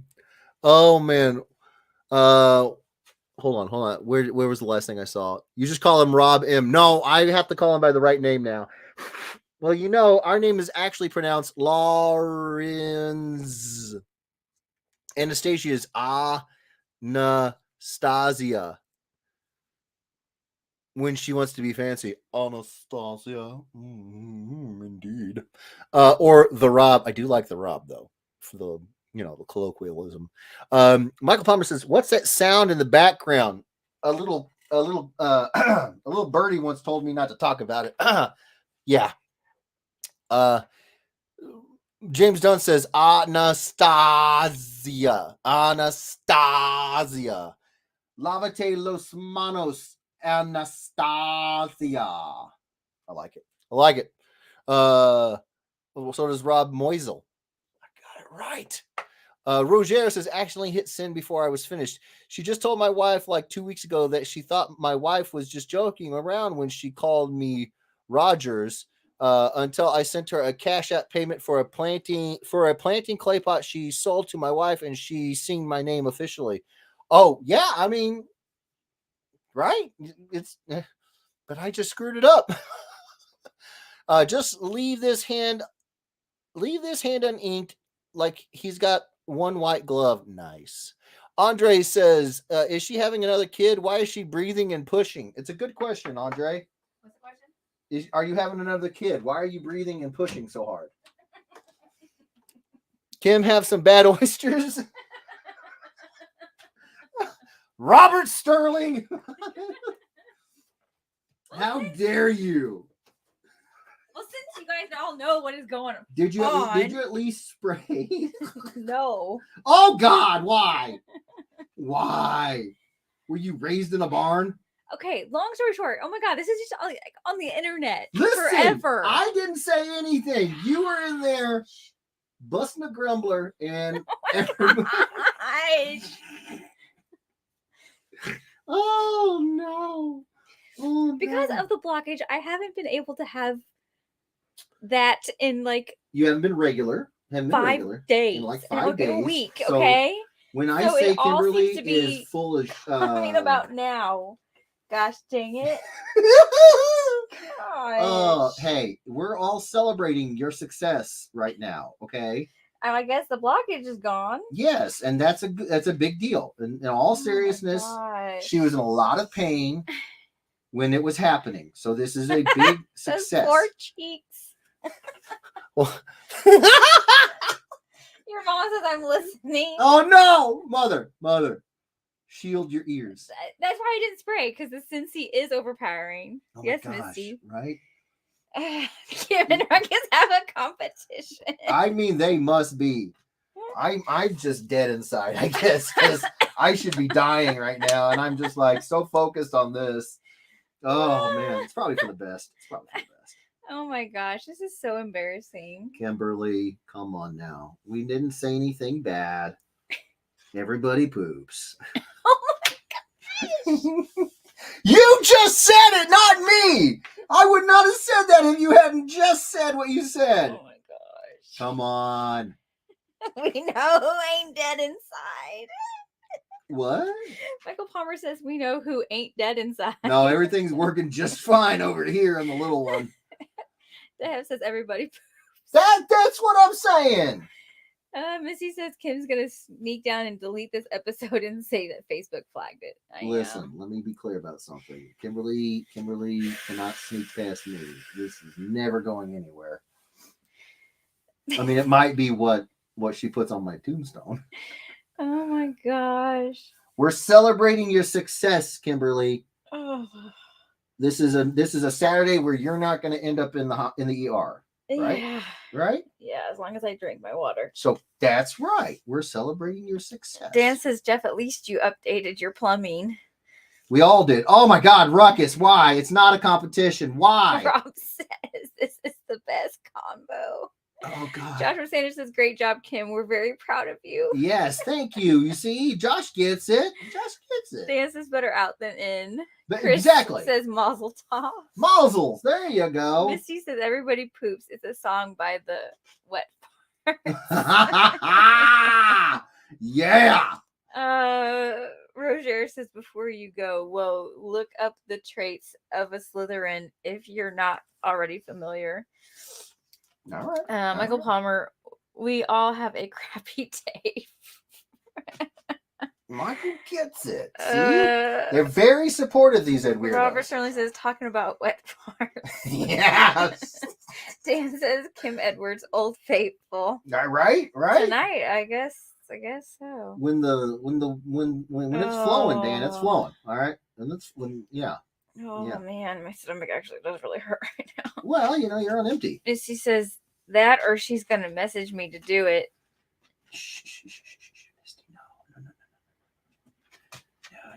Facebook user, I always go to Facebook prison for the best streams. Oh, right. Ryan.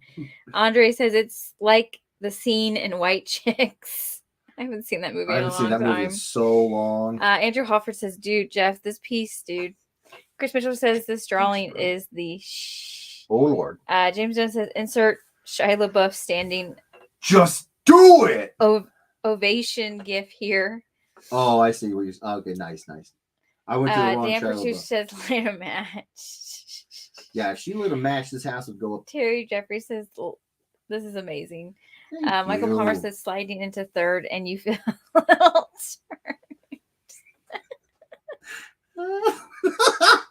Wait, what was that whole song? Oh God, diarrhea. Oh my God. Did you do the fart sounds when you sang it when you were a kid? No. I did. Richard Butler, man, what a crappy show tonight. I know, right? Congrats, Kim. My apologies, y'all. My apologies. Robert Sterling says, I gave a little toilet and a poop emoji. Nice. I need to get more water. I actually don't have fill her up. any more water. Fill her up. Gotta stay hydrated. Come on. Go up there. Now. Ryan says, since I can't comment now, I won't push my luck and just say, looks amazing, Jeff. Thank you so much, bro. I'm so sorry you can't comment. We miss your words of wisdom, Ryan. We love it.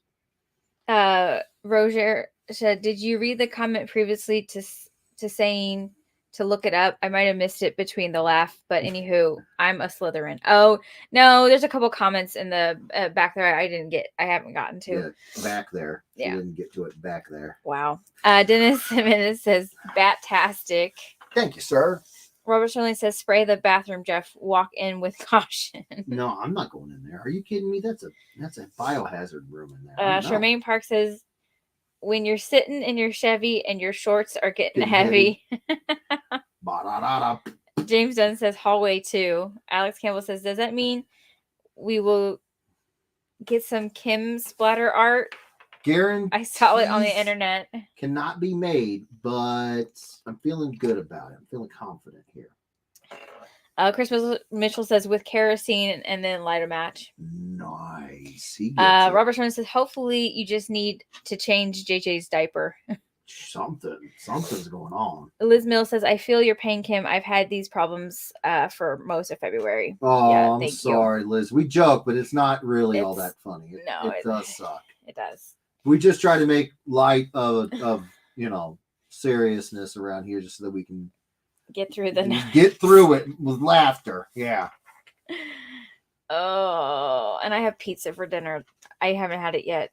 This is going to be rough. Corn blow. Michael Palmer, so do not take a hot bath right now, Kim. You'll end up with an unwanted bath. Hold on, what? You'll end up with what? An unwanted bath toy. Oh, that's fantastic. All right, how close are you? Are you clutching? you keeping things tight over there, Kimberly. Dr. Cinder says, don't nobody go in there for about 30 to 45 minutes. Someone open a window in here. Yeah, right. Unfortunately, we're in the basement, so he's screwed. I'm just gonna have to be, Dutch oven. We're in a basement. Yeah. She has no respect. I gotta work here. No respect. Right. Liz Mills says, I always make light of bad situations for myself. Right. Only way to get through them. It's all good. It's exactly true. That's exactly true. You gotta laugh. Ryan says, I'm sending a bottle and a jar to you guys. You can figure out who's who. Nice. James Dunn says, gross. I think we're gonna Robert Sterling says, shower is the best bidet for you, Kim. Oh, Lord have mercy. He ain't wrong, though. He ain't wrong. Dan says, don't make her laugh, Edwards. I'm trying not to, but Dan, when you look like this, you got to laugh it off. Oh, Lord. The Hef says, are you prairie dogging it? I didn't want to say it. Are you turtling, Kim? Misty says Kim is going to bean Jeff with that water bottle. She's going to take me out. Can't see him. Who's making you laugh like that? What? Robert Sterling. Laugh, fart, run. It's true. It's true. This is how it works. Oh, Lord. Chris Mitchell, I got a turtle head poking. I've got the turtle head poking through it.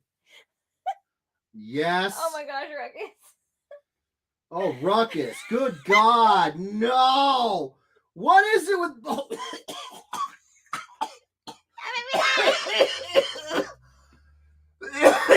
Oh, God. Oh, that one's bad. Ruckus. Don't make you laugh. I'm just trying to live. Just trying to live. Oh my God, the paint's peeling off the wall. Oh my God, it's melting the carpet. It's in my teeth. I can taste it on my teeth. And I got film on my teeth. I can't focus right now, you guys. I'm seeing everything in triple vision. Ruckus. Ruckus. Oh, Jesus. Oh. Oh, God. It may have been that wet kibble I gave him. You think? You think? Oh, God. My glasses are melting. It went through him too quick. Oh, now. God. Like grease goosh. Oh, God.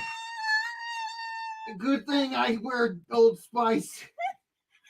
Oh, God. Oh, God. You can't. It'd be nice if you wouldn't. Oh, God. It's both of yous. It's both of yous. You mugs. I'm getting real 50s over here. Oh, God. Look at me. That's the only way I can survive right now, you guys.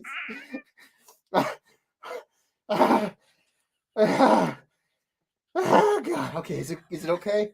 Yeah. Is it okay? Yeah. Oh, God. He walked away. Take that with you. Oh. Alex says in the Midwest we call this prairie dogging. Call it prairie dogging. Ryan says off-white to yellow pages. Oh, my Joshua God. Sanders says, are you prairie dogging? Right? Him? Oh, my God. James says Jeff coughing all over the art. I couldn't stop myself. Robert Shirley says, uh-oh, that smell caught up to Jeff. Oh, my Rob God. says this is the best. Robert Shirley says, run, Jeff, run. That was horrible. Michael Palmer says, that was not Ruckus. What did he say? That was not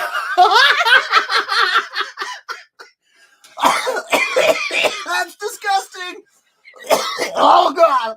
No. Kimberly's squatting over the air vents, so we're all going to deal with it. Oh, God.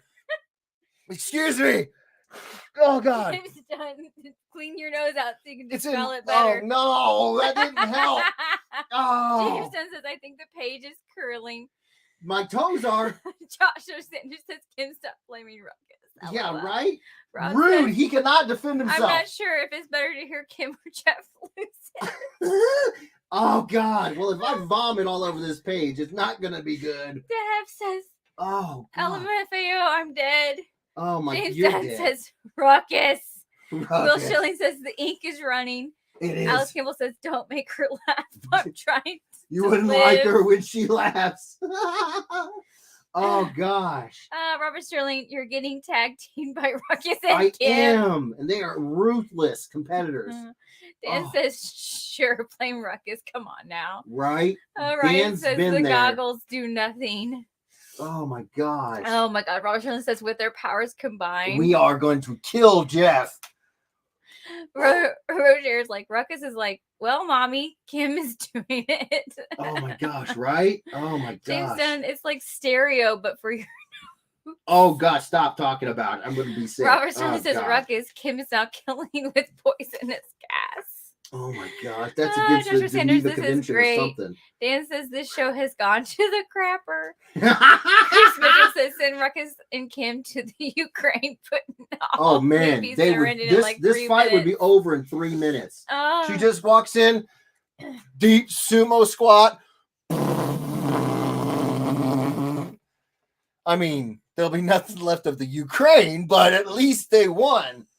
Oh, man. Robert Sterling says the gas cloud in the room. I'm sorry, Jeff. Gosh. David Mansell says, you sure that was Ruckus or I'm- someone else? I'm not sure. I'm not sure at this James Dunn point. says, I think the cover is yellowing. It Alex is. Campbell says, when your powers combined, I am Captain Brownstein. Yes. No. Ooh. And Robert Sterling says, put on a mask, Jeff. Good thing about the pandemic is that we have those at least. Oh my gosh. There you go. I should have instantly gone you to it. It's too late now. I'm dead inside. Okay? Misty says Jeff is never going to do a second drawing for us again. You guys have ruined it. You ruined it. Oh God. Sanders says Jeff's cheeks are turning green. LOL. Oh my gosh. Andre says Jeff needs to install the oxygen mask that dropped from your ceiling. Yes, I do. Chris Mitchell says whoever wins this book, don't sniff it. No. Robert Sterling says the comic is now a scratch and sniff. Oh. Ryan says my virgin ears. I don't know who said that. Oh my gosh. Yeah, it was. Oh, Michael Palmer says the show is now on the top 10 of all-time shows, all because of a fart and some poop. Oh my gosh. Robert Sterling says, if you get this colored, avoid brown. Yeah. PTSD of this moment. Jeff, don't sleep with your head under the covers my tonight. Gosh, right? You guys joke, but I feel like this is an attack. Okay? I feel like she was like, listen, get ready, son. And I'm like, I wasn't ready. Robert Stone says LD and Captain Brownstein should be the next mashup. Right? Good night. Alex Campbell says, Kim, I have a $5 bill to hit Jeff with the Dutch oven this evening. Shut your mouth. I need $5. Alex. $5 bucks. I need $5 bucks. Todd Irwin says, just think, if the winner of tonight's sketch gets graded, they'll have Kim's fumes forever encased. Is that a selling point or a concern? Robert Sterling, LOL. While Jeff's cheeks are turning green, Kim's are turning brown. That's right. Dan says for more reasons to get this graded, it will lock in the aroma. It'll lock in the freshness. DeHef says, well, Jeff, at least you know you don't have COVID. Otherwise, right? You couldn't smell anything. I wouldn't have been worried at all about that. I've been like, pisha. Oh Lord. Clarissa says, put a car scent tree in the back of a comic before you bag it. I'm not even sure I want to give this away now. Now I'm just concerned that it's going to be a biohazard. You know, the mail will stop it. They'll smell it and they'll be like, "What is that?" Robert Sterling says, "Can we do an auction for Kim to hotbox Jeff?" What is wrong with you all? No. Negative. Michael Palmer says, "Yeah, who cares about a grade? Just seal this puppy up tight." Oh God. Andre says, "Well, at least you don't have to have an exterminator come to the house." Well, no, I mean that's true, but I mean there's lots of easier ways than this to make sure. Yeah. Alex says you can't buy a sparkle pony with only $5 bucks. You can't. Those are like $50 bucks. Chris Mitchell says you also have $5 to add to the cost. Oh Lord. Joshua Sanders, I've got 25 on the Dutch oven, Kim. Do not encourage this. Do not encourage this, you all. She will do it. One thing I'm going to do, I'm going to go over Jeff's socials because it is after 8:30, and I know our son goes to bed in less than 30 minutes. Yes. So and we got to get Mom Edwards out the door because it gets late, and I know she's very tired. Yes. So we need to get the ball rolling. So I know my issue tonight did not help the matter. Are you kidding me? Are you kidding me? Is that the subtle way of saying I almost died? That's hand carved mahogany. That's hand carved. Are you kidding? That's hand carved mahogany. Chris Mitchell says oven for Edwards is at 35 so far. Listen to me very carefully, Mitchell. You're not winning yourself any points in the commission list by trying to kill me. As Campbell says, shoot, Kim, you're at like $50 bucks. That is a sparkle pony. That is a sparkle pony. That's true. No pun intended. Michael Palmer says, I'll put 25 on a fart on that blue hat. Listen, we're not touching the hat. Okay. Here we go. That's a bridge too far. I'll do this one first. So Jeff's website is jeffreyedwardsillustration.com. Which I'm going to change it to savemenow.com. Go there, sign up, or I guess subscribe to his site. It's site. Sign up for the the common list. Did you guys taste that? That's what I've been chewing back this whole time. I was vomiting on this freaking thing. Oh, they heard the chunks too.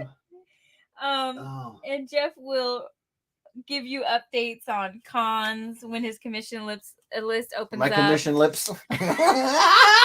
When my commission lips open up. That sounds nasty. It does. As long as you just any kind of updates he'll give you right there. I will. You can also go to his Facebook at Jeffrey Edwards, or you can go to Jeffrey Edwards Illustration, or you can go to the official Edwardos fan page. Yes. To all of his Facebook links. His Instagram is at Jeffrey Edwards Illustration.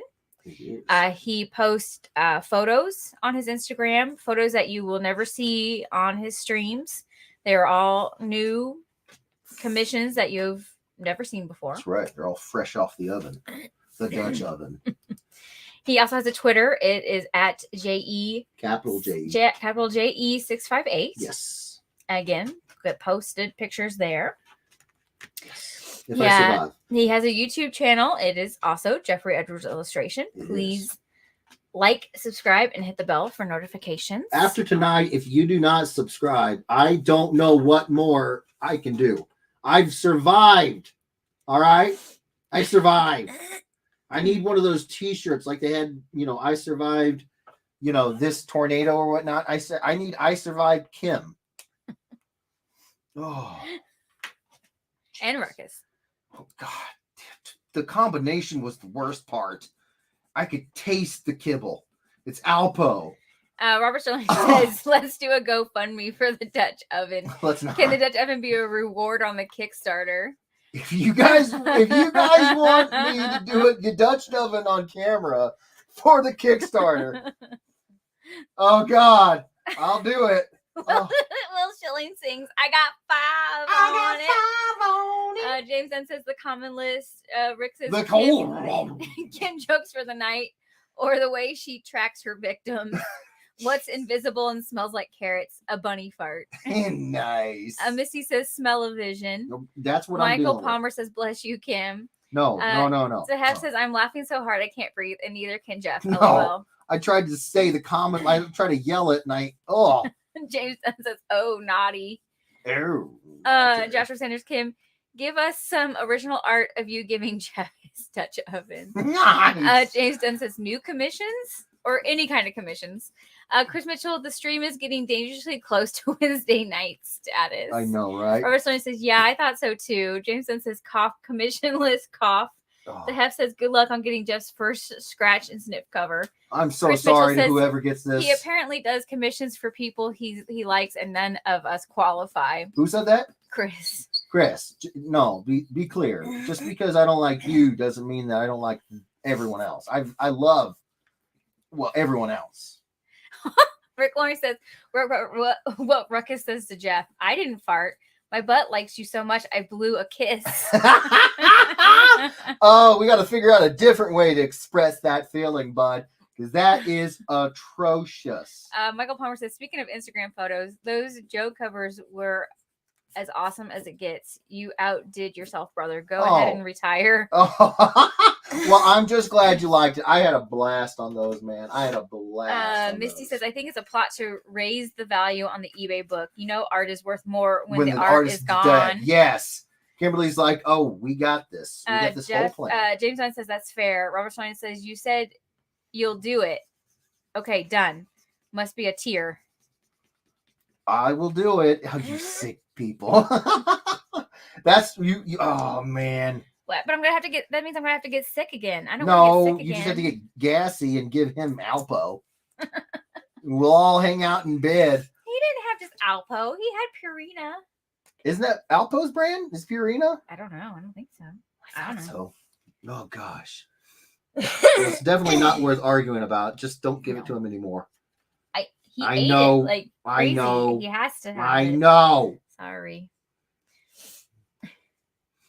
All right. Is there anything else we need to get caught up on? Because I know when we get done, we need to get the ball rolling. I just need a new gas mask. Okay, I'll work on that on Amazon. Yeah, look up a good one. Okay. Karina told me to not include her in this convo. Fair enough. Oh my gosh. Oh my gosh. It's still there. All right. Let's share. Oh, Lord have mercy. Please, Lord have mercy. Oh, that was horrible. It was really the combination. That's what, like, individually, it's tough to deal with. But you guys had to double team me. You had to, oh gosh. All right. Was it me or was there like a heat to his? There was a heat. There was a heat to it. Yeah. It was warm. Oh, All right, we need a drum roll. please. Oh, my Lanta. We need a drum Oh, there we go. roll. Chris Mitchell gives a preemptive drum. Here we need go. a young priest and an old. I'm supposed. Ah! You're okay, May. That was my time. That was my turn to click it. Sorry. And of course, you land on Mitchell. No, it's smartly. Almost hacked up another lung. Me. Ah! You stole my role. How dare you? Outrageous. Martin Lee, if you were here. Sorry, babe. Sorry, babe. Oh, gosh. If you are here, Martin Lee, you have 2 minutes to let us know that you are here and that you want this lovely bat buffet. Did you start the timer? I did, yeah. Because I was ready to click it. Kim. Congratulations. It was so close, Mitchell. It was so close to Chris. Wow. Next, Martin. Congrats, Martin. I haven't seen Martin make a comment in a really long time. I haven't either. Congrats. Gosh. Congrats, Martin Lee. Pretty sure he planned that. Right? He is snipering. Probably sniping, yeah. Make sure you air it out. We got. Oh, there you are. Martin Lee, what's going on? Bam! Woo-hoo. There he is. All right, Martin. I know you know the drill. I still think have to say it, you've though. won before, but please send us a DM as quick as you can with your address, email address, if you want this colored and or graded. You can have Jeff color it for 60. You can have Steve color it for 50. You can also get it graded for 75. If you get Jeff to color it for 60, we also would include, if you have him color it and then get it shipped directly to you from Jeff, it'll be an additional $12 for shipping. So Yes. 72 total. And if I don't do anything and you just want it as is, it's still $12 It's still for the $12. shipping, please. Or you can get it sent to Steve. Yes. And then also have it graded, and then there is no charge for shipping. Yes, because Dan covers the shipping to Steve and Dan. Yeah. From me. Yes. Here's the hopefully that's the whole spiel. Oh, Missy says Ryan just tagged him. Josh says congrats, Mr. Lee here. Yes. Congrats, time's up. Congrats, time's up. Nice win. Congrats, want to sell it. Nice. Congrats, awesome show. Have a good night, y'all. Yes, you too, Richard. Yes, thank you so Ryan much, says, Richard. I thought he was already here, but I probably would have gotten him again anyway. Nice. So sad. Oh, Misty. Robert, thanks for the Smell-O-Vision show. Oh, You're man. welcome. No, you're not. I would definitely have Jeff Edwards color it and have it graded too. Have thank a you so much, food Josh. night, everyone. Oh, Lord. Congrats to the winners. Oh, Lord. It would have been great to get this. Yeah. Have it steam cleaned. Yes. Wherever you definitely, can. Definitely. I agree. That belongs in a slab protection, CGC for life. Yeah. Noise. Good night, everyone. Enjoy the rest of the night. The weekend. We night, will, Tina. You too. Thank you so much. Time to disinfect the basement. Oh my gosh. Good night, Will. Good night, Maggie. Night, Naomi. Good night. Hoping for a moon night soon. Wink, wink, nudge, nudge. I don't know what you're talking about. Moon Knight. Who's that? It's a joke. I know who Moon Knight is, you guys. Okay. No, Ryan, no tagging. Ricky's like, let him lose. Shut up, Ryan. Let him lose. Oh, my Lanta. Time to take a hot shower separately. Yes. Robert's a smart man. But I do need to eat some dinner. Yeah. Misty says, give Mama Edwards a hug from Misty. We will, yes. Absolutely. And then Ryan says, night, Ed Weirdos. Good night, Ryan. Josh says, what a great show, even though it went to the to the pooper. It did. It really, really did. Twice. Depend on the depends, Kim. I will. Nice. Night, Michael Palmer. And then night, Ryan. Yes. Good night, Ryan. James says, give hugs, just don't squeeze too hard. Yeah, no, it's all shoulder hugs. We're shoulder level. All yeah. Right. Come on, Mitchell says, wow, Edwards doesn't know who Moon Knight is. Pathetic. You know what I think what it is, Kim? I think I figured it out. I think what it is it's not so much that I don't know these characters and these IPs. I think that Mitchell doesn't know what humor is or sarcasm. I think that might be what it is. Might be it. So Mitchell, I would recommend just looking up the word sarcasm. Yeah. It'll all come together. All the pieces will fall into place, and you'll see what I'm doing. You'll get there. You'll put them all together. I have faith in you. You got it, buddy. You got it. Oh, my Lanta. I'm whew. Michael Palmer says, bye, Felicia. Nice. Bye. Take her easy, Michael. Thank you so much for being here. Rick Lawrence says, Chris, he doesn't. Oh, don't you get on that bandwagon, Rick. It's a lonely road. Rob Moisel says, Jeff, you need to take pics like the one I DM'd. You need to take pics like the one I DM'd you. Take pics like, okay. He just DM'd you a picture. Oh, okay. I'll check it out, Rob. Facebook user. Who's the Facebook user over there? Ryan. I was in prison most of the night. The man can't keep me down. Night, everyone. Shared out for next week. Thank you so much, Ryan. Love your face. Michael Palmer says I'll clean that up for $5. Nice. All night. Night, Todd. I think I know what it is. I think it's not that Jeff doesn't know who these characters are. I think Chris just doesn't want art. James might be on to something there. A-Hole Mo says, thanks, Kim and Jeff. Have a great night. What? Sorry. Why is Jeff breathing like Darth Vader? Kimberly. Ruckus. Need I say more? Yeah. James Dunn, nice. Robert Sterling says, I better be on your list at WonderCon. You absolutely are, bro. Scott Newton Jr. says, did you know the word gullible is not in the dictionary? Did you know that, Kim? I'm not gonna be gullible. Nice. I played that prank on her before. Maybe you're not as good at being funny as you think you are. Maybe take a comedy workshop. Ooh. Somebody's a little salty. Have a good night, Jeff and Kim. Give my boy JJ a little fist bump for me. Yes. Will do, Roger. Yes. Good night. Mitchell. Great show tonight. Mitchell, it's okay, See everyone next week. Okay. Yes. Congratulations, Martin Lee. Thank you for joining us. Yes. Night, Sonny. Night, Sonny.